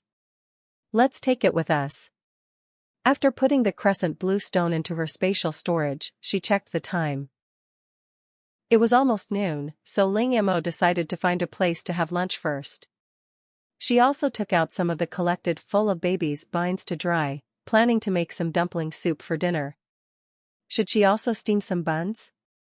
Just as Ling Mo was struggling with her decision, she suddenly realized she didn't have any yeast. Making steamed buns was out of the question, so she had to give up. After lunch, she continued walking, but as the surrounding weeds grew increasingly dense, every step became incredibly difficult. Especially after the insect-attracting herb lost its effectiveness, some small insects started swarming around her. She took out the insect repellent she had refreshed that morning, opened it, and was about to drink it when her eyes inadvertently fell on the instructions on the bottle, and her hand froze. So it's for external use? She almost drank the insect repellent herself. She evenly applied the repellent to her body, and the effect was immediate. The small insects that had been swarming around her disappeared instantly, and her ears became much quieter. The insect problem was solved, but the weed problem remained. Hiss. A blade of grass propelled by inertia struck Ling Mo's face. Touching the spot where she had been hit, she was thankfully wearing a mask. Her clothes were thick enough that it hadn't torn. Here she found a large area stained with blood, no wonder the weeds grew so lushly. Holding a large machete conjured from her all-purpose glove, she cleared away all the weeds in her path. After searching the area for a while without finding anything of value, Ling Mo was somewhat disappointed. Finally emerging from the dense weeds, she suddenly heard voices in the distance.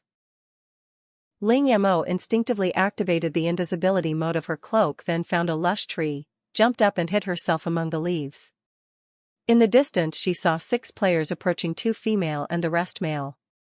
The 2 women were protected in the middle. Each of them carried a stick, probing the grass as they walked, trying to alert the others. Judging from their coordinated actions and lack of obvious suspicion, they were likely acquaintances in real life. 6 people who knew each other entering the same game simultaneously was an extremely rare occurrence. Moreover, they were able to gather together right at the start of the game. Ling Mo guessed that these people must have used some kind of team-up item. This team-up item is sold in the system shop for 10 gold coins. It can only be used 5 times. 1 captain and 5 team members make 6 people. These people seemed to be hunting. They cooperated seamlessly and had a clear division of labor. In no time they caught 3 fat rabbits and a green feathered pheasant. TSK, not bad for today's harvest. It's just a pity about those traps we set. We didn't catch a single prey, wasting our time. Ling Mo looked at the man who spoke among the 6. Traps? Where are they? These people are here, so the traps should be nearby. Ling Mo used her mental power and found 2 traps a few hundred meters away. They were filled with sharp bamboo spikes. If you accidentally fell in, you would be instantly turned into a hedgehog. Not only that, she also found several animal traps. If you got caught in those, your bones would be broken.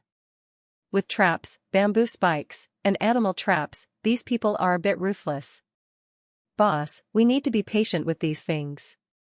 Let's try moving the traps to a different location later, maybe it'll work. Besides, one of the traps wasn't triggered. There were still bloodstains on it, which means our traps are still effective. Another person said, "It's really strange. It's been 4 days, and we haven't encountered a single player besides us." A female player chimed in, "Yeah, we were all teleported together before, but this time we're teleporting separately. This island is so big, how are we supposed to find anyone?" Another player comforted him, "What's the rush? This game lasts for 30 days anyway, we'll eventually encounter them. Besides, we've already figured out this area. Once someone comes, they won't escape our grasp." Ling Mo, perched in the tree, overheard these people blatantly targeting the players. They were clearly treating the players as mobile supplies.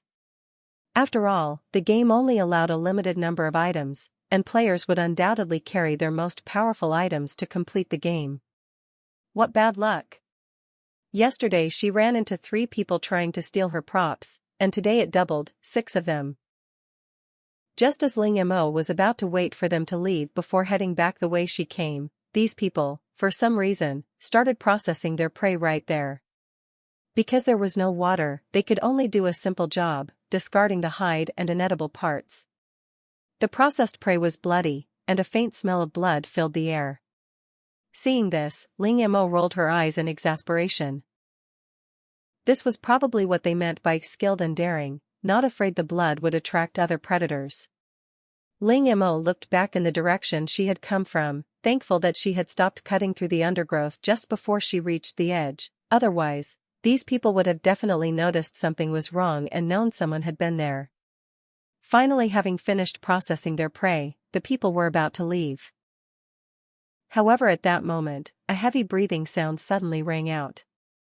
A black wolf strode out of the grass, its sharp eyes fixed on the 6 people not far away.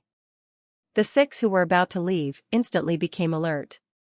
One of them complained, "I told you not to process the prey here, but you wouldn't listen. I was just trying to save time, and besides, nothing happened before."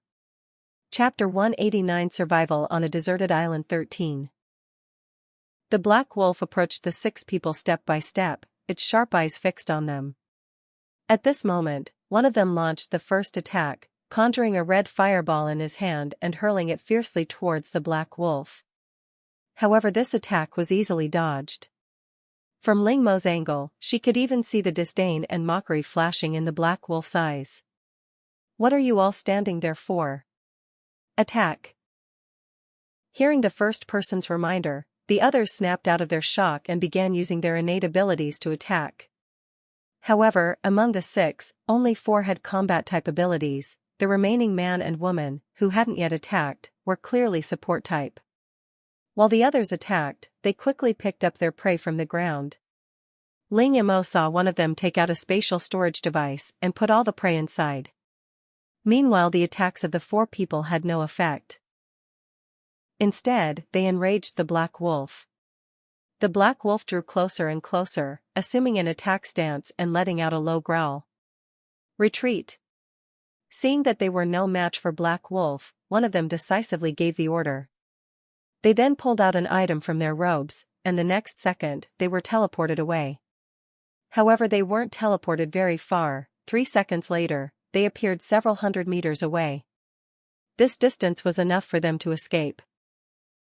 Moreover, Black Wolf didn't seem to have any intention of pursuing them. After the 6 people left, Black Wolf staggered and then collapsed to the ground with a thud. Only then did Ling Mo notice that Black Wolf's hind legs were twisted, and there were 2 bloody holes in its abdomen. Perhaps because of its all-black fur and the tension, the others hadn't noticed. Seeing Black Wolf twitch on the ground and then move slightly, its wounds slowly bleeding from the exertion, Ling Mo hesitated. To be honest, Black Wolf's fighting prowess had greatly impressed her. However, she didn't act rashly, first attempting to communicate with it using her mental power. Perhaps due to its severe injuries and the recent battle, Black Wolf's consciousness was beginning to blur. Ling Mo could only temporarily send a message of goodwill through his mental energy, letting the wolf know she was there to rescue it, lest it suddenly attack. After sending the signal, the Black Wolf didn't respond, but that didn't matter anymore. Ling Mo jumped down from the tree, took out the potion she'd refreshed that morning, and used it to keep the Black Wolf alive. Upon closer inspection, the Black Wolf was unexpectedly large. She hadn't noticed it from a distance. No wonder those people were so wary. Ling Mo estimated she was barely as tall as one of the wolf's legs. After doing all this, she treated the Black Wolf's wounds to prevent the people from noticing something was wrong and returning. Ling Mo's movements were swift. She then stored the Black Wolf in her spatial storage. This was probably where those people frequented, so Ling Mo decided to return the way she came. Because she didn't waste any time on the way, Ling Mo quickly returned to the camp. She cleared away the surrounding wisps of blue clouds and released the Black Wolf into the cleared space. Perhaps because the stamina potion had provided the Black Wolf with some energy, its breathing, though weak, was still relatively steady. Ling Mo's healing abilities were limited to the video footage, but that wasn't important. Before starting the treatment, Ling Mo needed to clean the hair around the wound that was stuck together with blood. That's easy. Ling Mo conjured a special shaving clipper and shaved the hair around the wound clean in a few minutes. Then she ground the anesthetized lawn duo into powder and sprinkled it evenly on the wound. Only then did Ling Mo see the original appearance of the wound. In addition to 2 obvious circular wounds, there were also half-circles of smaller wounds around them. The 2 largest circular wounds were even larger than her 2 fists. Judging from this, it was obvious that she had been bitten in the waist by something. If that was the case, Ling Mo summoned white flames and, together with the healing device, healed the wound on this side first. A few minutes later, Ling Mo's face was pale. Healing and saving lives is really not an easy task. Fortunately, the healing device was powerful enough. 10 minutes later, the wound on the Black Wolf's side was completely healed. Then, Ling Mo put the Black Wolf into her spatial storage, then flipped it over and released it again. Sure enough, just as Ling Mo had guessed, the Black Wolf also had 2 obvious wounds on both sides. After shaving off the fur, the wounds on one side were almost symmetrical to those on the other. The Black Wolf was already quite large, but for an animal to inflict such severe injuries, its size must have been enormous. At that moment, the first person Ling Mo thought of was Bai Xiong. If it were Bai Xiong, leaving such wounds wouldn't be impossible. Watching the healing device busy on the Black Wolf, Ling Mo suddenly wondered what if the wolf ran away after being healed. So she quietly told the device not to fully heal it. However, upon asking, she discovered that Kaiman had already considered this. The device had taken precautions from the beginning. The Black Wolf's wounds only appeared to be healed on the surface, but the internal wounds weren't actually healed. Hearing this, Ling Mo felt relieved and turned to treat the wounds on the Black Wolf's paws. The paw wounds weren't from being bitten, but from being caught in a trap. Remembering the conversation she'd overheard, she remembered a trap being triggered but failing to catch any prey. Because it had injured a bone, Ling Mo found some straight pieces of wood. Then she secured it with bandages. The bandages, developed at the base using the outer skin of repairing aloe vera, were not only waterproof and airtight, but also had some therapeutic effects. By the time all the wounds were treated, it was completely dark. Ling Mo stood up, took out the RV, and began preparing dinner. She tasted a bowl of dumpling soup made with flour from the baobao vine and nodded in satisfaction. Not bad, 100 times better than bingli angluo. Even though Ling Mo hadn't added any seasoning, the dumpling soup had a very rich flavor, which could only be due to the baobao vine's own flavor. After enjoying a delicious meal, she checked on the growth of the baobao vines in her space. The baobao vines, which had only been planted recently, had already begun to sprout. At this rate of growth, it wouldn't be long before she could sell them in large quantities. Ling Mo had deliberately cleared a large area specifically for planting the baobao vines, giving them ample space to thrive. Chapter 190 Survival on a Deserted Island 14. After checking on the black wolf, Ling Mo took out a pre-processed wild boar hind leg from her spatial storage. She then entered the RV to rest. Unbeknownst to her, after she turned away, the black wolf, which had been keeping its eyes closed, slowly opened them. Looking at Ling Mo's departing figure, then at the prey laid out before it, it closed its eyes again. The water tank still had about a third of its capacity remaining, so Ling Mo decided to go to the river to get fresh water the next day. She planned to take a good shower today. She felt constantly damp these past few days in the rainforest. Half an hour later, Ling Mo emerged from the bathroom, feeling refreshed. After drying her hair and putting it up, she washed her clothes in the washing machine and then dried them in the dryer. Once dressed neatly, she began her cultivation. By the way, wait a minute, what breed is that black wolf? Ling Mo suddenly asked. Fighting wolf, large size, intelligent, powerful combatant, skilled in teamwork. Then, Chia Man showed Ling Mo pictures of fighting wolves, but the fighting wolves in the photos are all white, why is this one black? A mutated breed, appearing with a 1 in 10,000 probability. Black fighting wolves are considered unlucky by the pack and are abandoned at birth, so very few black fighting wolves live to adulthood. Ling Mo's mouth dropped open slightly. I see. So this black wolf has no companions. While feeling a little sorry for the black wolf, Ling Mo also felt a secret delight. Wolves are pack animals. If this black wolf had other companions, it would be difficult for her to abduct it. But if it was alone, it would be much easier. According to the scan, the fighting wolf outside is an extremely rare mutant, in its subadult stage. Subadult means not yet an adult. The black wolf is already large enough, she wondered if it would grow even larger after reaching adulthood. The next day, Ling Mo got out of the RV early and first checked on Black Wolf. After treatment with the medical device and a night's rest, Black Wolf was significantly better than the day before. Moreover, the wild boar leg she had placed in front of Black Wolf yesterday was gone. It was obvious Black Wolf had eaten it. Breakfast was fish and meat dumpling soup. While preparing breakfast, Ling Mo brought another boar leg to Black Wolf. I know you're awake and can hear me. Black Wolf's ears twitched, then it slowly opened its eyes, its golden eyes as beautiful as jewels. Black Wolf stared directly at Ling Mo, as if asking, "What do you want?" Seeing this, Ling Mo placed the boar leg in front of Black Wolf and smiled. Well, my water is almost gone, I need to find a water source. Do you want to come with me, or should I take you? A woo? What's the difference? Of course there's a difference. If you come with me, we'll be setting off soon, and the journey is quite long. I'm worried your injuries won't hold up. Ling Mo's expression was one of deep concern. A woo? Then how will you take me? As he spoke, the Black Wolf glanced at Ling Mo's small frame. This person probably couldn't even lift one of its legs.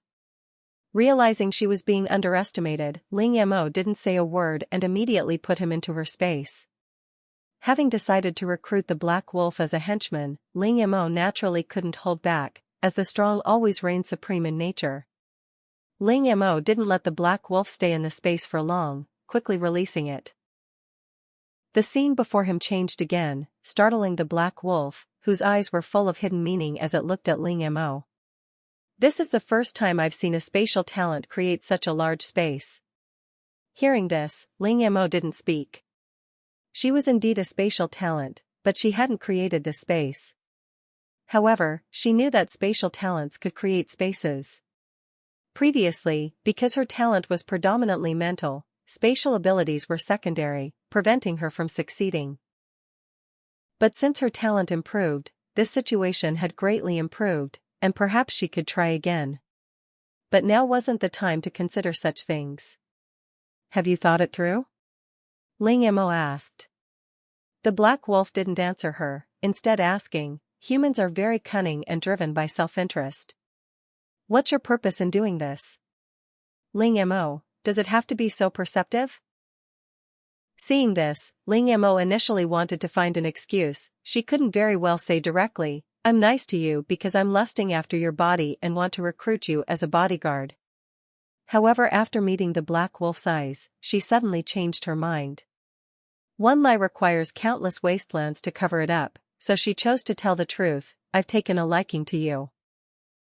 Upon hearing this, the Black Wolf staggered, its wolf eyes widening in shock, then it shook its head violently in refusal. We are different races, it's impossible. Ling Mo. Realizing that her words had caused the misunderstanding, Ling Mo quickly explained, what nonsense are you thinking? What I mean is that I'm attracted to your fighting ability and want to recruit you as my bodyguard.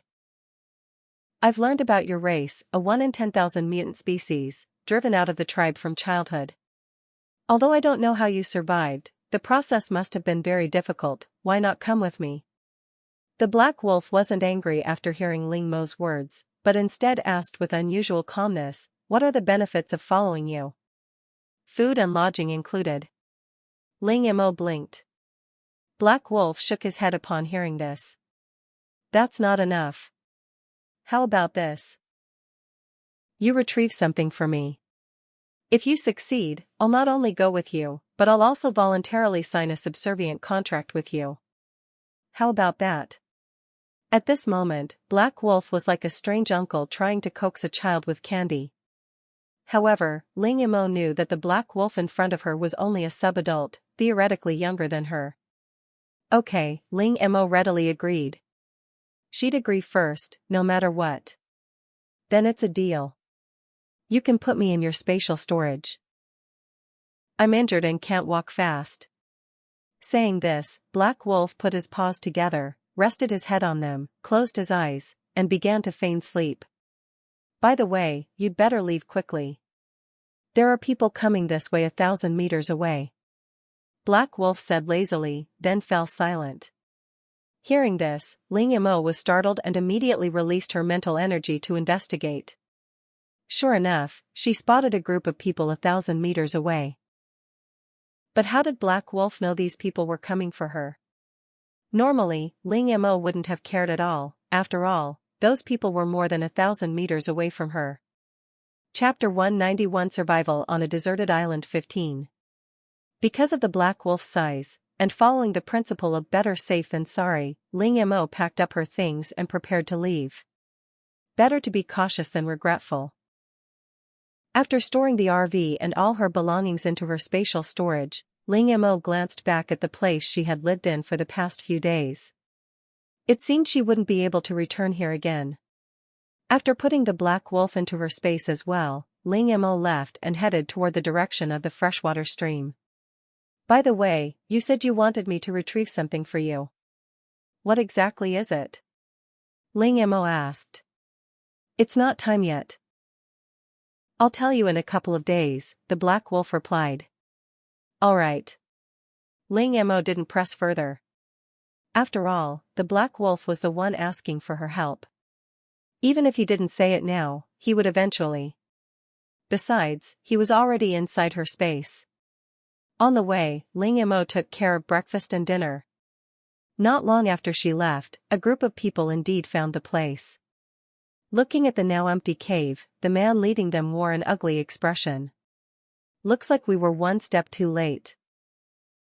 He then turned to a skinny man beside him, thin as a bamboo pole, and asked, "Can you tell which direction they went?" The bamboo-like man sniffed the air. After a moment, he shook his head. "No, boss. That person has probably been gone for quite a while. The scent has almost completely faded." Just then, an excited voice rang out from not far away. "Water. It's water, boss." The moment those words were spoken, nearly everyone rushed toward the source of the sound like madmen. Since the game began, although they hadn't starved, water had been extremely scarce. Over the past few days, they had relied on wild fruits with high moisture content to replenish their bodies. But most of those fruits were sour and astringent, with only a few actually tasting good. Eating them was like opening a blind box each time. So when they saw water trickling out from between the rocks, excitement flashed across everyone's faces. However, no one acted recklessly. The leader turned to the bamboo-thin man and said, "You drink first." Hearing this, the man dared not disobey. Licking his cracked, dried lips, he cupped some water in his hands, closed his eyes, and drank it down as if facing death. Perhaps because he hadn't had water for so long, he didn't notice anything unusual. Instead, it felt like sweet rain after a long drought, bringing comfort to his entire body. Seeing that he showed no signs of discomfort, the others concluded that the water wasn't poisonous. They shoved him aside and rushed forward, scrambling to drink. This water was not true freshwater but seawater that had been filtered countless times. Although it was already very diluted, seawater was still seawater. Even if someone sensed something was off, they would likely assume that the water here simply tasted that way. Meanwhile, after walking continuously for several hours, Ling Mo finally returned to the place where she had first arrived. In just a few days, snow had already begun falling on this side of the island. A thin layer of snow covered the ground. Ling Mo checked her clothes, especially her hair, and tucked it properly under her hat. The moment she stepped across the boundary line, a gust of cold wind struck her. When she exhaled, white mist immediately rose in front of her. She glanced at the exposed skin on her body, which was turning pale at a visible speed. Not bad. It's not as cold as ice snow star. Ling Mo thought optimistically. In fact, she felt more at ease in this environment than she had in the rainforest. There were some animal footprints on the ground. Following those tracks, she quickly found the freshwater river. At this moment, a layer of ice had already formed on the surface of the river, though it didn't look very solid. Ling Mo casually picked up a stone from the side and threw it onto the ice. Instantly, cracks spread across the surface with ease. Seeing this, she immediately gave up the idea of walking on the ice. After filling her water tank, she caught a large number of fish and stored them in her space. After all, she was no longer in a feed-only-myself situation. As for the food inside her space, if the black wolf ate it, she wasn't sure whether the game system would count that as cheating. It was better not to take the risk. After finishing everything, Ling Mo was about to leave when the black wolf's voice suddenly sounded in her ears. Somehow, it had found a way to communicate with her through mental power. 1 kilometer to the east, there's a cave. A giant strength bear lives inside. Go kill it. Ling Mo, do you hear yourself right now? A giant strength bear, just from the name alone, it didn't sound easy to deal with. And you want me to kill it? Are you trying to make things difficult for me? At that moment, Qiaman promptly provided information about the creature. Giant strength bear, massive build, extraordinary strength, extremely territorial. P.S. If it's winter, you may safely approach it, but be careful not to wake it. A giant strength bear awakened from hibernation will immediately enter berserk mode. Got it. So it has serious waking up rage. Looking at the surrounding weather, the giant strength bear should currently be in hibernation. Can I ask why I need to do this? Ling Mo said. It couldn't possibly be because the black wolf had a personal grudge and wanted to use her to kill it, right? I do have a grudge against it, the black wolf admitted frankly. But that's not important. What's important is that if you want to obtain the item I mentioned, you'll need the bear's fur. Otherwise, the difficulty will increase significantly. And you may even risk your life. At the mention of risking her life, Ling Mo immediately grew serious. Nothing was more important than her own survival. Still, she didn't act recklessly. Following the direction the black wolf had indicated, she slowly extended her mental power to scout ahead.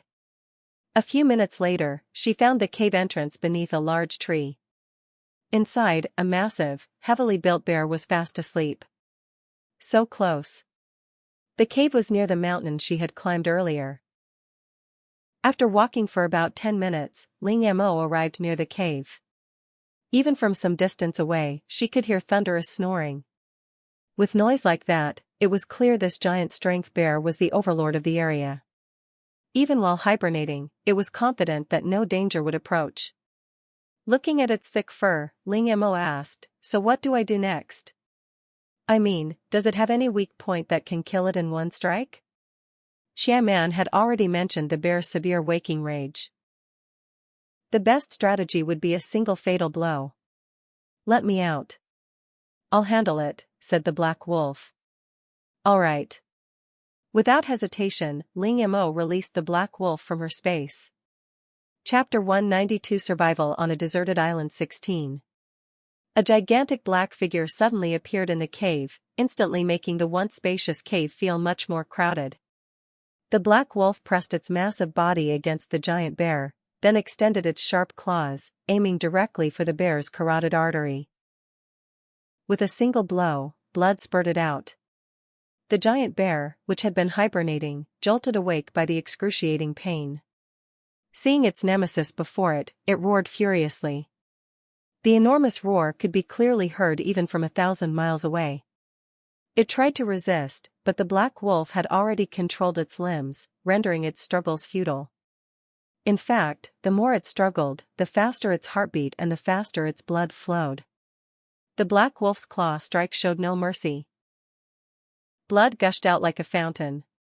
Seeing this, Ling Mo didn't waste a single drop, instantly collecting all of the giant bear's blood into her spatial storage. She'd see if she could make it into a spicy blood curd dish back home. A few minutes later, the giant bear's struggles grew weaker and weaker, until finally, it stopped breathing completely. After confirming the bear was dead, the black wolf jumped down and looked at Ling Mo, howling, "Awoo. Can you handle the rest yourself? The remaining work?" Ling Mo didn't think about it carefully, simply shaking his head instinctively. Seeing this, the black wolf sighed, a hint of helplessness in its eyes, before once again using its sharp claws to dismember the giant bear's body. "Awoo. The loose fur on the bear's skin needs to be cleaned off. I shouldn't need to help with that, right?" Looking at the bloody bear skin in front of her, Ling Mo nodded, "No need, I can do that myself." She had learned how to process animal hides in videos before. "Awoo. Right, the giant bear's blood, meat, and internal organs are all good stuff, and this bear gallbladder, keep it safe." "Okay. Awoo." This place was the giant bear's territory, other animals dared not approach easily. They would rest here for a day and set off again tomorrow. "Alright, I'll listen to you." Ling Mo had no objection to Black Wolf's suggestion. Since the previous cave was probably already ruined, this one was large enough to serve as a temporary shelter. Seeing Ling Mo agree, Black Wolf found a comfortable spot and began to rest, while Ling Mo processed the remaining parts of the giant bear. She took out her divine medicine box and stored the bear gallbladder, heart, blood, and other parts. Except for the blood and meat, there was only one portion of each item. Once consumed, it was gone. It was better to store them in the medicine box, extract them into potions, and then refresh the potions daily. After these 2 days, Ling Mo had already gained some experience. Putting in herbs with different effects maximized the extraction of their essence and eliminated the dross, and also provided unlimited support. Although there was a probability involved, it was always a win-win situation. Watching these items disappear, Ling Mo knew her guess was correct. "I hope tomorrow will bring a different kind of surprise," Ling Mo said expectantly. After putting away the first aid kit, she focused her attention on the bearskin. She hadn't looked closely enough in the urgency, but now, the fur seemed rather rough. Touching it not only felt rough to the touch but also left her hand covered in hair. This mighty bear even shed fur, a gentle tug could pull out a large clump. The back was cleaned very well. Ling Mo seemed to have found some sticks from a takeout shop, made them into a frame, laid the bear's skin on it, spread it out as much as possible, and then tied it tightly. This would prevent the bear's skin from shrinking during the drying process. Then, she removed the remaining bits of meat from the back of the bear's skin. Because the black wolf had cleaned it quite well, this step was skipped. Ling Mo produced 2 combs and began combing the bear skin from both sides. Seeing a large chunk of the bear skin fall off with just a light comb, she couldn't help but worry, won't this really leave only a skin in the end? When the giant bear was alive, it struggled so much but didn't lose any fur, and there was no fur in this cave either. Why is it losing so much now? At this moment, Chia Man gave her the answer. The giant bear's fur consists of 2 layers, a soft, genuine leather layer, which is very warm and is specially prepared for winter, and a rough, artificial leather layer, which is specially used to protect the genuine leather and for defense. After the giant bear dies, the artificial leather layer will automatically fall off. I see. Ling Mo nodded, her hands moving much faster, as long as she didn't go bald. The giant bear hide was simply too large. It took Ling Mo several hours to clean off the fake fur, revealing the soft, black leather underneath. Without the fake leather, the giant bear hide's thickness shrank by 9/10, leaving only a paper-thin layer. At this point, Ling Mo's movements became much gentler, afraid of tearing it. Although Chia Man had said the giant bear hide was very sturdy, she still dared not use too much force. Moreover, she strongly suspected that could something so thin really keep you warm? She stored the processed bear skin in her spatial storage to let it air dry. Seeing that it was already dark outside, Ling Mo's stomach growled. She'd been so focused on processing the bear skin today that she'd forgotten lunch, and had only eaten a quick bite this morning due to an unexpected situation.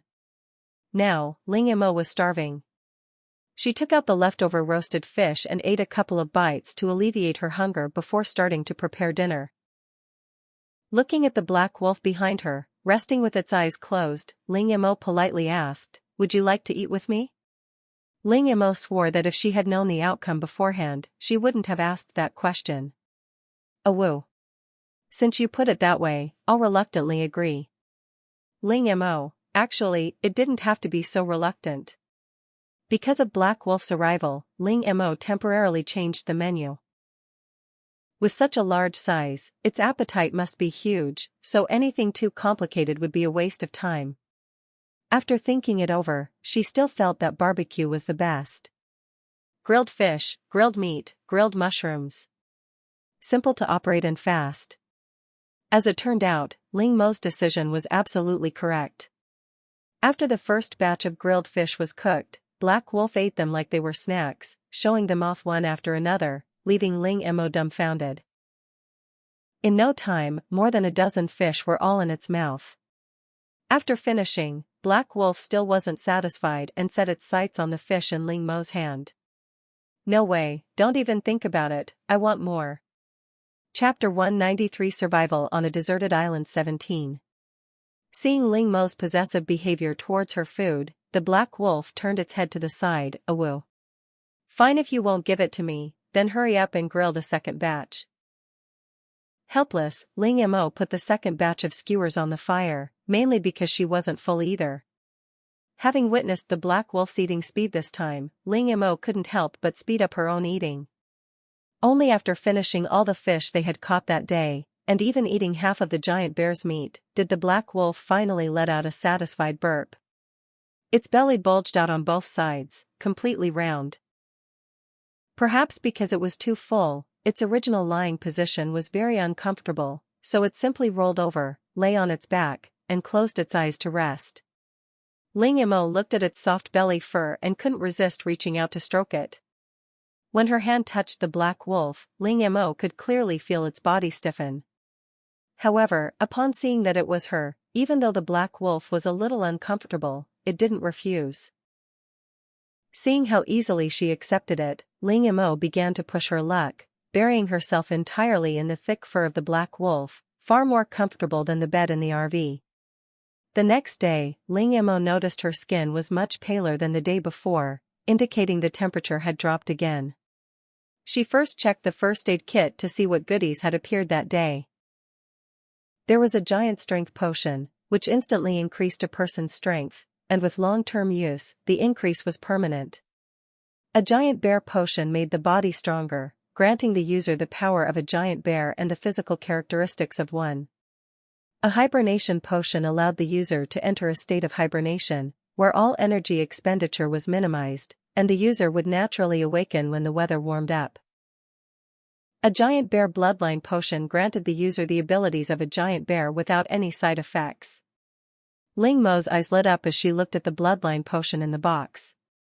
She had previously explained the bloodline potion to Ling Mo. Even in interstellar space, it was extremely rare, and a person could only take it once in their lifetime.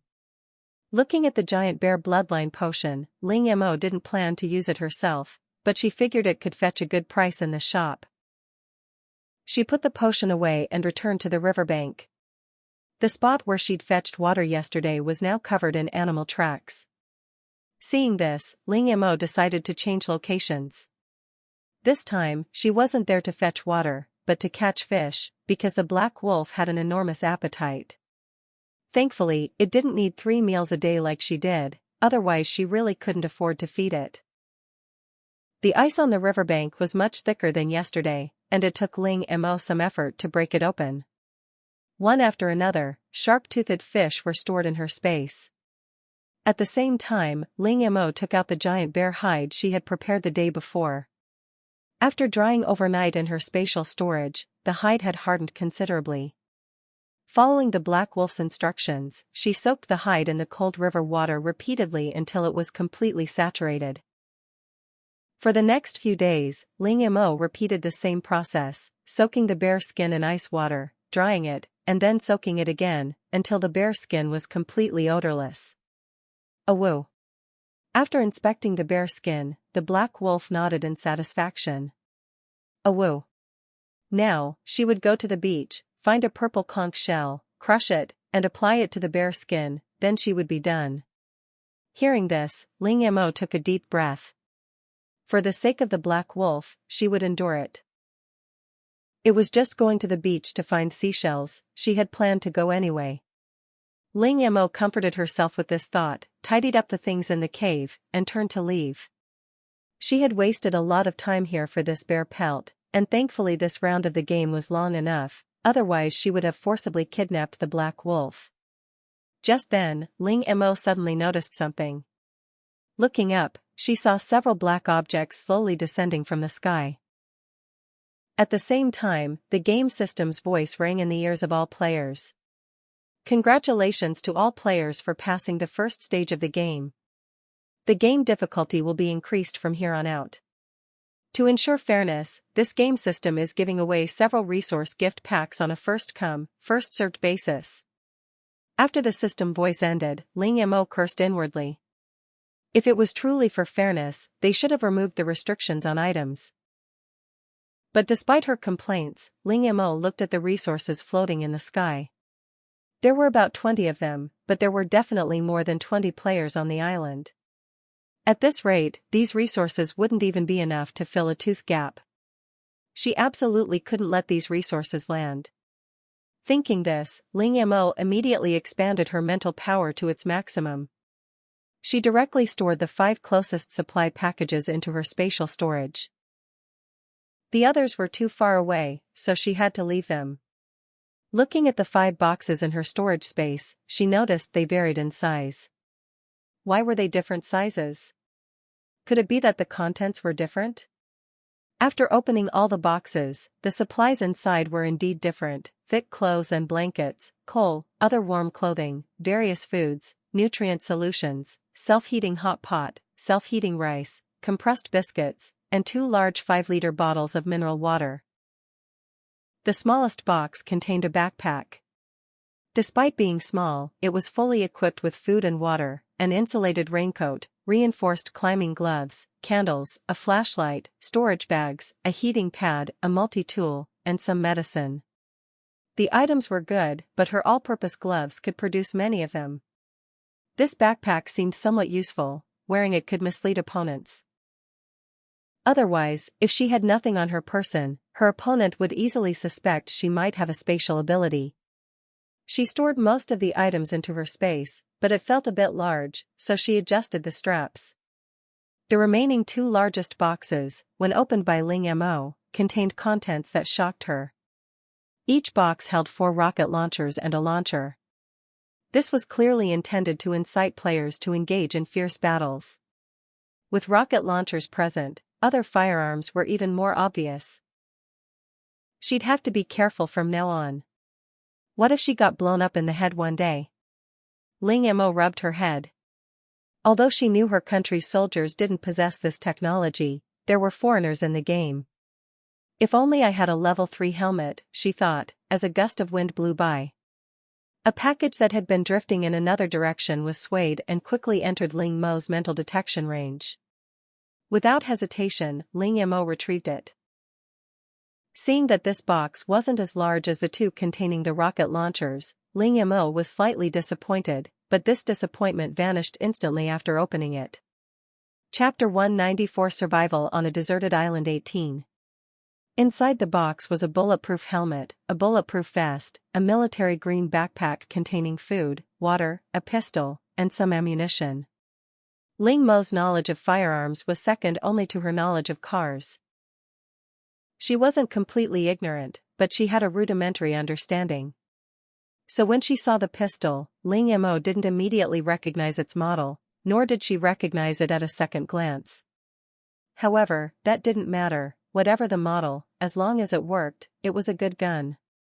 She had previously acquired quite a few weapons from the base, and Jiang Xian had taught her how to use them. The gun in front of her wasn't the model she had used before, but it should be similar. After packing everything up, Ling Mo decided to cross the rainforest to the beach. On the way to the rainforest, Ling Mo looked at the black flint everywhere and couldn't help but feel strange. These stones seemed to be slowly increasing in number. She had collected quite a few black flints over the past few days, she had just collected them yesterday, and they had reappeared the next day without any trace or warning. Ling Mo's intuition told her something was wrong, but she couldn't pinpoint the problem. So, she asked, Kaiman. Kaiman scanned the surrounding environment, especially underground. Okay. 5 minutes later. Detection revealed that at a depth of 1,000 meters, the Earth's crust is extremely active. 2 powerful forces are squeezing each other, forcing out the black flint that was originally hidden underground. Furthermore, the AI detected traces of an active volcano. This crustal activity is very likely caused by an active volcano, with a probability of 73.51%. Ling Mo, originally, she was just worried and wanted to find out why the black flint suddenly appeared, but she'd just unearthed a major problem. What's the situation with the volcano now? The volcano is currently very active, possessing all the conditions for an eruption, and could erupt at any time. While not the worst-case scenario, it wasn't much better. An eruption at any time didn't mean it would erupt now, she still had time. Thinking this, Ling Mo felt her time was of the essence. Since there was a volcano beneath the deserted island, her best course of action was to build a boat and leave to avoid being affected by an eruption. She touched her mask, thankfully she habitually wore one while playing the game. Entering the rainforest felt like stepping from a dry hall into a steamy bathroom. Ling Mo wasted no time, hurrying along while searching for materials to build a boat. The trap set by the people at the place where she encountered the black wolf contained bamboo spikes, indicating there should be bamboo forests on this deserted island. Suddenly, Ling Mo slapped her forehead. Stupid. With the black wolf, a native, there was no need for her to wander around aimlessly. Besides, after so many days of rest, the black wolf's injuries had healed considerably. The only reason it remained in the space was simply to indulge in pleasure. Releasing the black wolf, its massive body instantly flattened all the surrounding vegetation. The black wolf gave Ling Mo a resentful look and howled, "Awoo. What do you want? You know the way here better than I do, take me to the bamboo forest." "Awoo." The black wolf indicated no problem, but for dinner it wanted beggar's chicken and roasted mushrooms. "Roasted mushrooms are fine, but the chicken is all gone. If you want some, you'll have to catch them yourself." "Awoo." The black wolf raised its head to indicate that it was okay and would take care of the task. As she spoke, the black wolf slightly lowered its head, gesturing for Ling Mo to sit on it. Ling Mo didn't stand on ceremony and leaped up. Feeling the soft, furry texture beneath its rump, it thought to itself, "This fur is a bit slippery. Maybe I should get a custom-made seat when I get back." With the black wolf as its mount, its speed certainly increased. However, the search for the bamboo forest wasn't smooth sailing. It wasn't that they encountered any danger, but rather that the black wolf would occasionally stop. With its superb tracking and hunting skills, no prey could escape its notice. Ling Mo watched as the black wolf, who had already hunted over a dozen pheasants and 2 or 3 deer in less than half an hour, said, "That should be enough, right?" The black wolf shook its head, indicating it wasn't enough. "Awoo. It would store more, it wouldn't spoil in its spatial storage anyway." These past few days, due to the game rules, Ling Mo hadn't allowed the black wolf to touch anything in its spatial storage. Although it couldn't touch things, that didn't stop the black wolf from exploring. "Awoo. Besides, if it catches more now, it might not be able to eat them again later." Hearing Black Wolf's casual remark, Ling Mo's heart skipped a beat. "What do you mean, maybe we'll never be able to eat them again?" "Awoo. Didn't you say you'd take me away?" Black Wolf led Ling Mo to a place covered in mushrooms. Every mushroom here was multicolored, looking incredibly beautiful, but also extremely poisonous. Delicious to the point of crumbling, a mushroom so delicious it'll crumble, even the pickiest eater can't resist such a delicacy. "Awoo. You pick some mushrooms here, there's a herd of deer nearby. I'll be right back." Sigh watching Black Wolf's disappearing figure, Ling Mo's hand froze in midair. Looking down at the delicious to the point of crumbling mushrooms on the ground, round and plump, honestly, it's rare to see such beautiful and complete mushrooms in nature. Ling Mo first surveyed the size of this mushroom forest. After determining its approximate area, she stored all the mushrooms, along with the ground, into her spatial storage. Then she began transplanting the ground where the delicious to the point of crumbling mushrooms were growing into his spatial storage. This method was much faster and had a higher success rate than directly using mycelium. Not long after the black wolf left, Ling Mo began searching around to see if any had escaped. She didn't find the mushrooms, but she did find something else. Resurrection grass, even those on the verge of death can be pulled back from the brink after taking it. P.S. Digging up resurrection grass requires extreme care. Breaking even a single rootlet will drastically reduce its quality. Ling Mo looked at the black seeds atop the resurrection grass, feeling a sense of familiarity. "Wait, isn't this ginseng? It's enormous." Ling Mo stared in disbelief at the plant, which was taller than her. It could practically be called a small tree. And forget about breaking the roots when digging up resurrection grass, that was a piece of cake for Ling Mo. She could simply use her mental power to collect the resurrection grass along with the soil. After careful examination, Ling Mo discovered that not only was the above-ground portion of this resurrection grass shockingly large, but the underground portion was also astonishing. Its root system extended to cover an area of 2 meters around it. Chapter 195 Survival on a Deserted Island 19. Ling Mo spent quite a bit of effort to finally collect the resurrection grass. She originally planned to wash off the soil covering it with water to avoid damaging the tendrils, but then she thought she didn't need it now, so she decided to let it continue growing. She'd pick a few leaves later and put them in her first aid kit to see if it could eat anything good. At this moment, the black wolf returned, carrying a dead wild deer in its mouth. This deer was clearly different from the ones they had caught before. It was larger, with longer limbs, and even its antlers were much larger. The black wolf put down the deer and, seeing what Ling Mo was holding, its eyes flashed with joy. "Awoo! You like this stuff too? I grew up eating this when I was little. It's a bit hard to eat, and you can't eat too much because it seems to be poisonous. Eating too much can keep you awake at night and cause nosebleeds." "Ling Mo, that's not poisonous, you've overdone it. What kind of good person eats ginseng like it's food? Since you grew up eating this, do you know where to find more of this resurrection grass? Judging from the previous introduction, this thing must be extremely precious even in interstellar space." "Awoo? So it's called resurrection grass. Where can I find it?" "It's everywhere on the island, it's not that rare. If it hadn't been so small and couldn't find anything else to eat, it wouldn't have chosen to gnaw on grass."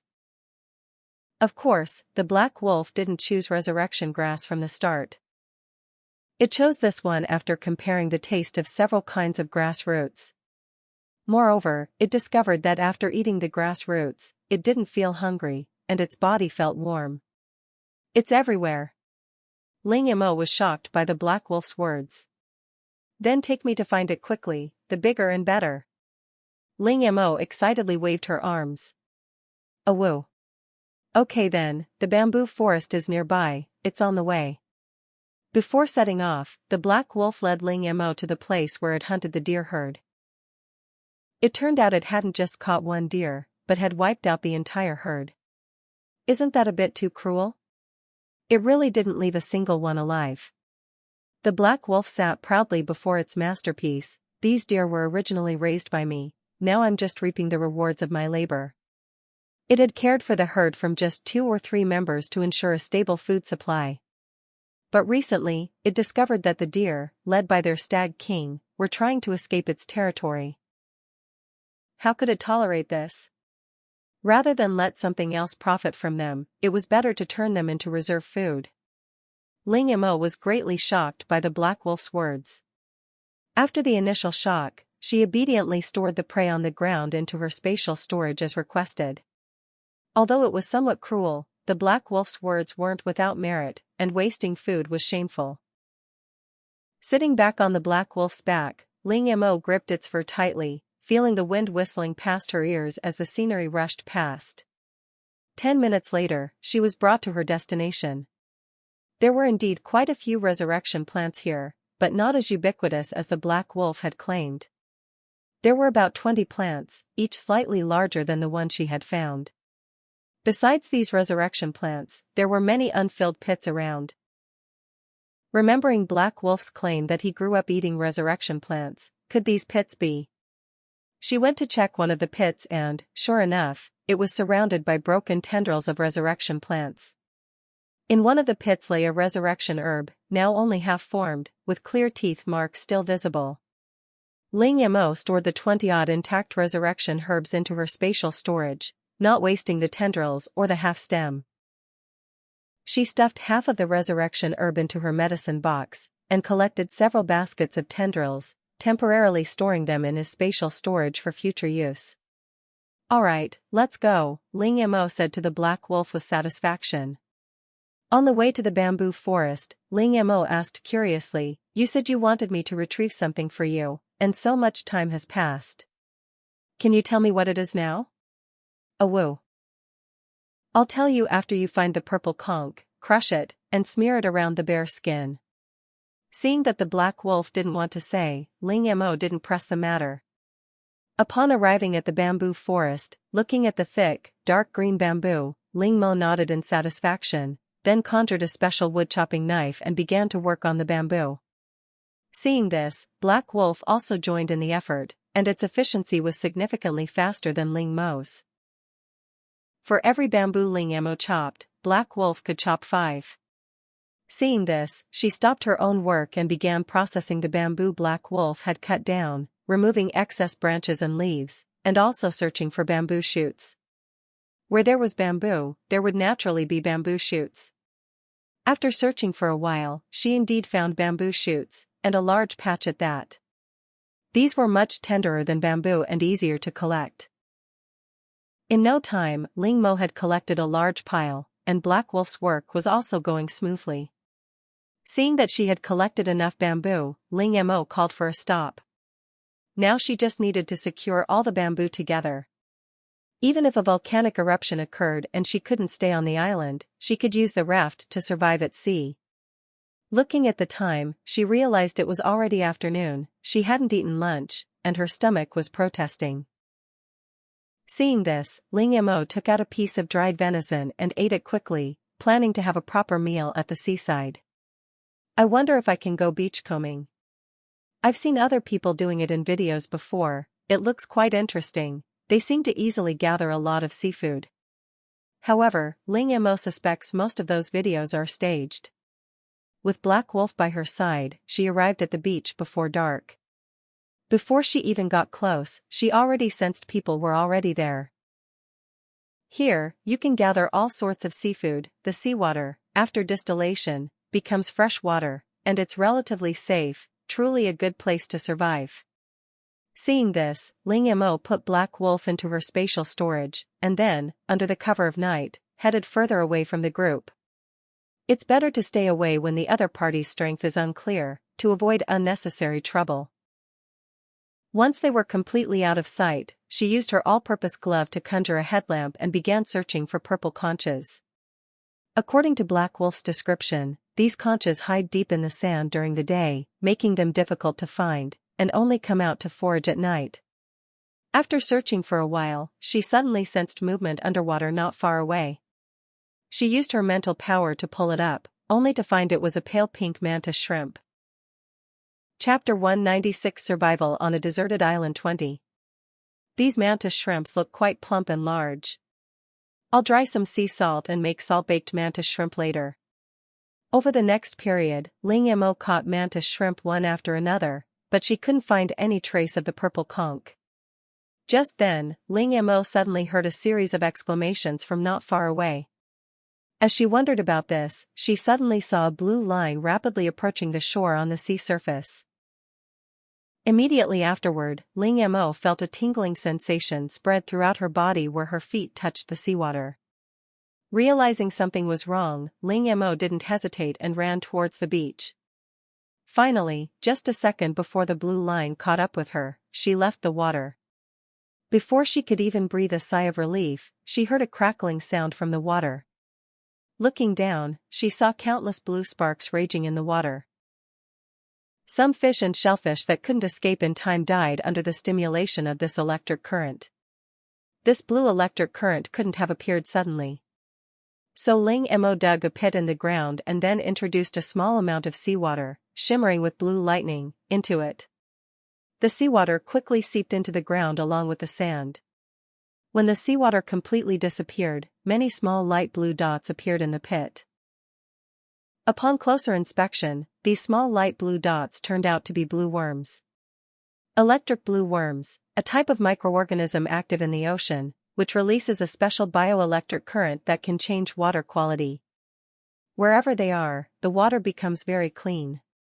The amount of electricity released by a single electric blue worm is limited, but the power released by a large number of electric blue worms is terrifying, capable of easily taking the life of a giant bear. P.S. Electric blue worms can only live in seawater. The implication is that they can only purify seawater. Purifying the sea, isn't that exactly what she needs? So, Ling Mo began collecting the electric blue worms that had washed ashore. At the same time, looking at the vast expanse of sea before her, her mind was instantly opened. Previously, she had only been focused on collecting supplies on the island, completely forgetting that there was a sea here. Now that the decision to hatch the cloud sea whale has been made, its food must be prepared in advance. Although there is a small ocean in the space, adult cloud sea whales can reach 1,000 meters or even larger, and a small ocean is clearly not enough for them.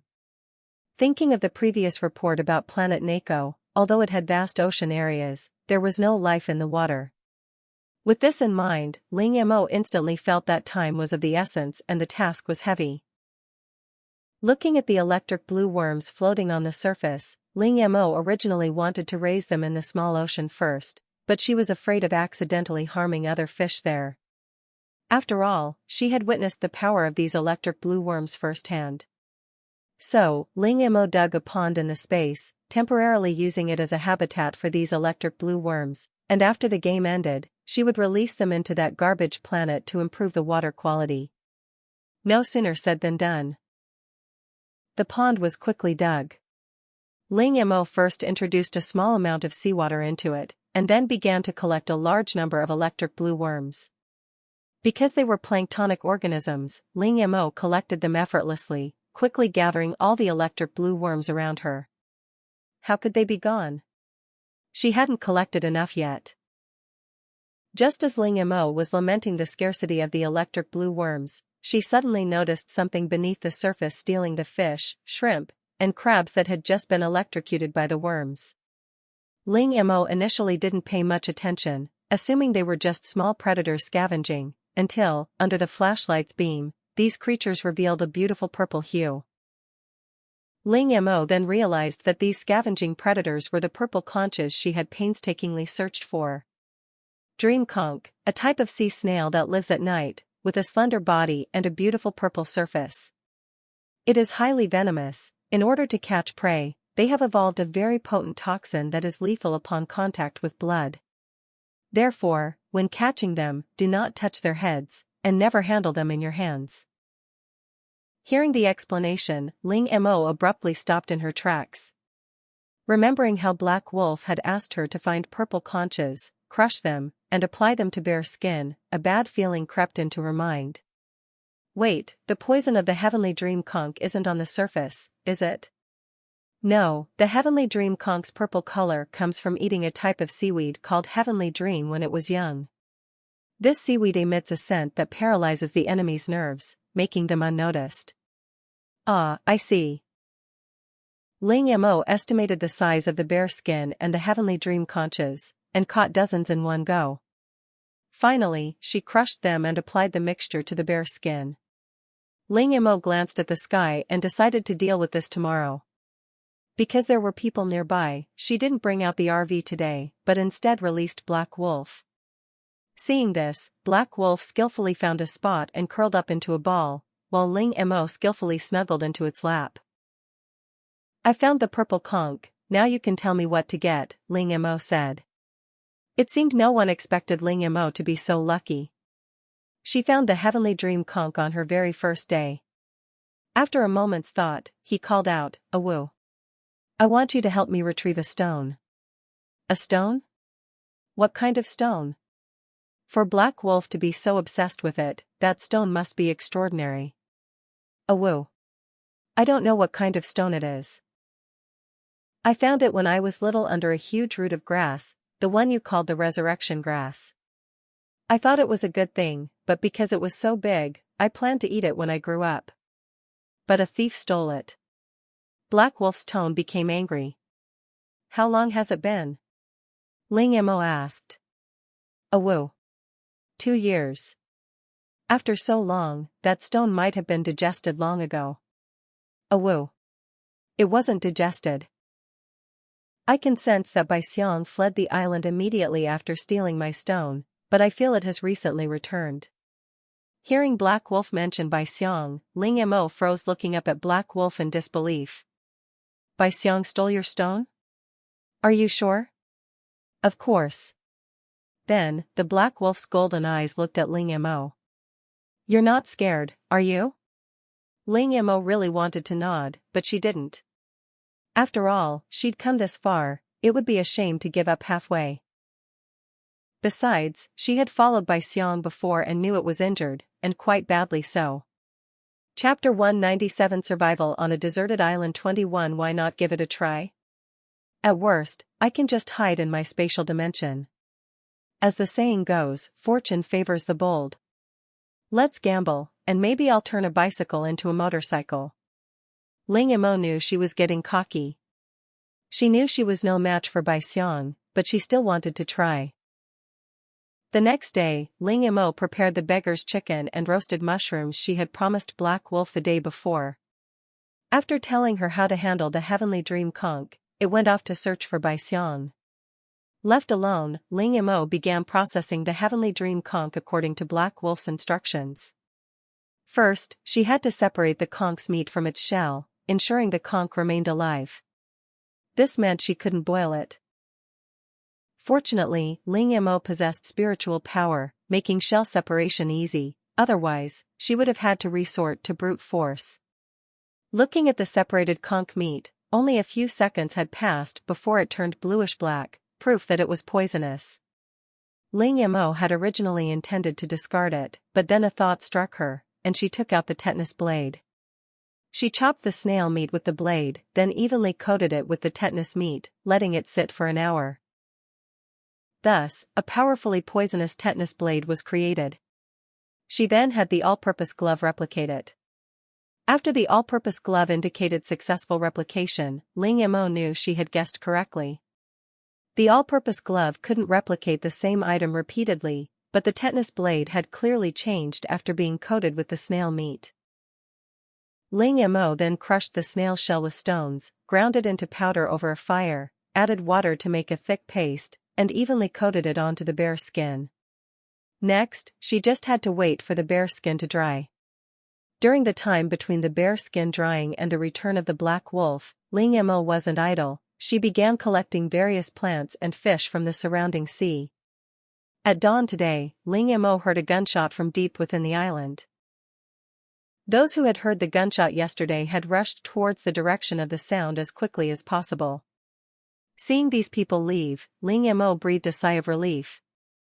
With them around, she was genuinely afraid of being exposed. Although it was inevitable, she still didn't want to get involved with too many people. Not only would it restrict her actions, but she might also be held back. Ling Mo walked towards the sea, and after the water reached her chest, she plunged in. Although the goal was to enrich her marine life, Ling Mo didn't want everything. After all, what if the species she took couldn't survive in a different environment? Then all her efforts would be wasted. Therefore, Ling Mo's first requirement for the species she chose was that they couldn't have too high environmental demands. Secondly, they needed to have a strong reproductive capacity, but not too strong, otherwise it would become a biological invasion. Finally, they had to be edible, preferably with robust nutrition and delicious taste. Ling Mo listed a series of conditions in her mind, wondering if she could find suitable ones here. Because of her long-term consumption of the swimming fruit, Ling Mo could now hold her breath underwater for about half an hour. Looking at the brightly colored coral reefs underwater, Ling Mo also collected some. As she swam, a green forest appeared before her. Upon closer inspection, they turned out to be enormous sheets of seaweed. Each sheet was estimated to be taller than her, and as thick as a fist. What surprised Ling Mo even more was the description given about it. Kelp with bellflower root, crisp and refreshing texture, rich in nutrients, able to survive in any water quality, and a favorite food of all fish. This kelp was tailor-made for her.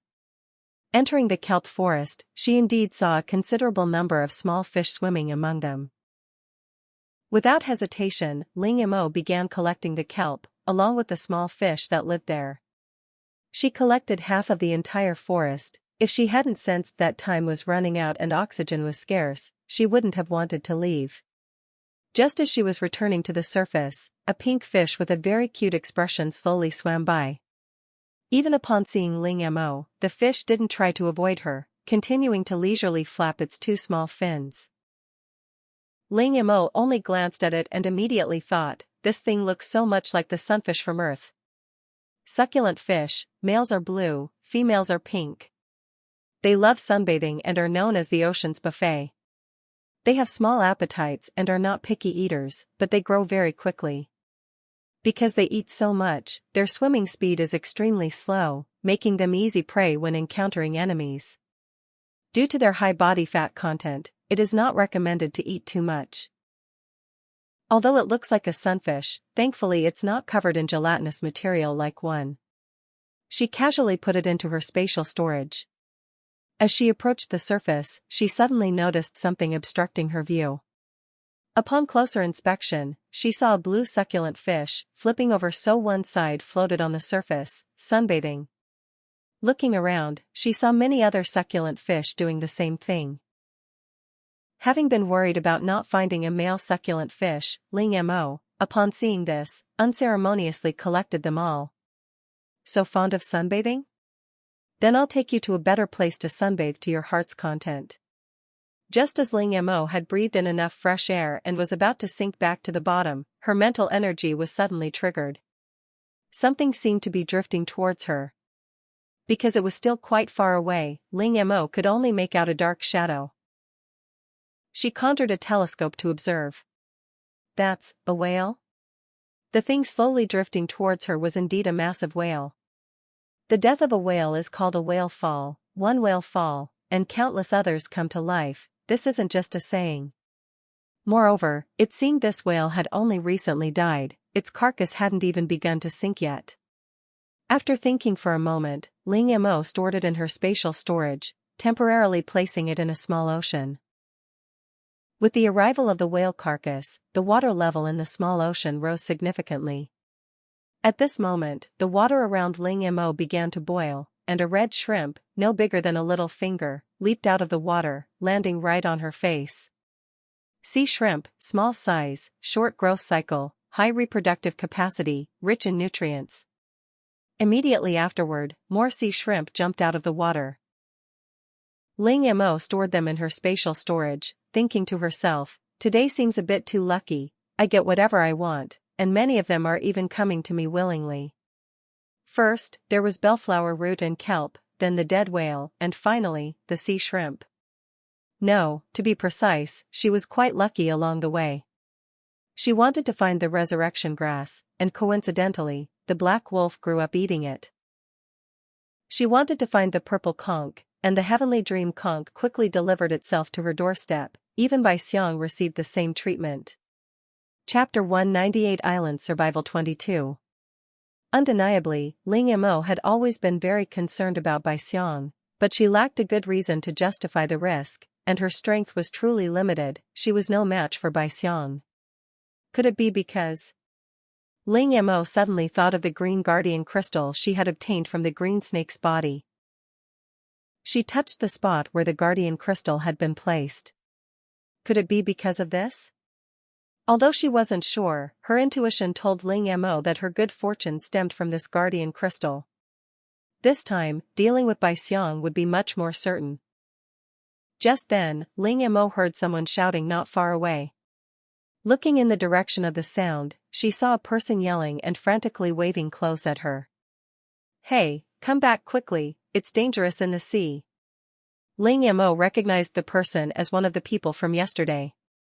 She hadn't expected them to return, she had been careless. To avoid arousing unnecessary suspicion, Ling Mo swam towards the person's location. Of course, this was only after confirming there were no ambushes nearby. Another very important reason was that she recognized the person who was greeting her. She had seen him before, next to Mu Tao, the 1, 2, 3 wooden man. Sure enough, as soon as Ling Mo approached, Mu Tao recognized her. Oh, it's you. I'm Xingjing Risheng. By the way, what are you doing in the sea? Catching fish. Ling Mo shook off the water, offering a somewhat perfunctory but plausible reason. Are you alone? Aren't the other 3 with you? Xingjing Risheng asked, glancing around. Seeing his movement, Ling Mo shattered his illusion. Don't look around. I'm alone. I don't know where the others are. Hearing this, Xingjing Risheng looked shocked. Didn't you buy team-up items? Team-up items aren't expensive, with these 4 abilities, they shouldn't be unable to afford them. We don't want to buy them. Ling Mo maintained her aloof image from the base. Xingjing Risheng wasn't surprised by Ling Mo's simple answer, after all, she was well known among them back at the base. It wasn't that Ling Mo was difficult to get along with, but rather that she simply didn't give them a chance to. By the way, I have several other companions who haven't returned yet. They're all from the base, you should have seen them before. You're alone, so would you like to come with us? Although Ling Mo's talent wasn't a secret within the base, players with awakened divination talents had performed divinations, and while the conclusions differed slightly, they all agreed that Ling Mo's talent was definitely not that simple. Communicating with animals might just be one of her talents. Ling Mo refused. No need, I'm not alone. But, didn't you just say? Xingjing Risheng was a little confused. Had she misheard? Just then, he suddenly widened his eyes, took a step forward to shield Ling Mo behind him, and assumed a fighting stance. Danger! Get out of here quickly. I'll cover you. Xingjing Risheng's talent was danger prediction, allowing him to anticipate danger, similar to Spider-Man's spider sense. As soon as he finished speaking, a huge figure approached their location like lightning. Its robust physique and beautiful fur fluttered in the air as it ran. However, Xingjing Risheng had no time to appreciate it. What a huge wolf! Xingjing Risheng quickly calculated their chances of escaping safely. Just as he was about to use his gun to stop the wolf and then use the prop to escape with Ling Mo, he heard Ling Mo's voice behind him. Don't be nervous, it's here for me. Xingjing Risheng froze, turning around with a stiff expression. It's here for you? You meant when you said you weren't alone? Yes. The wolf stopped 5 or 6 meters away, its golden eyes fixed on Ling Mo, and howled, "Awoo. How did you get here?" Ling Mo walked past Xingjing Risheng towards the wolf. By the way, if you guys have nothing better to do, you'd better build a ship. Hearing Ling Mo's words, Xingjing Ri instinctively asked, is it about what will happen on this island next? Ling Mo thought for a moment and replied, not necessarily. There's an underwater volcano beneath this island that has met the eruption conditions, but there's no sign of it erupting yet. Even if a volcano meets the eruption conditions, it doesn't mean it will erupt immediately, but given the nature of the game system, Ling Mo felt the possibility of an eruption was very high. Okay, I understand. Xingjing Ri chose to believe Ling Mo's words. After all, so far, apart from drinking soy sauce and acting crazy, Ling Mo and the others hadn't made any mistakes. Seeing Xingjing Ri so obedient, Ling Mo was very satisfied. She jumped onto the back of the black wolf and disappeared in front of him in a few leaps. Not long after Ling Mo left, 1, 2, 3, Wooden Man returned with the other teammates, dragging a wild deer weighing several hundred pounds behind them. Go and process this deer, try to keep the hide intact. After saying this, the 1, 2, 3 Wooden Man looked at Xingjing Shang standing on the beach with a furrowed brow and walked over to ask, what's wrong? Captain, I just ran into Ling Mo. Hearing the name Ling Mo, the 1, 2, 3 Wooden Man instantly perked up. Where is she? Who else is with her? Xingjing Shang shook his head. No one, just her. But she has a black wolf with her. I invited her to join us, but she refused. However, before leaving, she asked us to build a boat. Build a boat? Did she give a reason? The 1, 2, 3 Wooden Man asked. She said there's an underwater volcano beneath this deserted island, and it has all the conditions to erupt, so it could erupt at any time. However, she doesn't seem sure if it will erupt. Since she said that, she must be very confident. Let's listen to her. Today, let's collect the materials for building the boat, and start building it tomorrow. At this moment, a woman with short, neat hair walked over. Her talent was clairaudience, so she could easily hear their conversation. Captain, isn't this too hasty? Building a ship is such a waste of time. Aren't we supposed to be exploring the island species? We can explore the ocean too. And haven't you noticed? Today we've spent twice as long searching for prey as before. And without the learning machine, we have no way of knowing the uses of the island's plants. The 1, 2, 3 Wooden Man said seriously, instead of wasting time on the island, we should try our luck in the sea. You know, the sea here is much bigger than the island. Chapter 199 Survival on a Deserted Island 23. On the other side, Black Wolf was abruptly stopped by Ling Mo when they arrived at a deserted beach. After dismounting from Black Wolf's back, Ling Mo asked, "Did you find Bai Xiang's trail?" Black Wolf nodded. Not only did he find her, but he also discovered that others were also eyeing Bai Xiang. Others are eyeing Bai Xiang too? Ling Mo subconsciously thought of the six-person group they had encountered earlier. After all, Bai Xiang had passed through their area, so seeing her was reasonable. Awoo. They were eyeing Bai Xiang's tail. At this point, Black Wolf's tone couldn't help but carry a hint of schadenfreude. Awoo, awoo.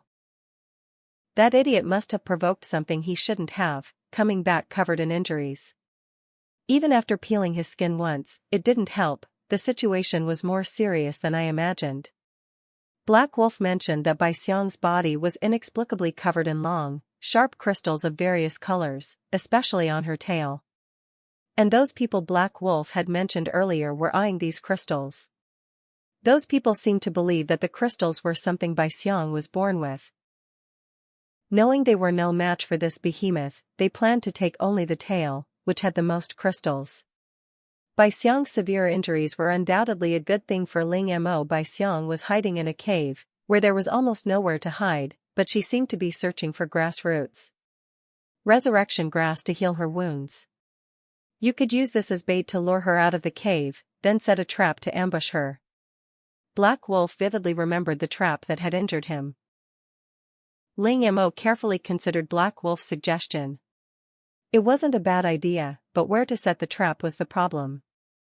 And then there were those people Black Wolf had mentioned. If these people could help her weaken them beforehand, that would be ideal. Like the mantis stalking the cicada, unaware of the oriole behind, who wouldn't want to be the oriole? Just as Ling Mo was seriously considering this, a bird appeared in the sky, its body snow-white, its beak yellow. The bird's eyes seemed to lock onto something on the beach, then it swiftly swooped down. The next second, its enormous yellow beak embedded itself deeply in the sand. Immediately afterward, a small green turtle, struggling to stay afloat, was pulled from the sand. Having caught its prey, the white bird was preparing to return to the sky and enjoy its lunch. However, its actions were nothing short of provocation in the eyes of the Black Wolf. A black shadow flashed by, and just as the white bird spread its wings to take flight, it appeared in the Black Wolf's mouth, already dead.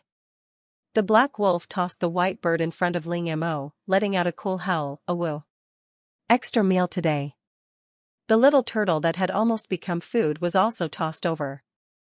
Island turtle chick, the most vulnerable stage in an island turtle's life, rich in nutrients, boiled into turtle soup, its effects are comparable to a resurrection herb. Kaiman's words made Ling Mo retract her hand, which was about to release the turtle. "Wait, what is this?" "Kaiman, is this Hylon Star?" "Yes." After receiving a positive reply, Ling Mo tossed the baby island turtle into her spatial storage and excitedly headed towards the location where the white bird had captured it. It's common knowledge that turtles don't lay only one egg. However, this baby island turtle was surprisingly small, only slightly larger than a Brazilian red-eared slider on Earth. Using her mental energy to probe, she indeed discovered other activity beneath the sand. Afraid of accidentally injuring the fragile little turtle, Ling Mo dug the sand away with her bare hands. After digging about 50 centimeters, a nest of white eggs appeared before her. Island turtle eggs. To prevent the shell from being damaged, island turtle eggs have very thick shells. Only exceptionally strong baby island turtles can hatch successfully. In other words, if they aren't well developed and can't break the shell, the baby island turtle inside will suffocate. Kaiman, what is the hatching rate of island turtles? 30%. There were 10 eggs in front of her, meaning that only 3 out of those 10 eggs might hatch successfully. A successful hatching doesn't guarantee a smooth growth, as evidenced by the previous example. Of the 10 eggs, 1 had already hatched, likely the baby turtle that was almost captured.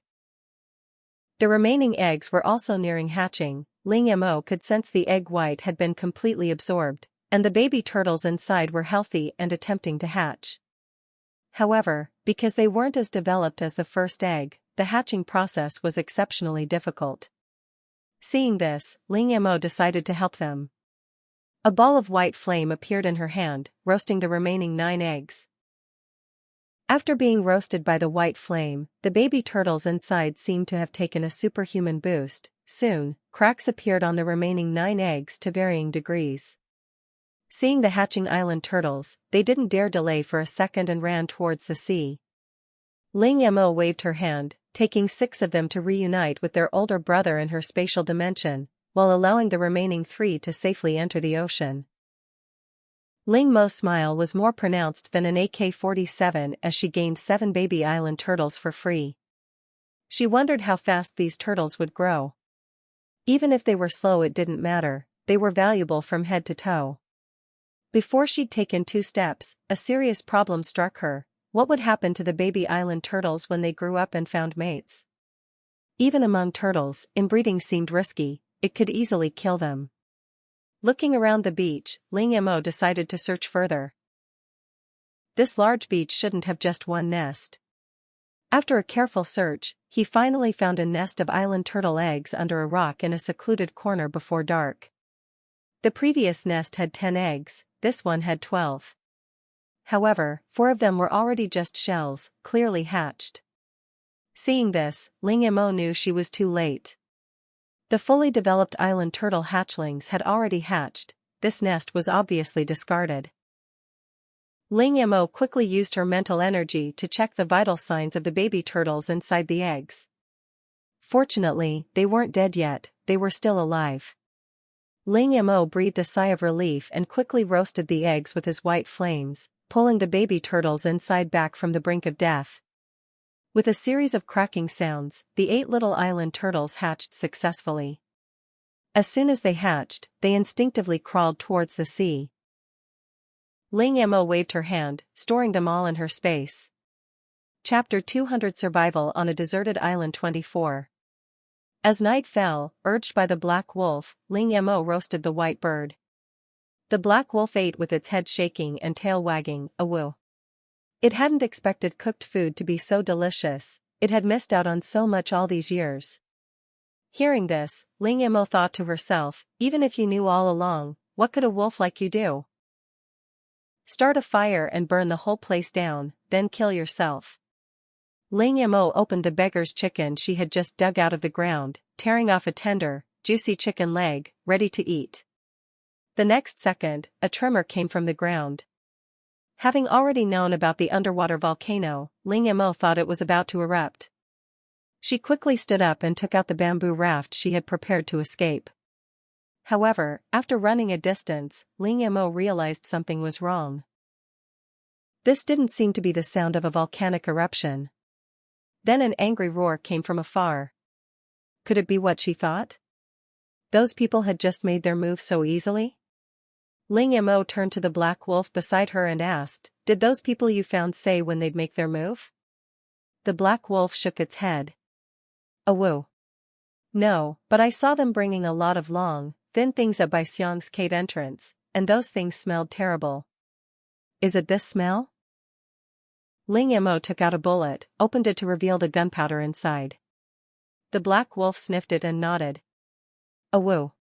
Yes, that was the smell. Let's go take a look." Ling Mo flipped onto the black wolf's back, and then the black wolf carried her, rushing out like lightning. Many players had heard the commotion, but not everyone dared to go to the source of the sound. The black wolf ran smoothly towards the cave entrance where Bai Xiang was, seeing many animals fleeing in panic along the way. When they got close enough, Ling Mo herself smelled the pungent gunpowder, followed by the trembling of the ground and the sounds of battle. Not far away, a massive white figure could be vaguely seen, its body flashing with multicolored light as it twisted and roared angrily. Besides this white figure, there were several other attacks of different colors. Purple, red, cyan, yellow, and even a song could be heard. Ling Mo scanned the area with her mental energy. There were currently dozens of people attacking Bai Xiang. In addition, one person was hiding in the grass not far from the battlefield, observing the situation. Was he holding a walkie-talkie? Ling Mo keenly noticed that this person seemed to be holding something. Moreover, Ling Mo sensed that the other person's mental energy was extremely active. they were a mental-type talent like her.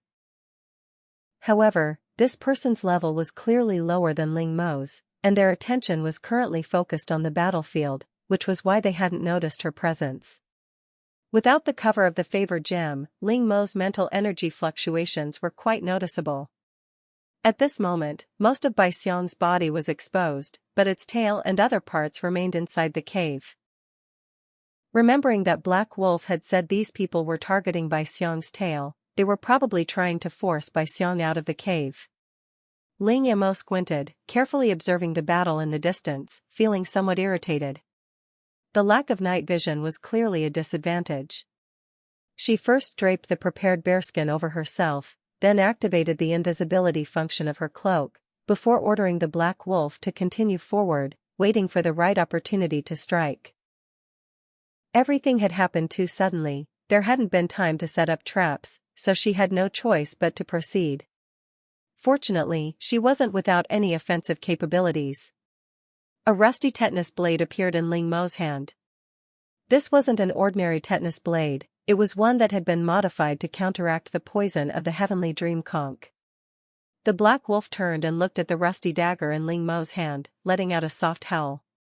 "Awoo. Your dagger won't do any harm to Bai Xiang." "Of course I know that. A rusty dagger like this would probably barely leave a mark on Bai Xiang's scales, but as long as you avoid those scales it'll be fine. This Bai Xiang has quite a few wounds. Even severely injured, those people are still no match for Bai Xiang, but fortunately, they forced it out of the cave." When Ling Mo saw the colorful tail studded with crystals, she finally understood why these people had targeted Bai Xiang's tail. At this moment, Bai Xiang was clearly completely enraged, no longer dodging or considering its injuries, clearly ready to fight to the death. Humans always seem very weak in nature, only knowing how to run away when faced with danger.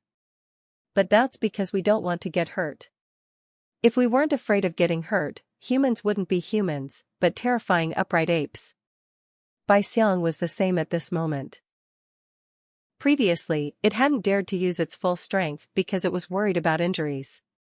Now, without any such worries, Bai Xiang lashed out with its tail, striking one of the players. This player's talent was clearly physical enhancement and his size was several times larger than the others. But even so, after being hit by Bai Xiang he was sent flying, his body crashing into a tree.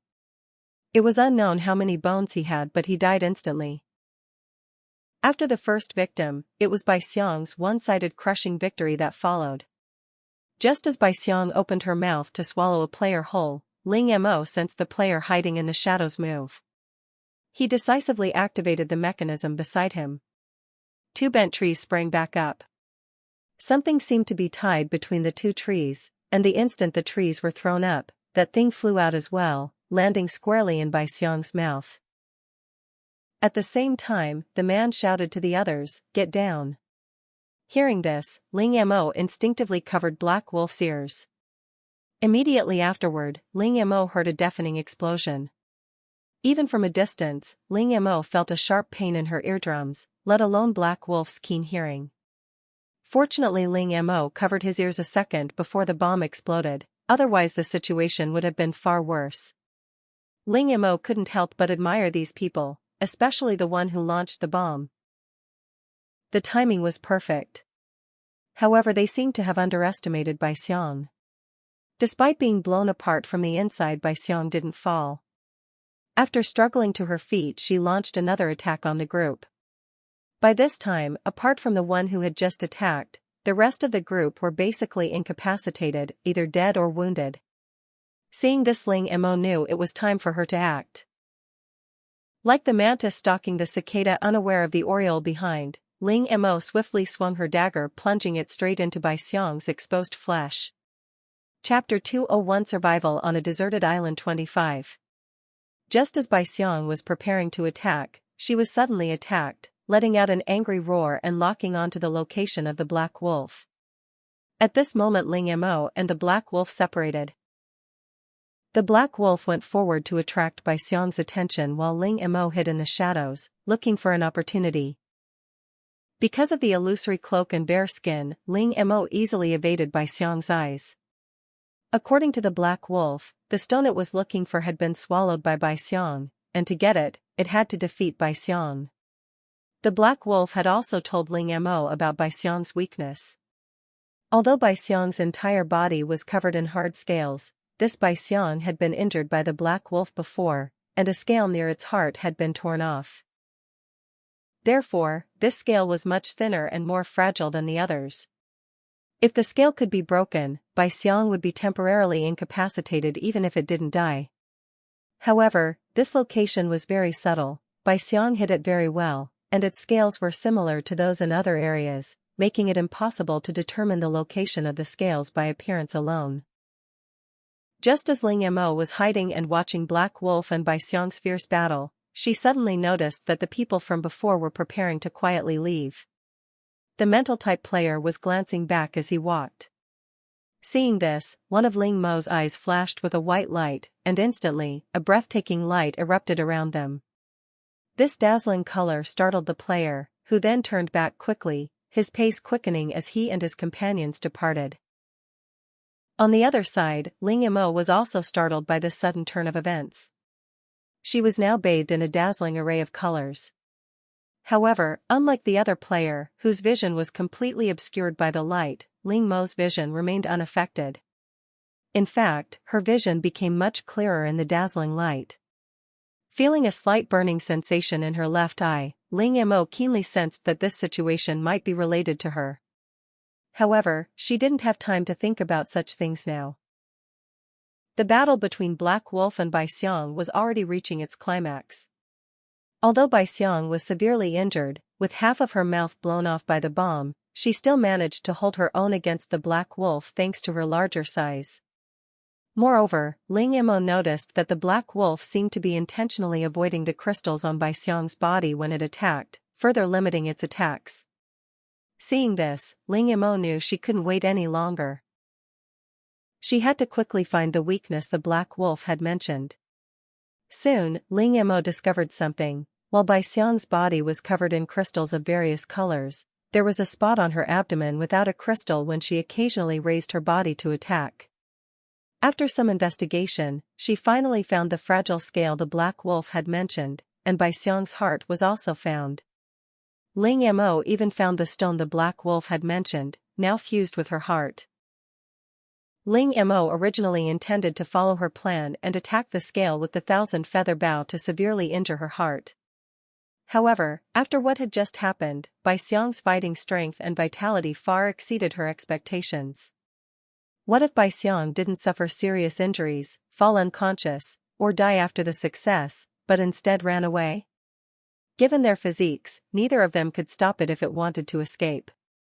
Therefore, Ling Mo decided to change her approach. In interstellar space, besides being able to create space, spatial abilities are also a very powerful combat talent. A powerful spatial talent user can directly distort or tear space apart. Thinking this, Ling Mo decided to give it a try. She first closed her eyes, then unleashed her mental energy, enveloping Bai Xiang and the Black Wolf in battle, focusing her attention on Bai Xiang. In Ling Mo's mind, Bai Xiang's body structure, including her heartbeat and blood flow, appeared before her, sketching a complete picture, albeit in black and white. Then, in this black and white world, Ling Mo directly locked onto Bai Xiang's heart, manipulating the surrounding spatial power to distort the space around her. Bai Xiang, seemingly sensing danger, lashed out at the Black Wolf with her tail, her sharp eyes scanning the surroundings. Unfortunately, Ling Mo was not only covered in a bearskin but also concealed, so the wolf couldn't see her hiding nearby in the aurora. As the pain in her heart grew clearer, Bai Xiang finally realized she couldn't stay there any longer.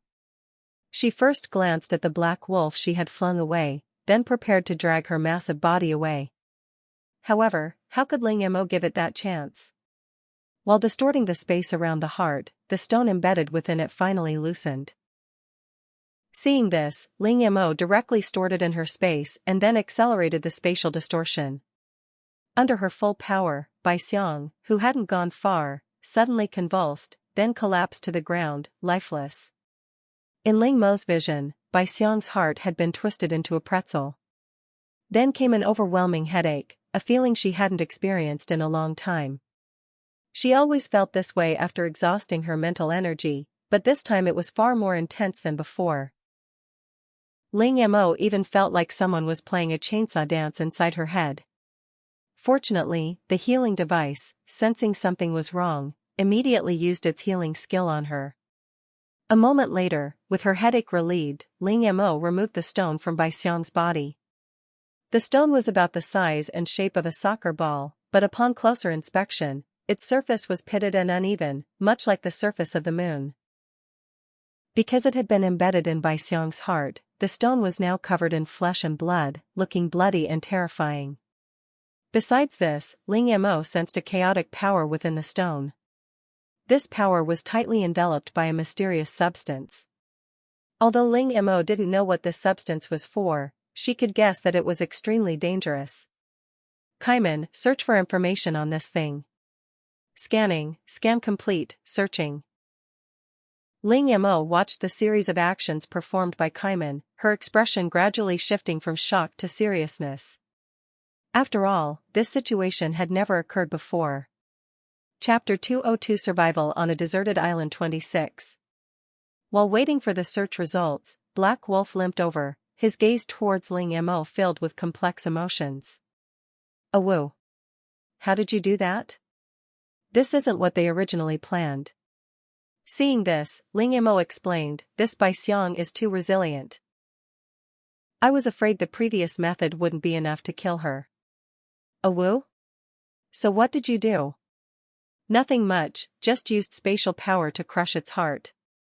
After saying this, Black Wolf fell into a brief silence. After a while, Black Wolf suddenly knelt before Ling Mo. "Awoo, according to the previous agreement, I am willing to sign a subservient contract with you." A white totem with a wolf's head drawn in the center appeared above Black Wolf's head. Seeing this, Ling Mo reached out her hand, a sharp pain shooting through the back of her hand. Immediately afterward, the wolf's head totem appeared on the back of her hand. At the same time, Ling Mo also felt a connection established between herself and Black Wolf. After the contract was completed, Black Wolf didn't even glance at what Ling Mo was holding, and walked towards the already dead Bai Xiang. Ling Mo called out to him. "Wait a minute, don't you want this?" She pointed to the stone in her hand. Black Wolf's eyes were full of confusion. "Awoo? What are you talking about? The stone I'm looking for isn't the same thing as this ugly stone in your hand." Ling Mo. At this moment, Ling Mo sensed that someone was approaching. It must have been the previous battle and the aurora that had just appeared that attracted other players. Seeing this, Ling Mo directly put Bai Xiang's body and Black Wolf into her space, and took the opportunity to leave this dangerous place before the others arrived. Before leaving, she didn't forget to collect the crystals that had fallen during the fight.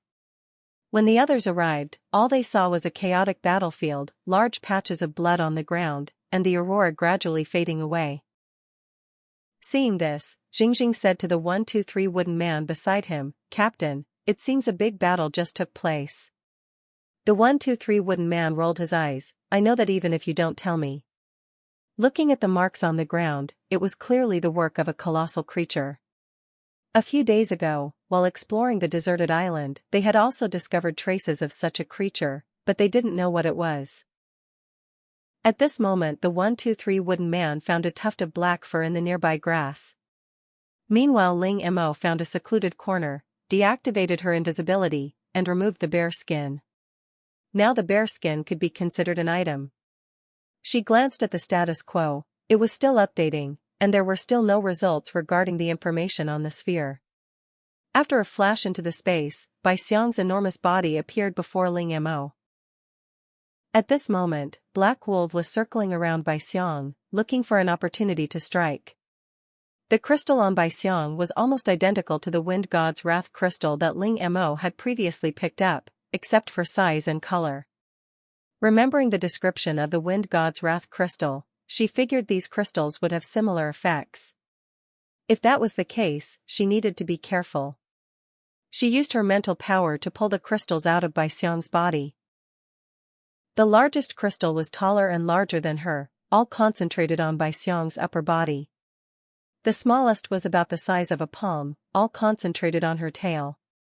Ling Mo counted them. The crystals on Bai Xiang's body came in 8 colors: gold, green, red, purple, yellow, blue, white and cyan. If categorized by element, they represented the 8 elements: metal, wood, water, fire, earth, wind, thunder, and ice. During the extraction process, Ling Mo discovered that at least half of these crystals were embedded within Bai Xiang's body. After careful examination, it became clear that these crystals weren't driven in from the outside, but rather grew from within. After several observations, Ling Mo was even more certain of her guess. These crystals had indeed grown from Bai Xiang's body. Could it be that Bai Xiang also had stones? Most people have kidney stones, but this one was a body stone. For some reason, Ling Mo suddenly thought of the irregular stone she had found near Bai Xiang's heart earlier. At this moment, she had cleaned that stone and stored it in the warehouse. Xiao Bai's attitude towards the stone was one of both covetousness and fear. That's right, both covetousness and fear. Originally, she wanted to store these crystals with the cold rocks, but then she thought better of it. Looking at the warehouse full of cold rocks, this game was indeed too restrictive of her abilities. She sorted all the crystals by color and put them away. Because Bai Xiang's body was so enormous, Ling Mo and Black Wolf had worked all night and had only collected about 1/10 of the crystals. Ling Mo collected Bai Xiang's flesh, blood, and scales into the first aid kit. After all, Bai Xiang was a treasure trove, a fact certified by Kaiman. The Black Wolf approached, carrying several crystals. "Awoo. Let's try putting this in too." Ling Mo looked at the palm-sized crystals, 8 different colors in total. Speaking of which, wolves are colorblind, and not just wolves, most animals in nature are. However, this isn't Blue Star. It seems we can't judge by Blue Star standards. Thinking this, Ling Mo put the 8 crystals into the first aid kit. If it's useless, putting it in the first aid kit won't cause any change. If it's useful, it will disappear. Watching the 8 crystals disappear, Ling Mo was somewhat surprised.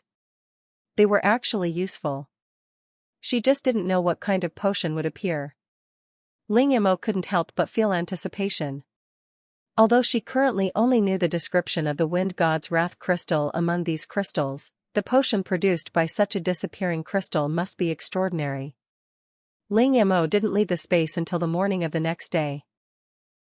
She hadn't recovered from yesterday's battle, and the moon wheel and the soothing bell had just drained 3/4 of her mental energy. Even with the aid of the healing device, Ling Mo felt dizzy and unable to do anything. Releasing the Black Wolf to guard her surroundings, Ling Mo rested for about an hour before recovering. Feeling better, she stood up and began to assess her surroundings. Just then, she heard the voice of Kaiman in her ear. System search complete. Black hole core. The core existing within a black hole, formed by constantly absorbing the chaotic power within the black hole, an extremely dangerous substance containing immense and chaotic energy, usually found only within black holes. What would happen if I accidentally ingested a black hole core? Ling Mo asked. No creature has ever accidentally ingested a black hole core. Chapter 203 Survival on a Deserted Island 27. Hearing Kaiman, Ling Mo was almost certain that Bai Xiang's grotesque state was most likely due to the black hole core's machinations. Right, what happened before?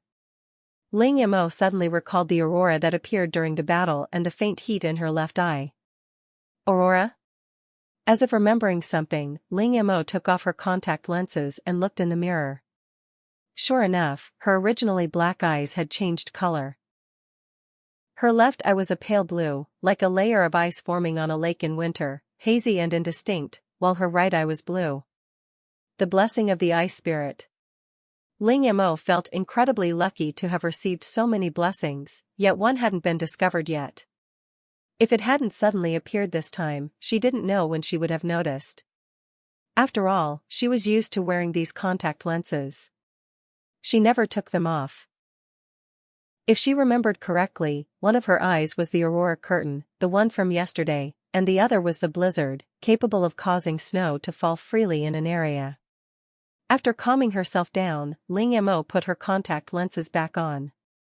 It took her 3 full days to finish treating Bai Xiang's body. She collected over 1,000 crystals in the process. Bai Xiang's skin was riddled with holes from the crystals, greatly reducing its value, but it should still fetch a good price in a shop. On the second day, Black Wolf finally found the stone he was looking for inside Bai Xiang's body, a smooth, fist-sized stone. Ling Mo looked at the stone, it seemed strangely familiar.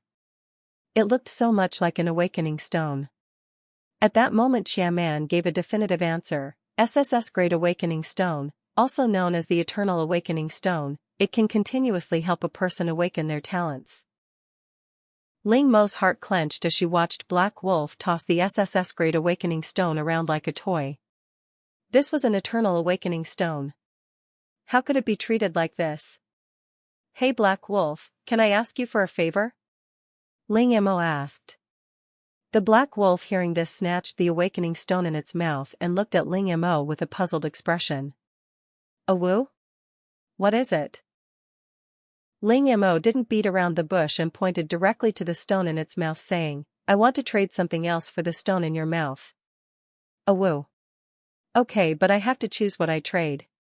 Ling Mo didn't expect the Black Wolf to agree so readily. Isn't this something you've always wanted? Why, the Black Wolf exhaled a breath from its nose, a woo, I just don't like people taking my things. When it was young, this stone was very useful to it, but now that it's grown up its usefulness isn't as obvious. It turns out it was possessiveness at play. However, this was good news for Ling Mo. In the end Ling Mo traded the remaining flesh and blood from Bai Xiang's wounds for this SSS Great Awakening Stone. The moment she obtained the Awakening Stone, she thought about how to use it. Although there are many players on Earth now, compared to the vast human population, they are less than 1% of the total population, and the number of players is decreasing with each round of the game. Although these players who lost their game privileges wouldn't lose their awakened talents, the number of people with such talents on Blue Star was still too small. However, if the awakening stones were openly displayed, the people in the base would definitely take them. Nevertheless, Ling Mo was unwilling to hand over the items she had worked so hard to obtain, even if the base offered her items of the same level in exchange. So she could only use the alias of drinking soy sauce and acting crazy. Thinking of this, Ling Mo suddenly remembered the artifact's first aid kit. After putting 8 crystals inside, the first aid kit evolved from a mid-level item to a high-level item, increasing the daily output of potions tenfold. In addition, it refreshed with potions like the Gold God Potion, Wood God Potion, Water God Potion, Fire God Potion, Earth God Potion, Thunder God Potion, Ice God Potion and Wind God Potion, potions that could temporarily boost combat power. There were also 9-turn potions, energy potions, and life-extending potions refreshed using resurrection grass. Among them the 9-turn elixir was the most precious. Ling Mo had only obtained 1 bottle in several days. Since crystals could be placed inside, could awakening stones also be used? Ling Mo with a tentative attitude put the awakening stone into the medicine box. The moment the awakening stone was placed inside, a white light flashed across the surface of the medicine box, and then the light gradually expanded. The medicine box, originally only the size of a palm, instantly became the size of a first aid kit. Upon seeing this, Ling Mo's eyes showed both astonishment and delight. This meant her method worked. Item name, Magical Medicine Box, Level, Unidentifiable, Functions, 1. Randomly refreshes different elixirs daily, the type of elixir depending on the herbs fed. 2. Can designate 1 elixir for production daily, producing 10,000 bottles each time. Item description, a magical medicine box whose maker is unknown and cannot be identified. When the light faded, rows of different colored buttons appeared on the front of the white medicine box. Each button was about the size of an M&M's, representing different types of elixirs. At the very front of the list was a white button labeled Awakening Potion. Seeing this, Ling Mo decisively selected this potion. Opening the potion box, she found a round stone emitting a white light lying quietly inside. Perhaps because of its high level, the awakening stone hadn't disappeared. Ling Mo now possessed over 20,000 bottles of awakening potions. These potions allowed ordinary people, not players, to awaken their talents, greatly increasing their chances of survival in the face of natural disasters. Upon returning home, Ling Mo planned to dedicate a specific area for these potions. On the 16th day of the game, Ling Mo, accompanied by Black Wolf, traversed the rainforest. During these few days, a magical scene had appeared on the deserted island. One half was teeming with life, while the other half was covered in snow. It was the same island, yet it seemed like two different worlds. Many people now knew that the snow-covered half had fresh water resources, so even with temperatures below zero, people still ventured there to fetch water. During this time, Ling Mo sensed that the underwater volcano beneath her feet had become even more active, and an ominous premonition welled up in her heart. Chapter 204 Survival on a Deserted Island 28. Ling Mo looked at the water tank in the RV, which was already half full, and decided to go too. This time she took out every container she could find. She found a bamboo stalk, broke all the compartments inside, and made a super large water tank. Each bamboo stalk was as thick as Ling Mo's thigh, and this one could hold a lot of water. Besides the one she took, Ling Mo also made several smaller ones to carry with her. After preparing, Ling Mo set off in a grand procession with Black Wolf. Along the way, Ling Mo encountered some players who were going to fetch water or had already returned. When these people saw that Ling Mo was alone, their eyes lit up, but when they saw Black Wolf following behind her, they quickly lowered their heads, pretending that nothing had happened, and slunk away. Of course, some didn't leave. A blonde, blue-eyed foreigner's eyes lit up instantly upon seeing the Black Wolf. He quickly approached Ling Mo and asked in broken Chinese, "Your wolf is so beautiful. Can you sell it to me? I'm willing to offer 2 mid-level items." As he spoke, the blonde-haired, blue-eyed foreigner actually produced 2 items, a dagger and a wallet. The dagger was an item with a slashing effect, and as for the wallet, universal wallet, money isn't everything, but you can't do without it. This universal wallet can extract coins from any race. Ling Mo shook his head. "Sorry, the Black Wolf is an important partner of mine. I won't sell it." "Oh, I see. That's a real pity." A look of disappointment flashed in the blonde-haired, blue-eyed foreigner's eyes, like a large dog that had lost its beloved bone. Disappointed as he was, he didn't insist. After those people left, the Black Wolf howled, "Awoo." Those people's looks were really annoying. Ling Mo ruffled its fur as a gesture of comfort. "By the way, this snow seems to be fresh water too."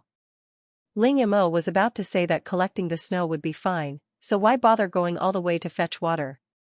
But upon closer inspection, although the snow on the ground was white, once you dug it up you would find that it was mixed with many black things. Taking a sniff, the smell seemed to be the ash left after burning vegetation. Reaching the riverbank, there were already several holes in the ice, spaced apart from each other, likely made by different people. Near 2 of the holes people were drawing water and others were fishing. Seeing this, Ling Mo found an empty hole, broke open the newly formed ice, and took out a bamboo tube to draw water. Once the tube was full, Ling Mo pretended to go fishing and secretly stored the water in her spatial storage. Seeing her actions, the Black Wolf raised its paw and quickly swung it across the water, catching a sharp-toothed fish weighing 20 or 30 pounds. After struggling a few times on the ice, it froze. Then the Black Wolf swung its claws several more times, each strike hitting its mark. After the 10th fish, Ling Mo urgently stopped it. "That's enough, that's enough." By this time, Ling Mo had filled all the containers in his space. Seeing the 10 frozen fish beside her, she took out a rope, strung them together, and placed them on the Black Wolf's back. Then, amidst the envious gazes of the others, she left. This time, Ling Mo and Black Wolf arrived at a beach they had never been to before. "There's something purple over there, let's go take a look," Ling Mo said, sitting on Black Wolf's back and pointing to a spot near a reef. Knowing this was the same Hailangsing they had visited before, Ling Mo had been searching for the sea ears. With the sea pearls inside the sea ears, she could swim freely in the water. Unfortunately, she had searched for several days without success. This time as they passed this beach, Ling Mo saw a cluster of reefs in the distance, their edges reflecting a purple light in the sunlight. Upon closer inspection, it was none other than the sea ears she had been longing for. Scanning the sea ears on the reefs with her spiritual power, Ling Mo knew clearly which ones contained sea pearls and which did not. After collecting all the sea pearls from the reefs, she saw Black Wolf leaping around on the purple patch as if it were on land. Only then did Ling Mo realize that the surrounding sea was entirely covered with plant vines, and the purple things she had seen earlier were the fruits of these plants. Tree vine. Known as a bridge on the sea, it grows in places where houses can even be built. Its seeds are highly nutritious, a favorite food of fish. It is incredibly resilient, grows rapidly, and has a long lifespan. A tree vine can live up to 100 years. Ling Mo bent down and plucked a purple fruit from the water. With a slight effort, a crack sounded and the purple fruit burst open in her hand, revealing some white stuff. Ling Mo stared wide-eyed at what she held. "This is rice?" She put one in her mouth and chewed it. The rich aroma of rice filled her mouth. Yes, it was definitely rice. This tree vine was truly a treasure. Not only could it create footholds, but it could also produce rice.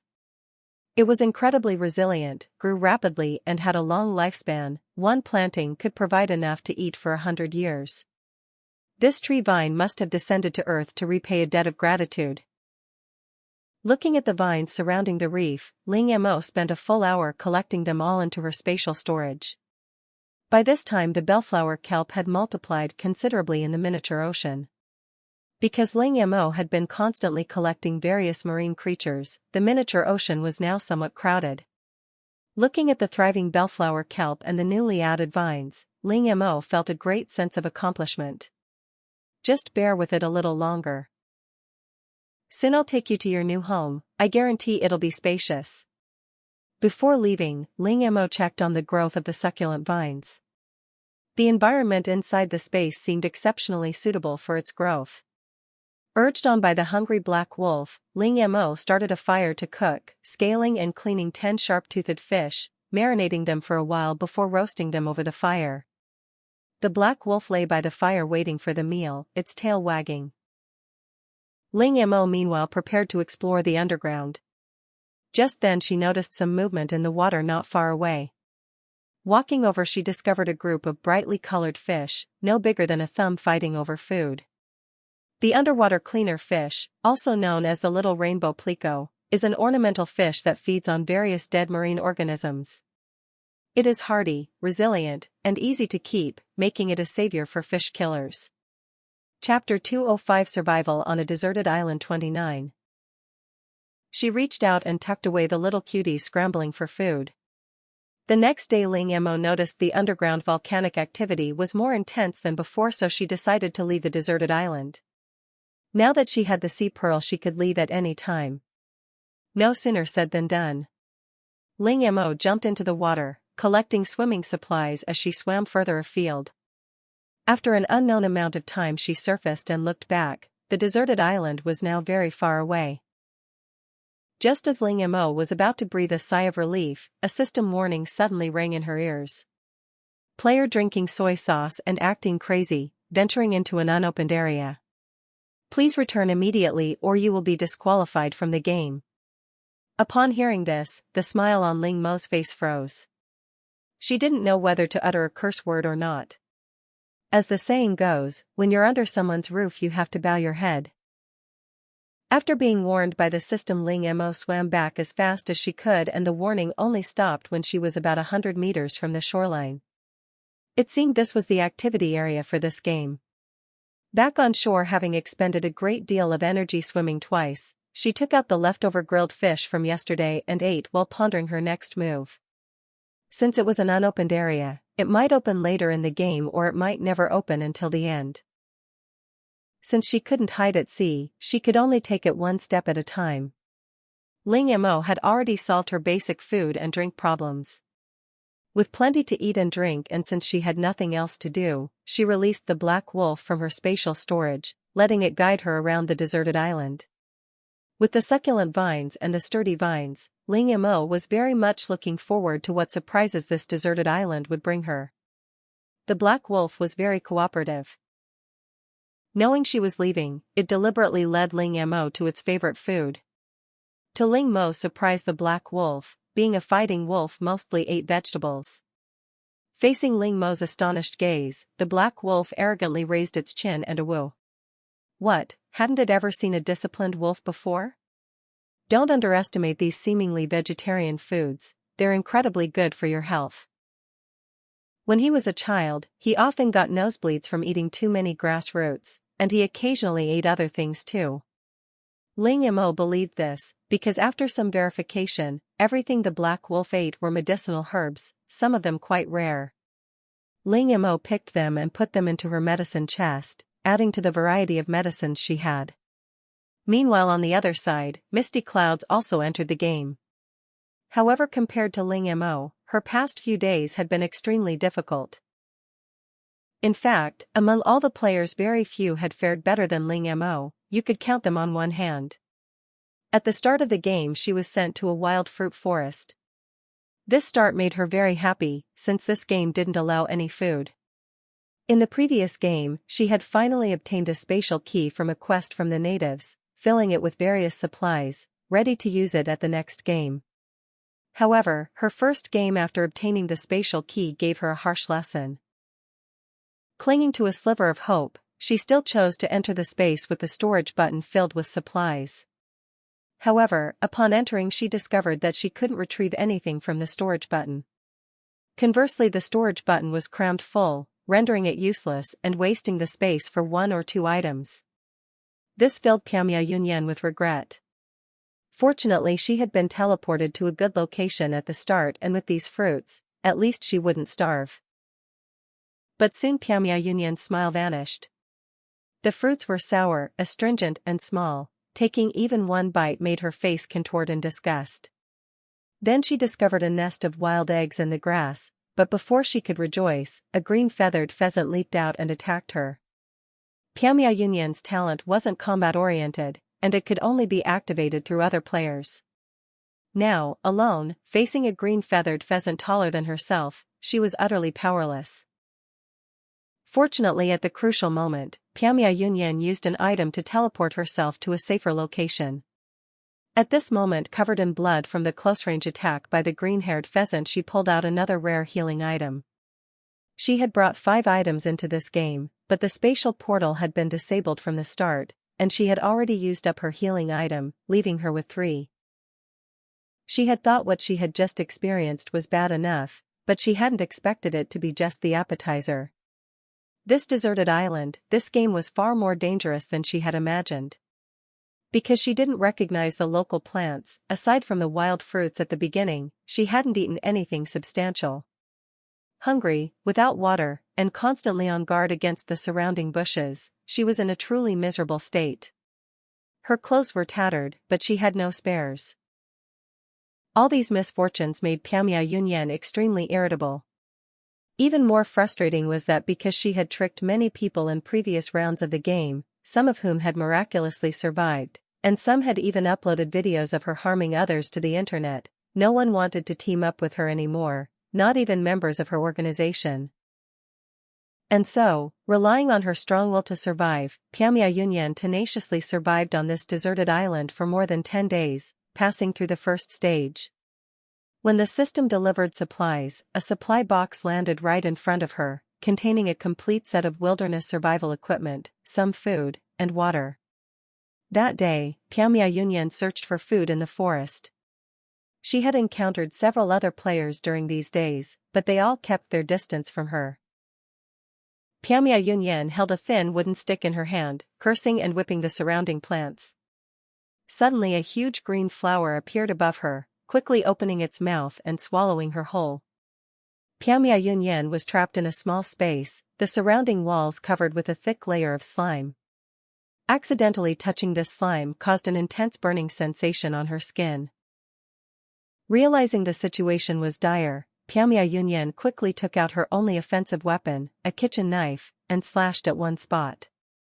Chapter 206 Survival on a Deserted Island 30. However, because she hadn't eaten much, Piamia Yunyan's stamina was limited and she quickly became breathless. The carnivorous plant, sensing its prey's struggle, also accelerated the secretion of digestive juices. Noticing the increasing amount of slime on the wall, she truly regretted it at that moment. If she had known this would happen, she should have acted more decisively. That way, no one would know her secret and she wouldn't have been in this dangerous isolated situation because no one wanted to team up with her. Clinging to a sliver of hope, Piamia Yunyan began to shout for help. At this moment she had only one thought in her mind: she absolutely couldn't die, absolutely couldn't.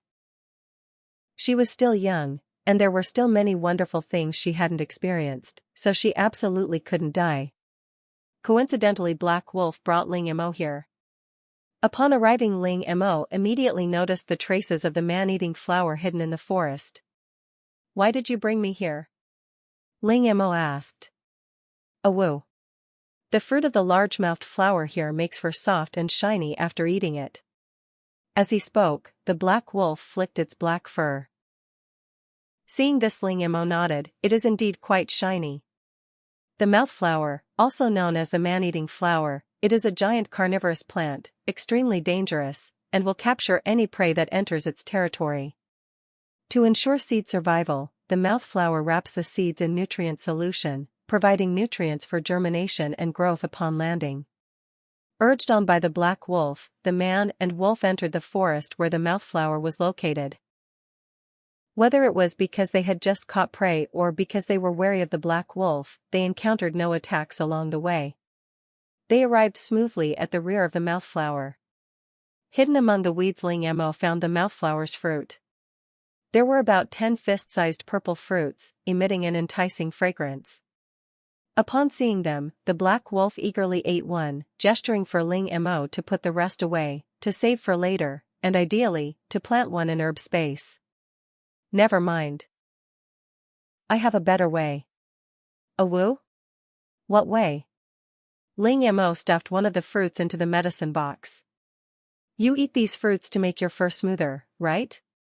Hearing this, Black Wolf nodded. At this moment, several buttons appeared on the medicine box: growth potion, regeneration potion, and fur smoothing and fluffing potion.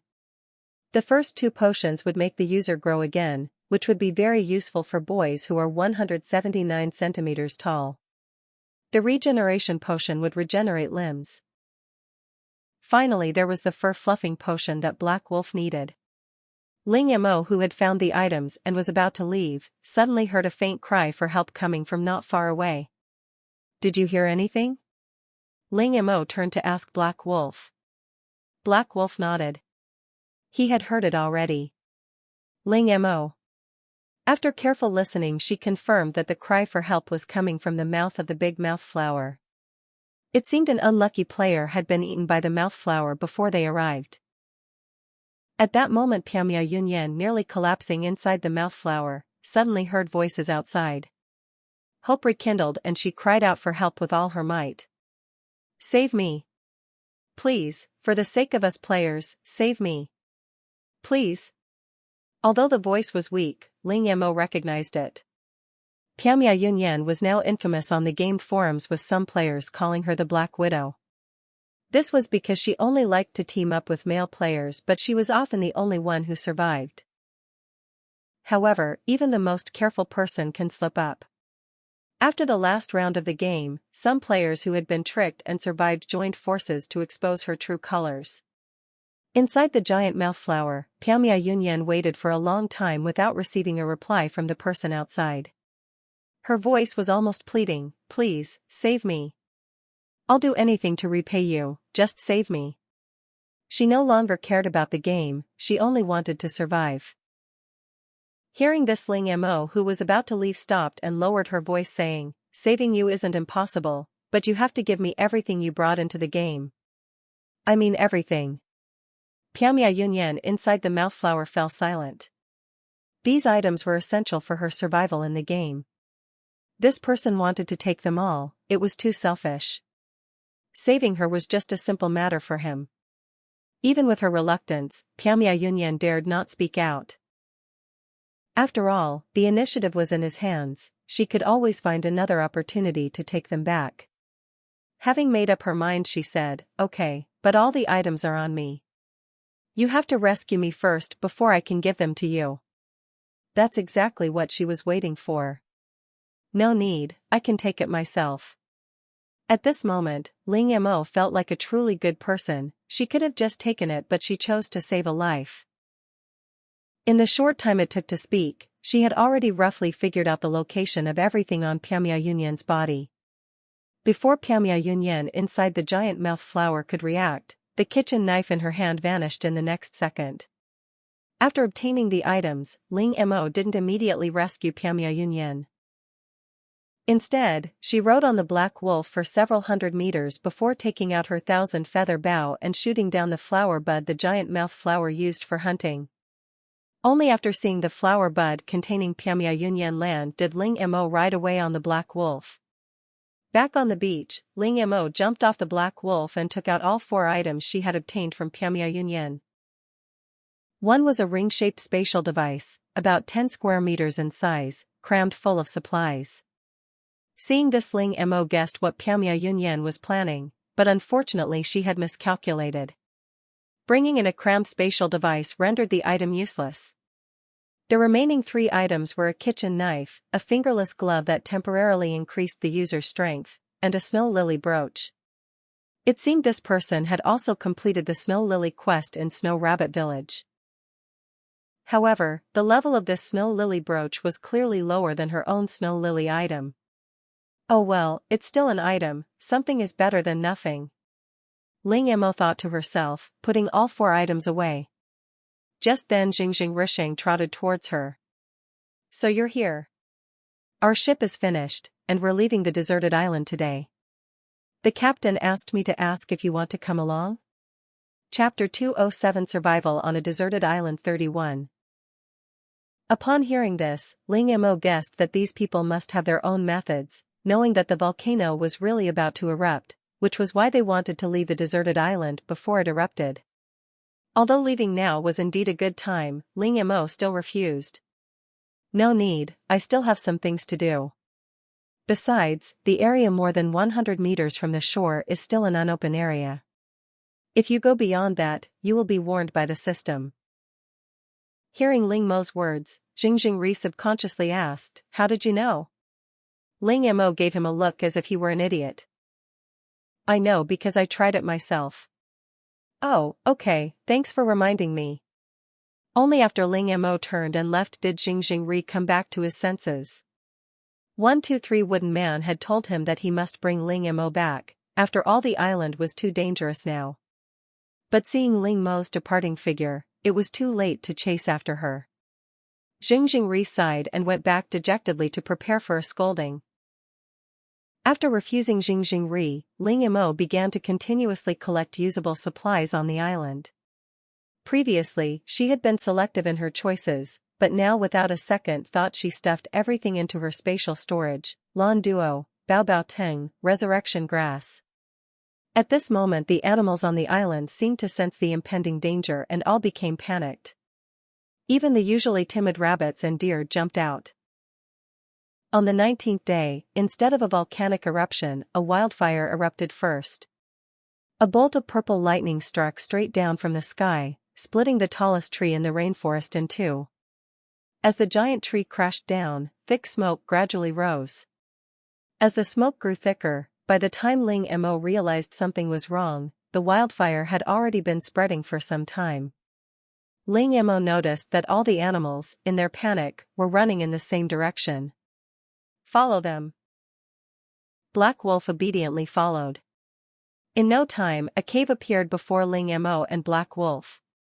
"Have you been here before?" Ling Mo asked. The Black Wolf shook its large head and howled, indicating that this wasn't its territory and it hadn't been here before. Ling Mo carefully observed the cave, then used her mental energy to thoroughly scan its interior. The cave was quite spacious. Moreover, it seemed to connect to another place. A faint, unpleasant, salty smell wafted from within. Even Ling Mo, who had been by the sea for days, found the smell pungent, let alone the Black Wolf with its more acute sense of smell. "Awoo. Should we go in? The black wolf asked. Ling Mo's mental energy could detect that the other side of the cave connected to a very large space, but she couldn't determine whether this space was safe. If it wasn't safe, wouldn't rushing in be like being trapped like a turtle in a jar? After much thought, Ling Mo decided against taking the risk. Just then a strong gust of wind blew by, causing the already raging wildfire to spread even faster. Ling Mo looked up at the sky. The dark, heavy clouds were oppressive, as if a torrential downpour would erupt at any moment. The waves in the sea were also extremely turbulent. All these signs suggested that it wasn't a good day to go out to sea. Let's get to the beach first. Ling Mo rode the black wolf to the beach. Reaching a reef, she stored the wolf in her space, then secured her RV in a crevice between the rocks before taking refuge inside.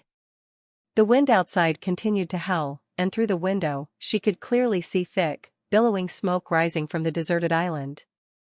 This vast plume of smoke had already spread to nearly half the island's area and was expanding at an alarming rate, like an insatiable beast greedily devouring everything in its path.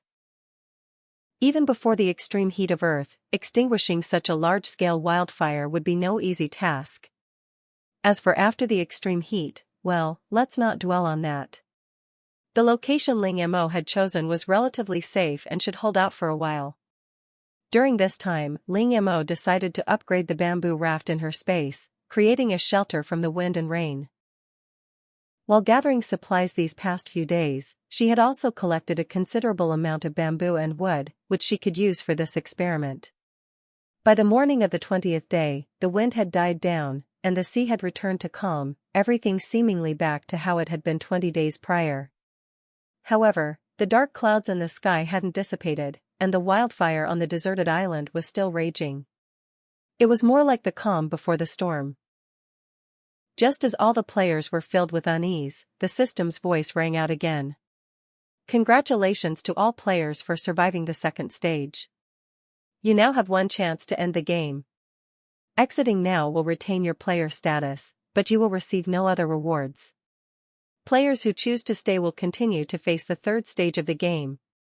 Friendly reminder, the first place winner of this game will receive either a free lottery draw or 500,000 gold coins, your choice. The system's voice faded and simultaneously a golden panel appeared before all the players. It displayed two options, red and blue. Red represented ending and leaving the game, while blue represented continuing. Faced with these two choices, Ling Mo hesitated. To be honest, she didn't really want either the lottery draw or the 500,000 gold coins. After all, lotteries are a gamble based on probability, the items inside can be good or bad, and who can guarantee they'll get something good? As for the 500,000 gold coins, she wasn't short of them.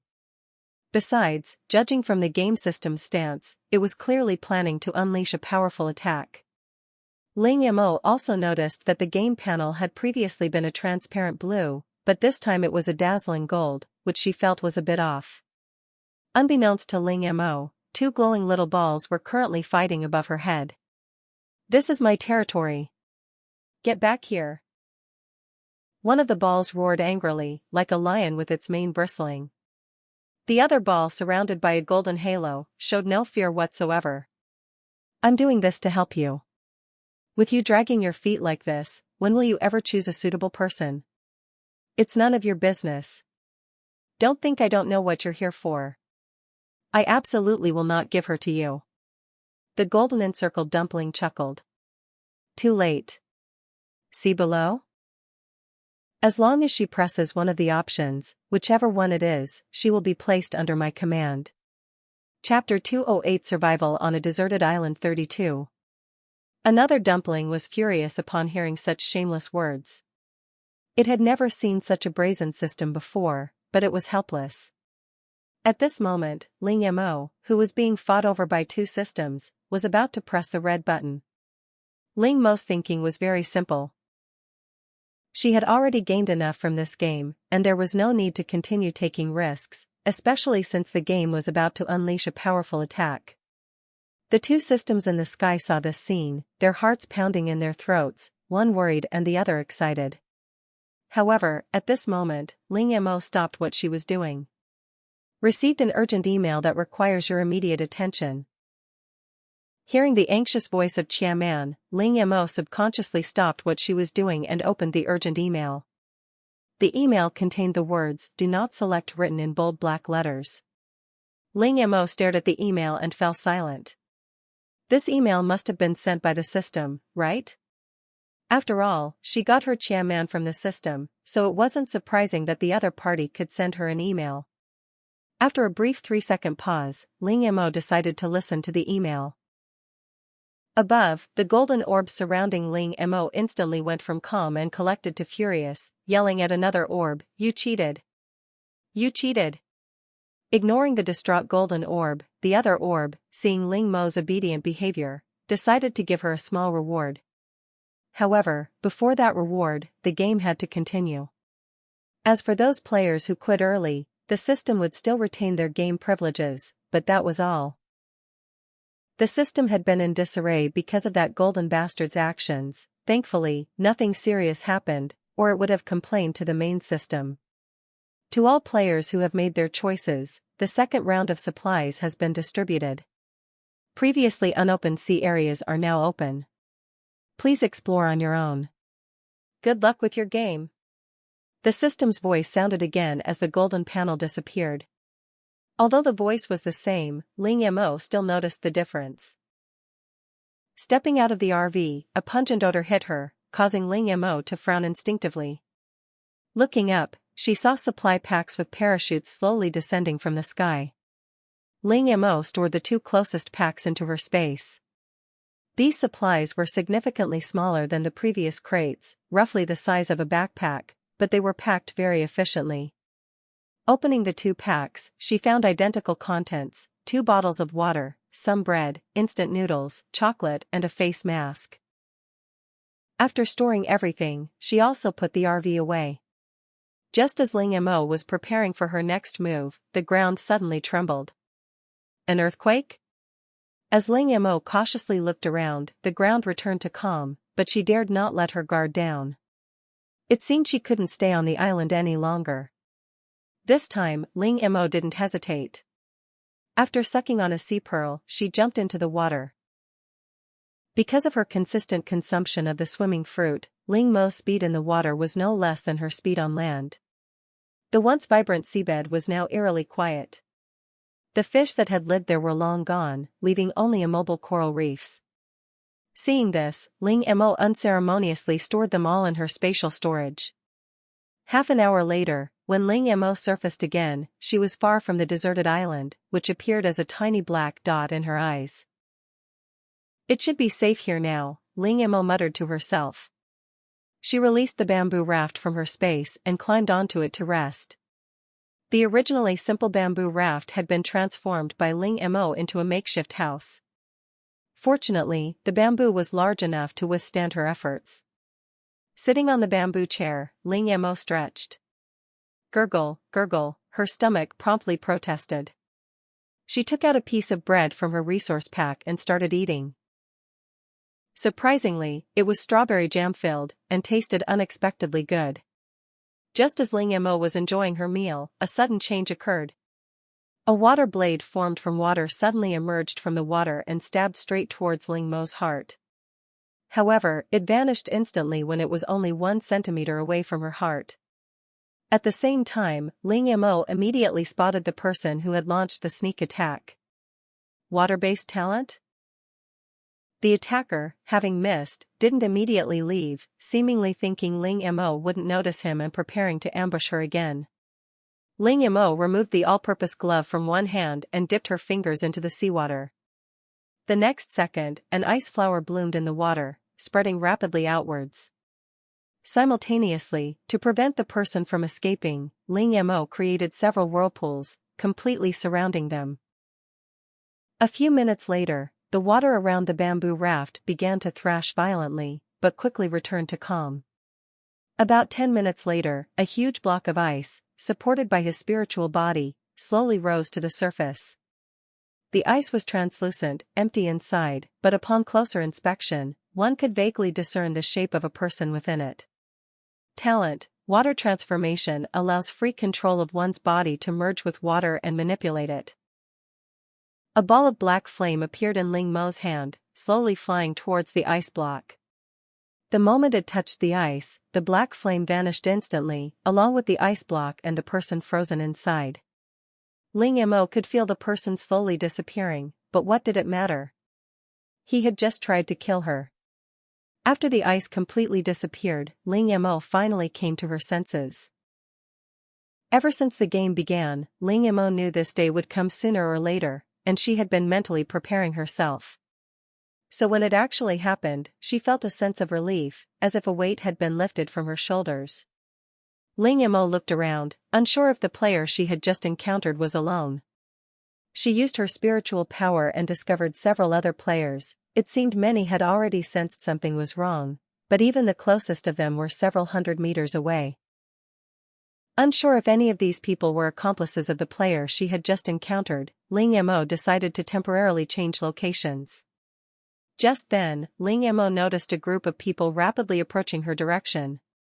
Chapter 209 Survival on a Deserted Island 33, End. Ling Mo wasn't sure if these people were with the person from before, but she decided to leave the area first.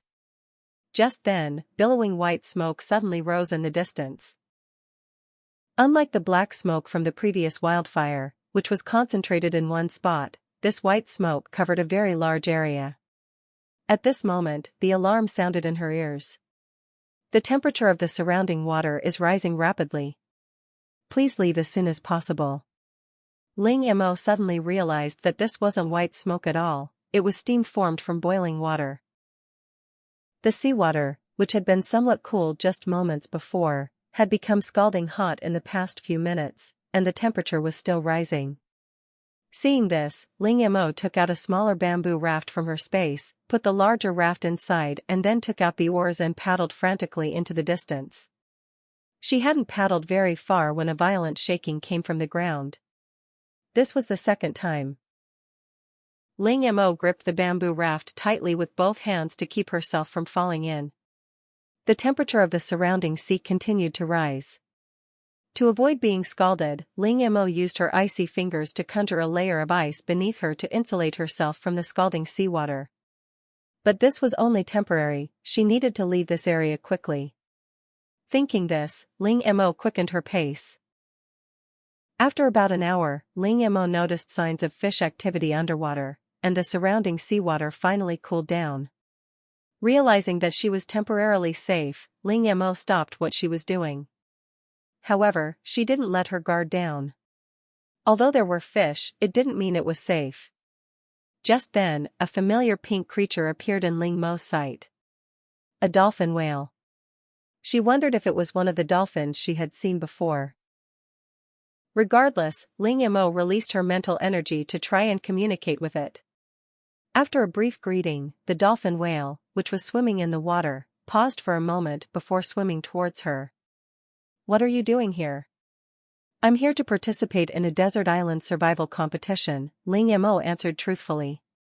Hearing this, the whale-like creature tilted its head in confusion. Survival on a deserted island? Is there such a competition? I've never heard of it. Oh well, never mind, the volcano is about to erupt. I'll take you away from here. Ling Mo nodded. Okay, thank you. The seawater you purified for us before and those purified seaweed are very useful, so it's only right that I help you. The whale-like creature bit off a piece of kelp from the seabed, letting Ling Mo hold one end while it held the other in its mouth. A push came, and the whale-like creature pulled Ling Mo along, swimming a long way in the blink of an eye. Just then, the raft shook violently again, this was the third time. Ling Mo could feel that after this shaking, the whale-like creature's speed had increased significantly. After an unknown amount of time, the whale-like creature finally stopped. Alright, it should be safe here now. Hearing this, Ling Mo looked around, and there was no trace of the deserted island anymore. Although she couldn't see it, she still sensed the eruption at the very moment. With such a massive commotion, it was impossible for her not to notice. Ling Mo didn't know how far she was from the deserted island, but it was certainly very far. At such a distance, she could still feel the eruption, which showed just how terrifying its power was. Does the game system even know it's a support game? No, she had to complain. Remembering the email the game system had sent her earlier, Ling Mo, sitting on the bamboo raft, decisively opened her smart device and sent a 1,000-word complaint to the system at the previous address. In the letter, Ling Mo first vented her dissatisfaction, listing all the physical and emotional harm she had suffered, and finally concluded with 2 words: compensation. After sending the email, Ling Mo waited for the system's reply. Meanwhile, the system, which had just finished its fight and was in its system space, did indeed receive Ling Mo's complaint. After reading the contents, it couldn't help but shrink back guiltily. It dared not say that in this round of the game, only Ling Mo and his group were different. The other players were currently doing volunteer work at the kindergarten. This matter couldn't be kept secret any longer. Once back on Blue Star, the anomaly would definitely be discovered, unless it kept Ling Mo on Hylon Star forever. But the key was, it couldn't keep her there. It was all that survival system's fault for causing trouble when it wasn't paying attention. No way, it had to complain too. After a long wait, Ling Mo didn't receive a reply from the system, but instead received a system announcement. Due to the excessive difficulty of this game, resulting in too many eliminations, this system has decided that players eliminated after the 20th day of this game will retain their game qualification and be compensated with 1 D-grade awakening stone. A D-grade awakening stone can help an ordinary person awaken their talent, and those who successfully awaken will gain game qualification. As the system's voice disappeared, the next second, a stone no bigger than a thumb appeared in Ling Mo's hand. This is a grade D awakening stone? Having seen Bai Xiang's awakening stone, she wasn't particularly interested in this grade D awakening stone. However, the awakening stone itself was secondary, the game qualification it came with was the most important. Ling Mo had successfully escaped the danger, but she still had 9 days left in the game. With so much time, she had to make good use of it. Ling Mo first sorted out her gains from this game: succulent vines, bellflower kelp, jujube vines, island turtles, and various marine creatures. Besides these, there were also resurrection grass and black hole cores. Of course, the biggest gain was the medicine box. Ling Mo took out the medicine box, preparing to calculate how many kinds of potions it could produce. Naturally, the awakening potion was at the top of the list. Next were potions formed from various crystals. Those with the corresponding attributes would have their abilities greatly enhanced for a short period, with the effect lasting about an hour, but the burden on their bodies would be extremely heavy.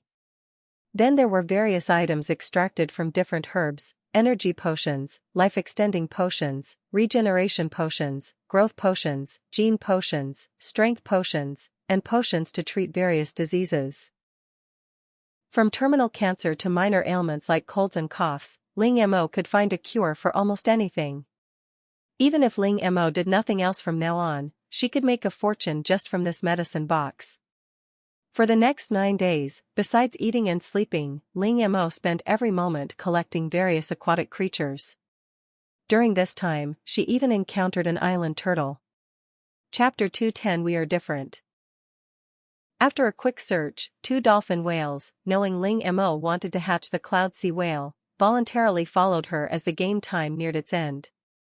9 days later, Ling Mo felt a sudden darkness before her eyes, and the next second, she found herself in a blue space, with a familiar spinning wheel not far away. Congratulations to player drunk on soy sauce and acted mad. As the only player to successfully persist for 30 days, you have received 1 free lottery draw. 500,000 gold coins will be deposited into your account in 3 days. Please check. Can I ask, what happened to the other players? How did she become the only player to persist for 30 days? After waiting for a long time, Ling Mo's question received no response. Fine, if you don't want to tell me then don't. She could always find the answer on the game forum later. Many players liked to write detailed accounts of their experiences on the forum after the game ended, allowing other players to pay to observe. Yes, pay. Arriving at the spinning wheel, Ling Mo quickly glanced at the items. Most were props. Ling Mo's gaze fell on two empty slots on the wheel. On the two empty spaces, one read "Try again" and the other, "Thank you for your patronage." At the very bottom of the disc, in very small print, was a line of text: "Place an energy stone to remove 'Thank you for your patronage' from the disc." Ling Mo. Pretending not to notice the text, Ling Mo pressed the start button. Even if she had an energy stone, she wouldn't have put it in. The disc spun faster and faster. At its fastest speed, Ling Mo silently counted to 3 and abruptly pressed the stop button. As the disc speed gradually decreased, the pointer finally stopped on something resembling an alien spaceship. Planetary Exploration Device, the latest machine developed by the Nebula Group, capable of surveying various conditions on a planet in the shortest time and formulating development plans. This machine might be useless to others, but it was extremely useful to her. She felt a sudden darkness before her eyes, opened them, and met a pair of worried eyes. Ling Mo was so startled that she did a sit-up, almost bumping into Ye Kai's head. "What are you doing? You scared me to death." Ling Mo covered her head with one hand and her pounding heart with the other. She had almost thought she had been kidnapped. Ye Kai was also startled. "You were using my lines." Coming to her senses, Ling Mo looked around and found that not only Ye Kai, but also Jiang Xian and Fu Yu were there. "What are you all doing here?" Ling Mo asked. "Of course we were worried about you," Ye Kai said. Hearing this, Ling Mo frowned. "Worried about me? What do you have to worry about?" Seeing that Ling Mo was still unaware of the situation, Jiang Xian explained, "You left the game a full day later than us this time. Do you think we should be worried?"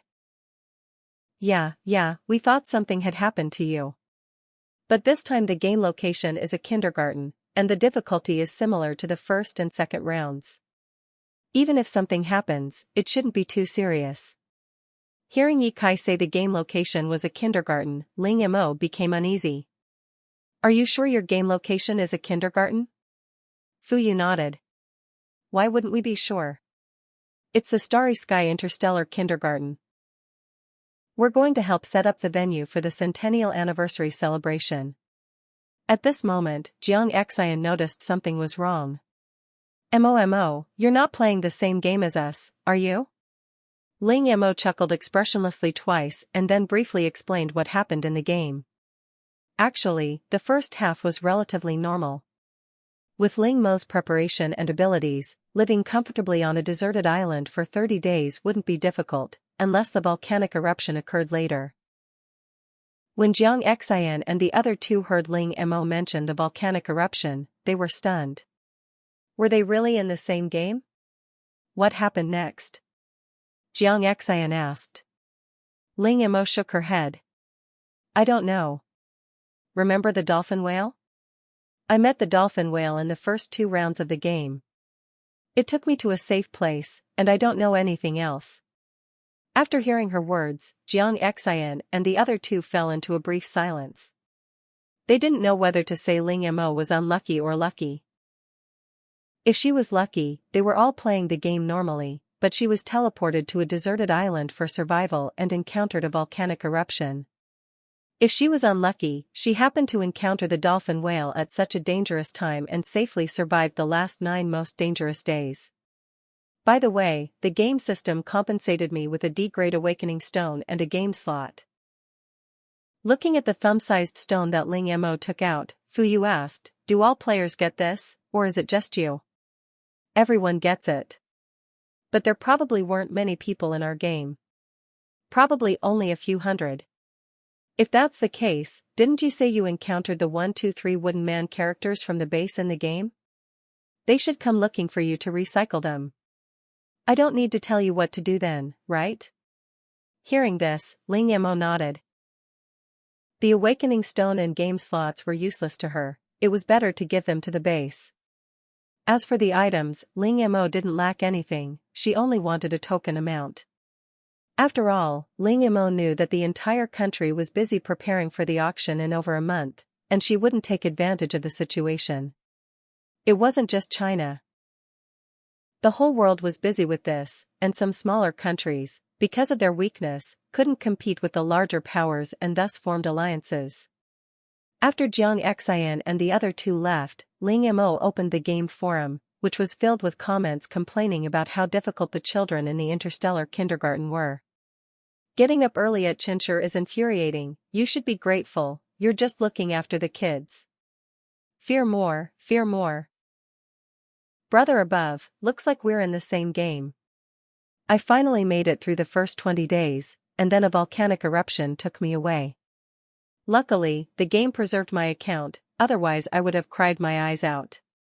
Nut skateboard pig, upstairs, being taken away by a volcanic eruption is actually pretty good. At least there wasn't much pain. You just close your eyes and you're gone. Do you know how I died? I was scalded to death by seawater. I'm terrified of hot water now. Like Blade Dragon, I was smarter. I quit early on the 20th day. But this time it was really insanely difficult. They even restricted the items you could bring. Chapter 211 going crazy for me again. Pudding little pudding, recycling degrade awakening stones, price negotiable. Rising prosperity, don't listen to that person above, he's a scammer. All bases are now recycling degrade awakening stones. One degrade awakening stone can be exchanged for a low-level item or a healing item. Big cat cub, really? Rising prosperity, really? If you don't believe me, come and see for yourself. After reading for a while, Ling Mo closed the game forum, opened her private messages, and saw a message from 123 Wooden Man at the top, sent 4 minutes ago. She glanced at the previous message's sending time, 9 minutes ago. So, Ling Mo waited less than a minute. As soon as the time was up, 123 Wooden Man's message popped up on time. 123 Wooden Man, ninth brother, are you there? Is the information on that planet? This was followed by a laughing, hands-rubbing emoji. Drunk on soy sauce and acting crazy, don't worry about the planet, I have some good stuff here. On the other side, the 123 Wooden Man widened his eyes instantly upon seeing the words good stuff. You see, anything that drunk on soy sauce and acting crazy calls good stuff must be something extraordinary. 123 Wooden Man, interested, I'm so interested. What is it? Drunk on soy sauce and acting crazy, I'm too lazy to type, you go and watch the shop now. After sending this message, Ling Mo listed the awakening potion. Meanwhile, in the base, after seeing this message, 123 Wooden Man immediately asked his colleague, quick, who's in charge of watching Drunk on Soy Sauce and Acting Crazy shop? It's me. A girl with short, neat hair raised her hand. 123 Wooden Man asked, did Drunk on Soy Sauce and Acting Crazy put anything up for sale just now? At that moment, the shop refreshed successfully. As a staff member specifically tasked with keeping an eye on the shop of Drunk on Soy Sauce and Acting Crazy, the young girl knew everything about Ling Mo's shop. So, with just a glance, she spotted something she'd never seen before. Upon seeing what it was, her eyes widened instantly. Boss, it's an awakening potion. They already knew about awakening stones through the learning machine and understood their purpose. Due to a game error, all players who were teleported to the deserted island and survived for 20 days received a degrade awakening stone and a game slot. However, the learning machine's search revealed that the success rate of degrade awakening stones wasn't 100%, and the awakening process was life-threatening. This awakening potion, with the word awakening in its name, was obviously for something else entirely. Quick, get the awakening potion at all costs. Go contact the person now. The 123 Wooden Man figure shouted to the group. Hey boss, this awakening potion seems to be exclusive to you, but there's a 5 gold coin processing fee. Hearing this, 123 Wooden Man was taken aback. After opening the Don't Miss Out shop, he indeed saw the awakening potion listed first, and it really was exclusive to him.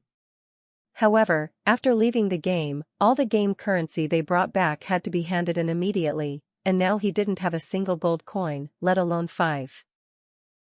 This was awkward. Fortunately, Xiecheng arrived just in time, bringing 5 gold coins. After clicking confirm, a thumb-sized test tube containing a white reagent appeared in 123 Wooden Man's hand. The 123 Wooden Man character, holding the bottle of awakening potion, froze on the spot, afraid to move lest he accidentally drop it. Meanwhile, the world went wild again because of the name drunk on soy sauce and acting crazy.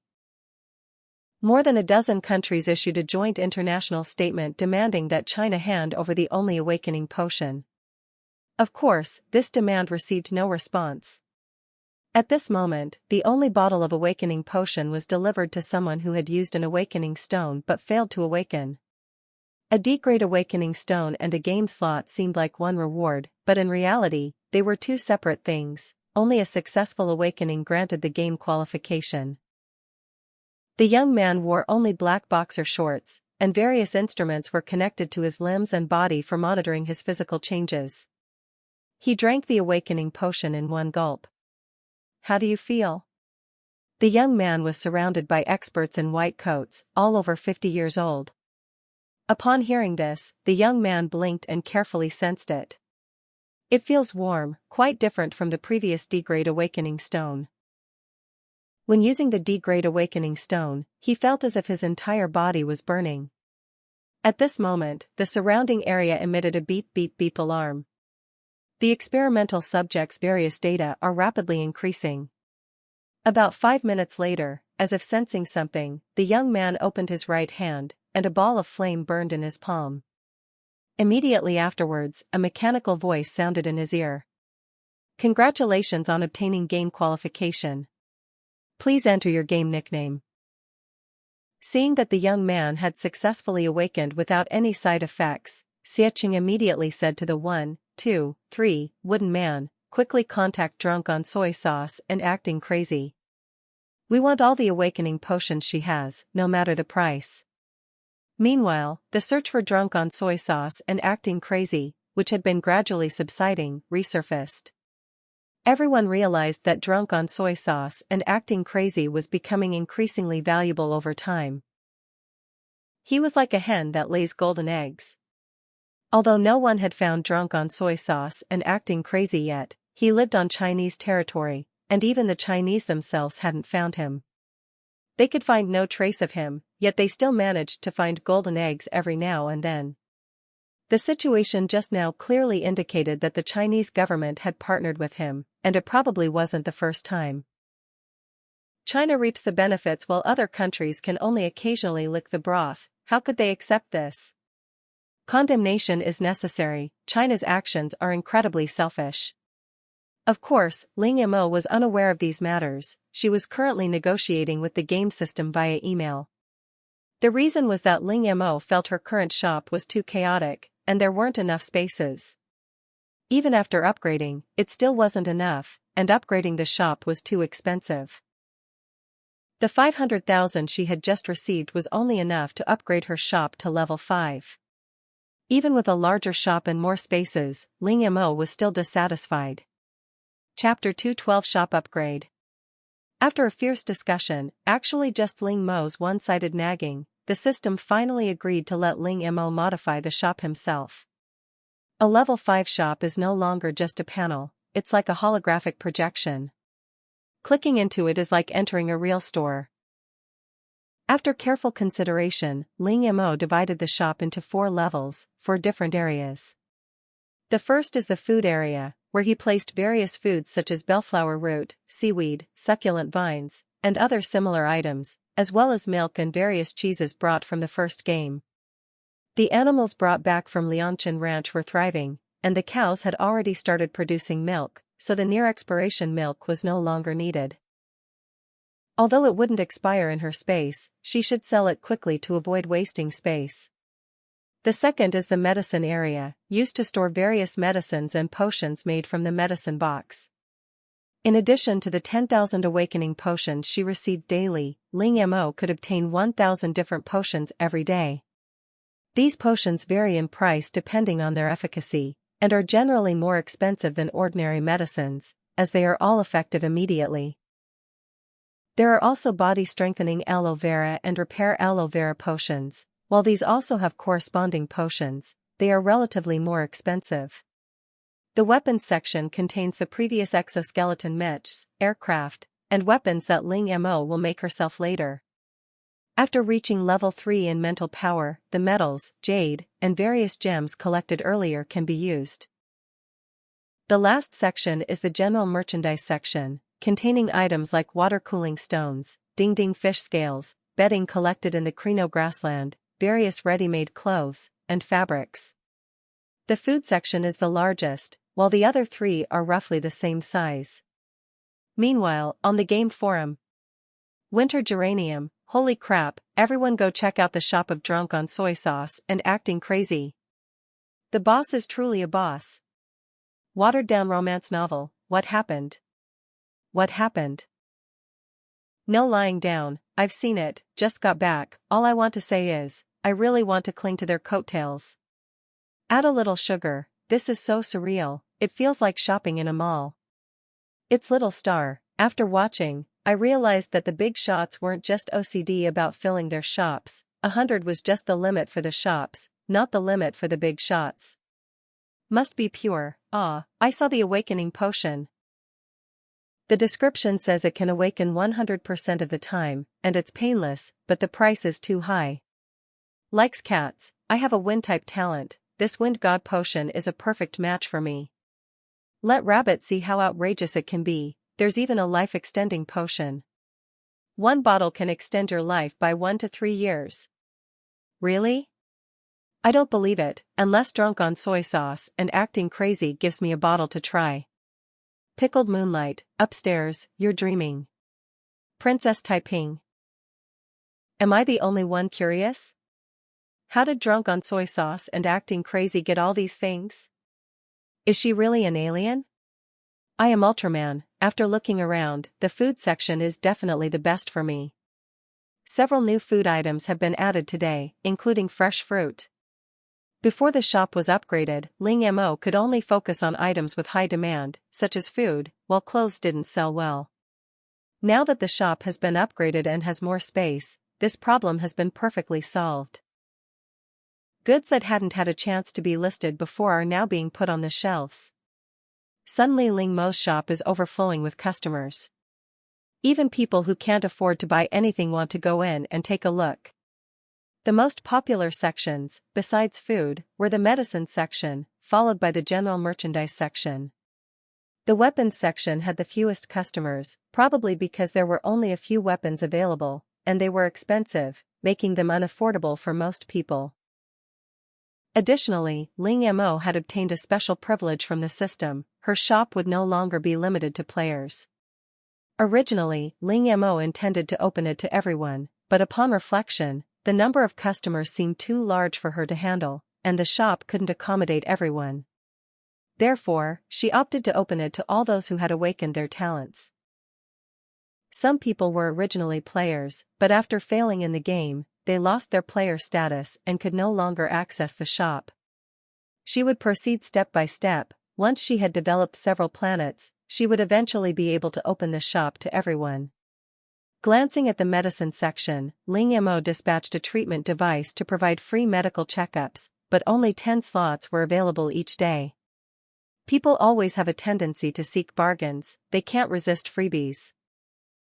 If the checkup was normal, that's fine, but if something was found, they would definitely be tempted to buy medicine. Just as Ling Mo finished arranging things at the shop and was leaving, Yi Kai's voice came from downstairs. Mo, come out for a moment, someone's looking for you. Coming. Upon arriving downstairs, she saw Jingjing Risheng sitting on the sofa in the living room. Seeing Ling Mo, Jingjing Risheng jumped up from the sofa, flashing a smile. Hello, we meet again. Although it was confirmed that the awakening process of a D-grade awakening stone was extremely painful and had a very high failure rate, a D-grade awakening stone was more than just an awakening stone, it also represented a game slot. After understanding the other party's purpose, Ling Mo didn't waste any words and readily took out the D-grade awakening stone. Jingjing Risheng then took out a healing item, which was actually just a white feather. Information about that talent immediately appeared in Ling Mo's mind. Wings of healing, a healing talent, granting the ability to fly. Feathers constantly fall from the body, and these falling feathers have healing effects. The healing effect of automatically falling feathers differs greatly from that of plucked feathers. Judging from the state of this feather, it should have fallen naturally. Besides the D-grade awakening stone, Xingjing Risheng also came for Jiang Xian and the others. They brought back quite a few good items from the game. However, because Ling Mo hadn't logged out, they postponed the transaction. Since their game was a kindergarten, most of the items they brought back were related to children. Although these items couldn't be used, they had great research value. While checking the items, Xingjing Risheng glanced at Ling Mo several times, seemingly wanting to say something but then stopping himself. Ling Mo understood, I only brought back some full-boiled vine and a black wolf. Hearing this, Xingjing Risheng was somewhat disappointed. Oh, right, here's some of this for you. Saying this, Ling Mo pretended to take out a bundle of grass roots from her spatial storage. Chapter 213 190,000 Awakening Potions. Xingjing Risheng naturally couldn't possibly believe that what Ling Mo had taken out was just ordinary grass roots. So he immediately took out a mobile phone. Unlike the thin and lightweight phones before the apocalypse, Xingjing Risheng's phone resembled a large brick phone with a super-large screen. Seeing Ling Mo's gaze fixed on his phone, Xingjing Risheng explained, this is a phone independently developed by the base, with a higher security level. If you want one, you can apply to the base. Given Ling Mo and the others' contributions to the base, applying for a few phones would be a piece of cake. Ling Mo politely nodded, indicating that she understood. However, since the information system hadn't collapsed yet, the phones were still usable, and netizens from different countries could still argue online. Ling Mo felt she probably didn't need such a thing. After all, she still had Kaiman. At this moment, Xingjing Risheng's phone successfully scanned the bundle of tree roots in front of him. The roots of the resurrection grass, due to the loss of nutrient supply, have suffered severe internal nutrient loss, but are still a highly nourishing substance. Ordinary people are not advised to consume them. After reading the above, Xingjing Risheng's eyes lit up instantly. He knew about the resurrection grass. It was sold in the Don't Miss Out shop. The moment the Don't Miss Out shop upgraded, they studied everything inside. Besides what they already knew, there were many things they'd never seen before. They realized then that their previous assessment of the shop had been conservative. The medicine section received their special attention. It contained a wide variety of potions and many other herbs, including the resurrection grass, but at a price even higher than awakening potions. However, Ling Mo had taken out so much of this precious herb at once, just some roots, which made Xingjing Risheng curious. Did she have any whole ones? However, Xingjing Risheng didn't ask this question aloud. After all, if even the Don't Miss Out shop only took out one root of something so precious, Ling Mo probably didn't have many and was definitely keeping some for herself. Ling Mo, these things of yours are too precious. What would you like to exchange them for? Xingjing Risheng asked. Hearing this, Ling Mo thought for a moment and said, I heard that your base has recently researched a lot of good things. Give me some of them. Also, I want some baijiu, Chinese liquor. The base had obtained a lot of good things from Ling Mo and her friends, as well as from drunk on soy sauce and acting crazy, and had also researched a lot of good things from them, especially the aloe vera repair and green crystal. It wasn't strange that Ling Mo wanted these, but what did she want baijiu for? After Xingjing Risheng left, Yi Kai asked curiously, Mo, what do you need baijiu for? Ling Mo took out a resurrection herb that was as long as her arm. If I don't want baijiu, where am I going to soak this resurrection herb? Although she had collected a lot of baijiu before the apocalypse, she had never done it openly and could only sell it in shops. Seeing the resurrection herb that Ling Mo took out, the three of them exclaimed in unison, what a huge ginseng! Including the roots, it was even taller than Ling Mo. Xingjing Risheng acted very quickly and soon delivered everything that Ling Mo wanted. Jiang Xian saw the various novelties that had been delivered, most of which were medicines, some of which were designed to enhance the body. These medicines, when applied to the skin, could harden the skin and temporarily boost defense. These scientists are really amazing, he thought, they've developed so many things so quickly. But it certainly can't compare to the potions sold in that shop. Don't miss it, Ye Kai said. I squeezed in once before, and the things inside were dazzling. I'm really curious how he managed to bring so much stuff out. Is he really not from Earth? Fuyu said, it's not just things from the game, there are also a lot of things from before the apocalypse, medicines, daily necessities, all kinds of clothes, outdoor gear. If it were just one person, would they need so much stuff? Fuyu asked a profound question. One person definitely couldn't use so much stuff, and no one would be idle enough to hoard so much at home. Perhaps he reacted quickly enough, and after realizing something was wrong, he immediately stockpiled a large amount of supplies, Ye Kai said. Jiang Xian asked, if that's the case, then why is he taking out all the supplies she painstakingly hoarded now? Because there are already better ones, so these things are no longer needed. Keeping them takes up space, so it's better to sell them. Ling Mo, who has got drunk and acted crazy, gave a very accurate answer. After talking with the group for a while, Ling Mo first sprayed the house inside and out with insecticide to make sure no insects escaped before returning to her room. Although the insecticide was there, the insect infestation wasn't solved. In fact, it was getting worse. Now, the base needs to be sprayed with insecticide every 3 hours. Every household also needs insecticide. To leave the base, one must eat insect-attracting grass and carry a bottle of insecticide. Although the plants sprouted, they were quickly devoured by various insects, and some people even began to miss the extreme heat. While it was also very painful then, it was nowhere near as unbearable as it was now. Back in her room, Ling Mo opened the game and went to the back end. She found that 123 Wooden Man had bombarded her with hundreds of messages since then, all asking about awakening potions. Besides awakening potions, 123 Wooden Man also expressed great interest in other potions, especially various god-tier potions. Because the potions formed from various crystals all contain the character for God, they are known as the God series by players. Drank soy sauce and went crazy, you can only choose one. Either awakening potions or the other potions. 123 Wooden Man, can't I choose both? Drank soy sauce and went crazy, can you choose neither? 123 Wooden Man, no. 123 Wooden Man, how many awakening potions do you have?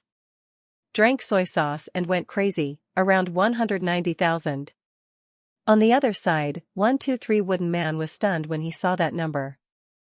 190,000, far beyond their expectations. But at the same time, the number filled them with excitement.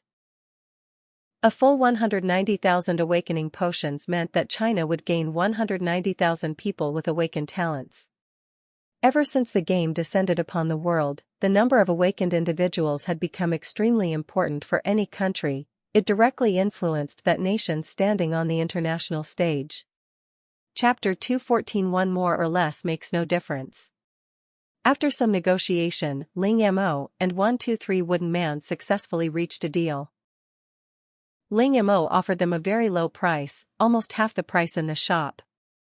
Upon seeing the price, 123 Wooden Man was initially surprised, thinking Ling Mo had made a mistake.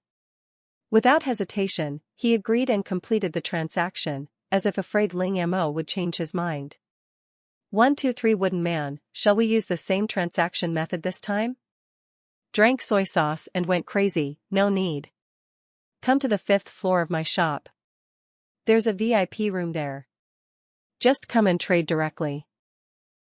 This VIP room was specially prepared by Ling Mo for large transactions. She had previously thought of it and then spent 10,000 gold coins for the system to approve it. Less than 2 minutes after Ling Mo finished speaking, the shop sent a notification that the transaction was successful. So fast? Moreover, 123 Wooden Man didn't bother her with questions about other potions afterward, which wasn't his usual style. Before this 123 wooden man was like a persistent leech. Little did she know, the reason 123 wooden man acted so quickly was because he felt Ling Mo had set the price wrong and was afraid she would come after him for the money, hence his hasty departure. However, he didn't know that given enough time, she could produce as many awakening potions as she wanted. The potion-making box could produce 10,000 bottles daily, plus 1,000 randomly generated different potions, with virtually no cost. You think you're making a profit, but I definitely won't lose out. Meanwhile in the base, 123 wooden man excitedly looked at the neatly stacked boxes of awakening potions before him. A portion would remain at the base to supply the warriors within for awakening, while the rest would be distributed to other major bases and border regions to help warriors there awaken. Boss, can these potions really awaken us painlessly? 123 wooden man nodded. Get these onto the trucks, send mechs to escort them, and make sure everyone is on the safe side. This batch of awakening potions absolutely cannot have any mishaps. Yes, sir. At this moment, Xieching walked in, watching the batches of awakening potions being transported away. His smile was impossible to suppress. Mu Tao, you did a great job this time. It seems that drank soy sauce and went crazy really cares about our country, selling us the potions at such a low price. Boss, 123 wooden man said somewhat guiltily, I think drank soy sauce and went crazy might have mispriced it. Hearing this, Xieching glanced at him and said disdainfully, do you think everyone is like you? By the way, contact drank soy sauce and went crazy again and ask about the planet data for next month's auction, and also ask when the next batch of awakening potions can be traded? The next batch?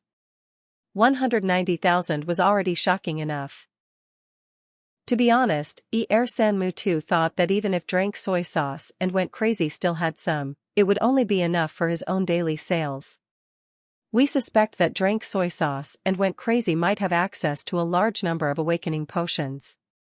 Mu Tao, this is an opportunity for China's rise, we absolutely cannot let it slip by. 5 minutes later, San Mutu's message popped up again. San Mutu, ninth brother, when is the next batch of awakening potions? Also, when will you give us the planet data so we can prepare? Seeing this, Ling Mo thought for a moment. Drank soy sauce and went crazy, the next batch of awakening potions will be next month. The quantity will depend on the situation, but it should be around 200,000. As for the planet data, we'll have to wait. There really is one. San Mutu was completely stunned. Turning to the short-haired staff member beside him, he asked, how's the situation inside the shop? How much did you manage to grab? The short-haired staff member shook his head. Drank soy sauce and went crazy set restrictions on many potions. We tried our best to grab them, but we only managed to get half. Now all the potions in the entire medicine section are gone. Upon hearing this, the 123 wooden man nodded, half was already very good. Overall, China was still the biggest beneficiary this time. The next day, at 6 in the morning, Ling Mo opened her eyes. First, she collected the 10,000 bottles of awakening potions that had appeared in the medicine box that day, then put the 1,000 bottles that had appeared randomly on the shelves. She turned on her phone, listened to the news, and got out of bed to stretch her limbs. According to experts, they have identified 23 previously unknown insects, bringing the total number of unknown insect species to nearly 200. Not all insects are harmful. I'll teach you various uses for seeds. 5 incredibly delicious ways to eat insects. Don't miss at shop's potions being refreshed again after the drank soy sauce and went crazy incident. Red Dot Country claims it will soon ascertain the true identity of the drank soy sauce and went crazy. Cosmic Country, the drank soy sauce and went crazy is a member of our cosmic country, the shameless China kidnapped him. Ling Mo. Kaiman, keep a close eye on Red Dot Country. Also, send them a red heavenly eye. Yes. After Xiao Bai ate the red heavenly bead as a snack, the red heavenly eye merged with her spiritual power, and Ling Mo naturally learned how to use it. The red heavenly eye can monitor people and launch attacks simultaneously, making it a deadly weapon. It can also hold a portion of Ling Mo's spiritual power. Wait a minute. Ling Mo took out 3 crystals, purple, cyan, and blue, from her spatial storage. Take these with you too. If the other party didn't know when to stop, she wouldn't mind losing a country on Blue Star. Anyway, Red Dot country wouldn't make a difference to Blue Star, losing one wouldn't hurt. After last night's incident, she hadn't paid much attention to it anymore. She was quite busy, as she still needed to investigate the situation on several other planets. After greeting Jiang Xian and the others, a black portal appeared before Ling Mo. Entering the portal, the smell of seawater rushed towards her. Ling Mo's landing point was on an island. The island wasn't large, you could see its end at a glance. However, this place was suitable for the island tortoise to use as a temporary foothold. Ling Mo first released the 2 whale-like beasts, then the blue electric worm, bellflower kelp, and blue shrimp kelp into the water. The whale-like beasts then carried them to a suitable location. Afterward, Ling Mo popped a sea pearl into her mouth and plunged into the sea. The seawater was in better condition than she had expected. Although there wasn't much life, it wasn't polluted either, though it had a strange smell. But this was easy to solve, she could just take out some of the purifying seaweed from her spatial storage. Chapter 215 Cloud Sea Star. After a busy day, Ling Mo finally found suitable habitats for all the species she had collected on Hylon Star. The 2 dolphin whales were instrumental in this. Are you sure this place is suitable for cloud sea whales to hatch? Ling Mo looked at the bottomless trench before her, her face full of doubt. However, the 2 dolphin whales nodded with absolute certainty. The water element here is extremely concentrated. If you put the cloud sea whale eggs here, they'll hatch in a few months, one of the dolphin whales said. A few months? How many months? Although somewhat uncertain, Ling Mo ultimately chose to listen to the 2 dolphin whales. The reason was simple, their lives were now in her hands. If they deceived her, they wouldn't escape unscathed. She took the cloud sea whale egg out of her space and released it. The egg slowly descended from Ling Mo's hand until it was no longer visible. Because Ling Mo had previously signed a contract with the cloud sea whale, she could sense its current state. As it turned out, the 2 dolphin whales hadn't lied to her. The area below was indeed the most suitable place for the cloud sea whale to hatch. A red heavenly eye appeared in Ling Mo's hand, tasking it with protecting the cloud sea whale and monitoring the hatching process. After settling the cloud sea whale, the next step was the island turtles. Island turtles aren't social creatures. From the moment they hatch, they possess the ability to survive independently. Forcing them together might lead to fights. That wouldn't do, as her number of island turtles was limited, and each one was extremely precious. Therefore, Ling Mo began searching for islands suitable for the turtles. Once she found an island, she would plant food such as bellflower root and kelp nearby. However, while there were many islands on this planet, most were very small. How small? Some islands were even smaller than her. Ling Mo lay on one, her legs submerged in the sea. Such islands were definitely unsuitable, so Ling Mo planted vines around these islands. The growth rate of the vine was indeed very fast. In just over 10 days in the space, its area had almost covered half of her ocean. Although Ling Mo often said that what was in her space was a small ocean, even a small one is still an ocean. This shows how fast the vine was growing. Perhaps she would have to limit its growth in the future. Thinking of this, Ling Mo suddenly remembered that her space didn't only contain fish brought back from Hylon Star. I wonder if the fish from Blue Star can survive here. Thinking this, Ling Mo selected some fish with strong survival abilities and put them in. So far, Ling Mo had only put in some herbivorous fish. After all, life on this planet was just beginning to develop. If she put in any powerful predators now, before they could develop, the other fish might be eaten up. After working for 2 more days, she finally settled all the dozen or so island turtles in. During this process, Ling Mo also found several relatively large islands. Unfortunately, they were all barren, without any vegetation. Ling Mo transplanted several coconut trees and other plants from her spatial storage, then threw some water, wood, and stones onto the islands to ensure their survival. After doing all this, Ling Mo placed the planetary surveyor she had won in the lottery on one of the islands. An hour later, a fresh planetary report appeared in Ling Mo's hands. The entire report was over 100 pages long. In addition to showing the growth status of the fish and plants she had released, it also included information on various minerals. Currently, it seemed that resilient creatures like bellflower kelp, vines, electric blue worms, blue shrimp kelp, and the underwater cleaner rainbow lizard were adapting very well to the environment. The others, while slightly less adaptable, didn't seem to have any major problems. Turning to a certain page, Ling Mo's eyes widened in surprise. The report even showed the condition of the cloud whale and island turtle. Both were listed as good, indicating that the cloud whale and island turtle were adapting well. After reviewing the biological section, the next topic was minerals. While it was called a junk planet, that didn't mean it was truly garbage. According to the planetary probe, this planet had abundant mineral resources, but these resources were hidden beneath the sea, making extraction extremely difficult. Ling Mo only glanced at it, she had no immediate plans to develop this planet. For now, utilizing the planet's ocean resources was enough to make her incredibly wealthy. As for the rest, she could worry about that later. After putting the report away, she took out the silver certificate again, opened the first page, and decided to rename it. She hadn't changed the name immediately because she didn't have a good idea, and she still didn't. After much thought, Ling Mo finally decided to name the planet after the cloud sea whale.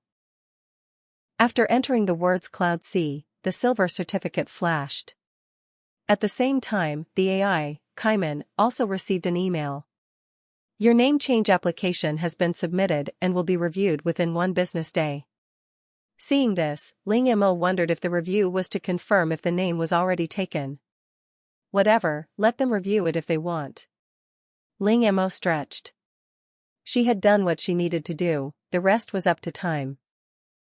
These past few days had been spent either in the sea or about to be in the sea. She felt like she was almost evolving into a mermaid. Before leaving through the portal, Ling Mo summoned the 2 dolphin whales and instructed them to take care of the various plants and animals in the sea. At the same time, she released several golden and red heavenly eyes. A few days certainly wasn't enough for her to explore the entire planet. The previous report indicated that there were 3 very large islands on this planet, but she hadn't seen them. They must be in areas she hadn't yet explored. After passing through the portal and returning to her room, the first thing Ling Mo did was take a shower to wash away the smell of the seawater. After showering, she checked the time, 8 p.m., and immediately collapsed onto the bed and fell into a deep sleep.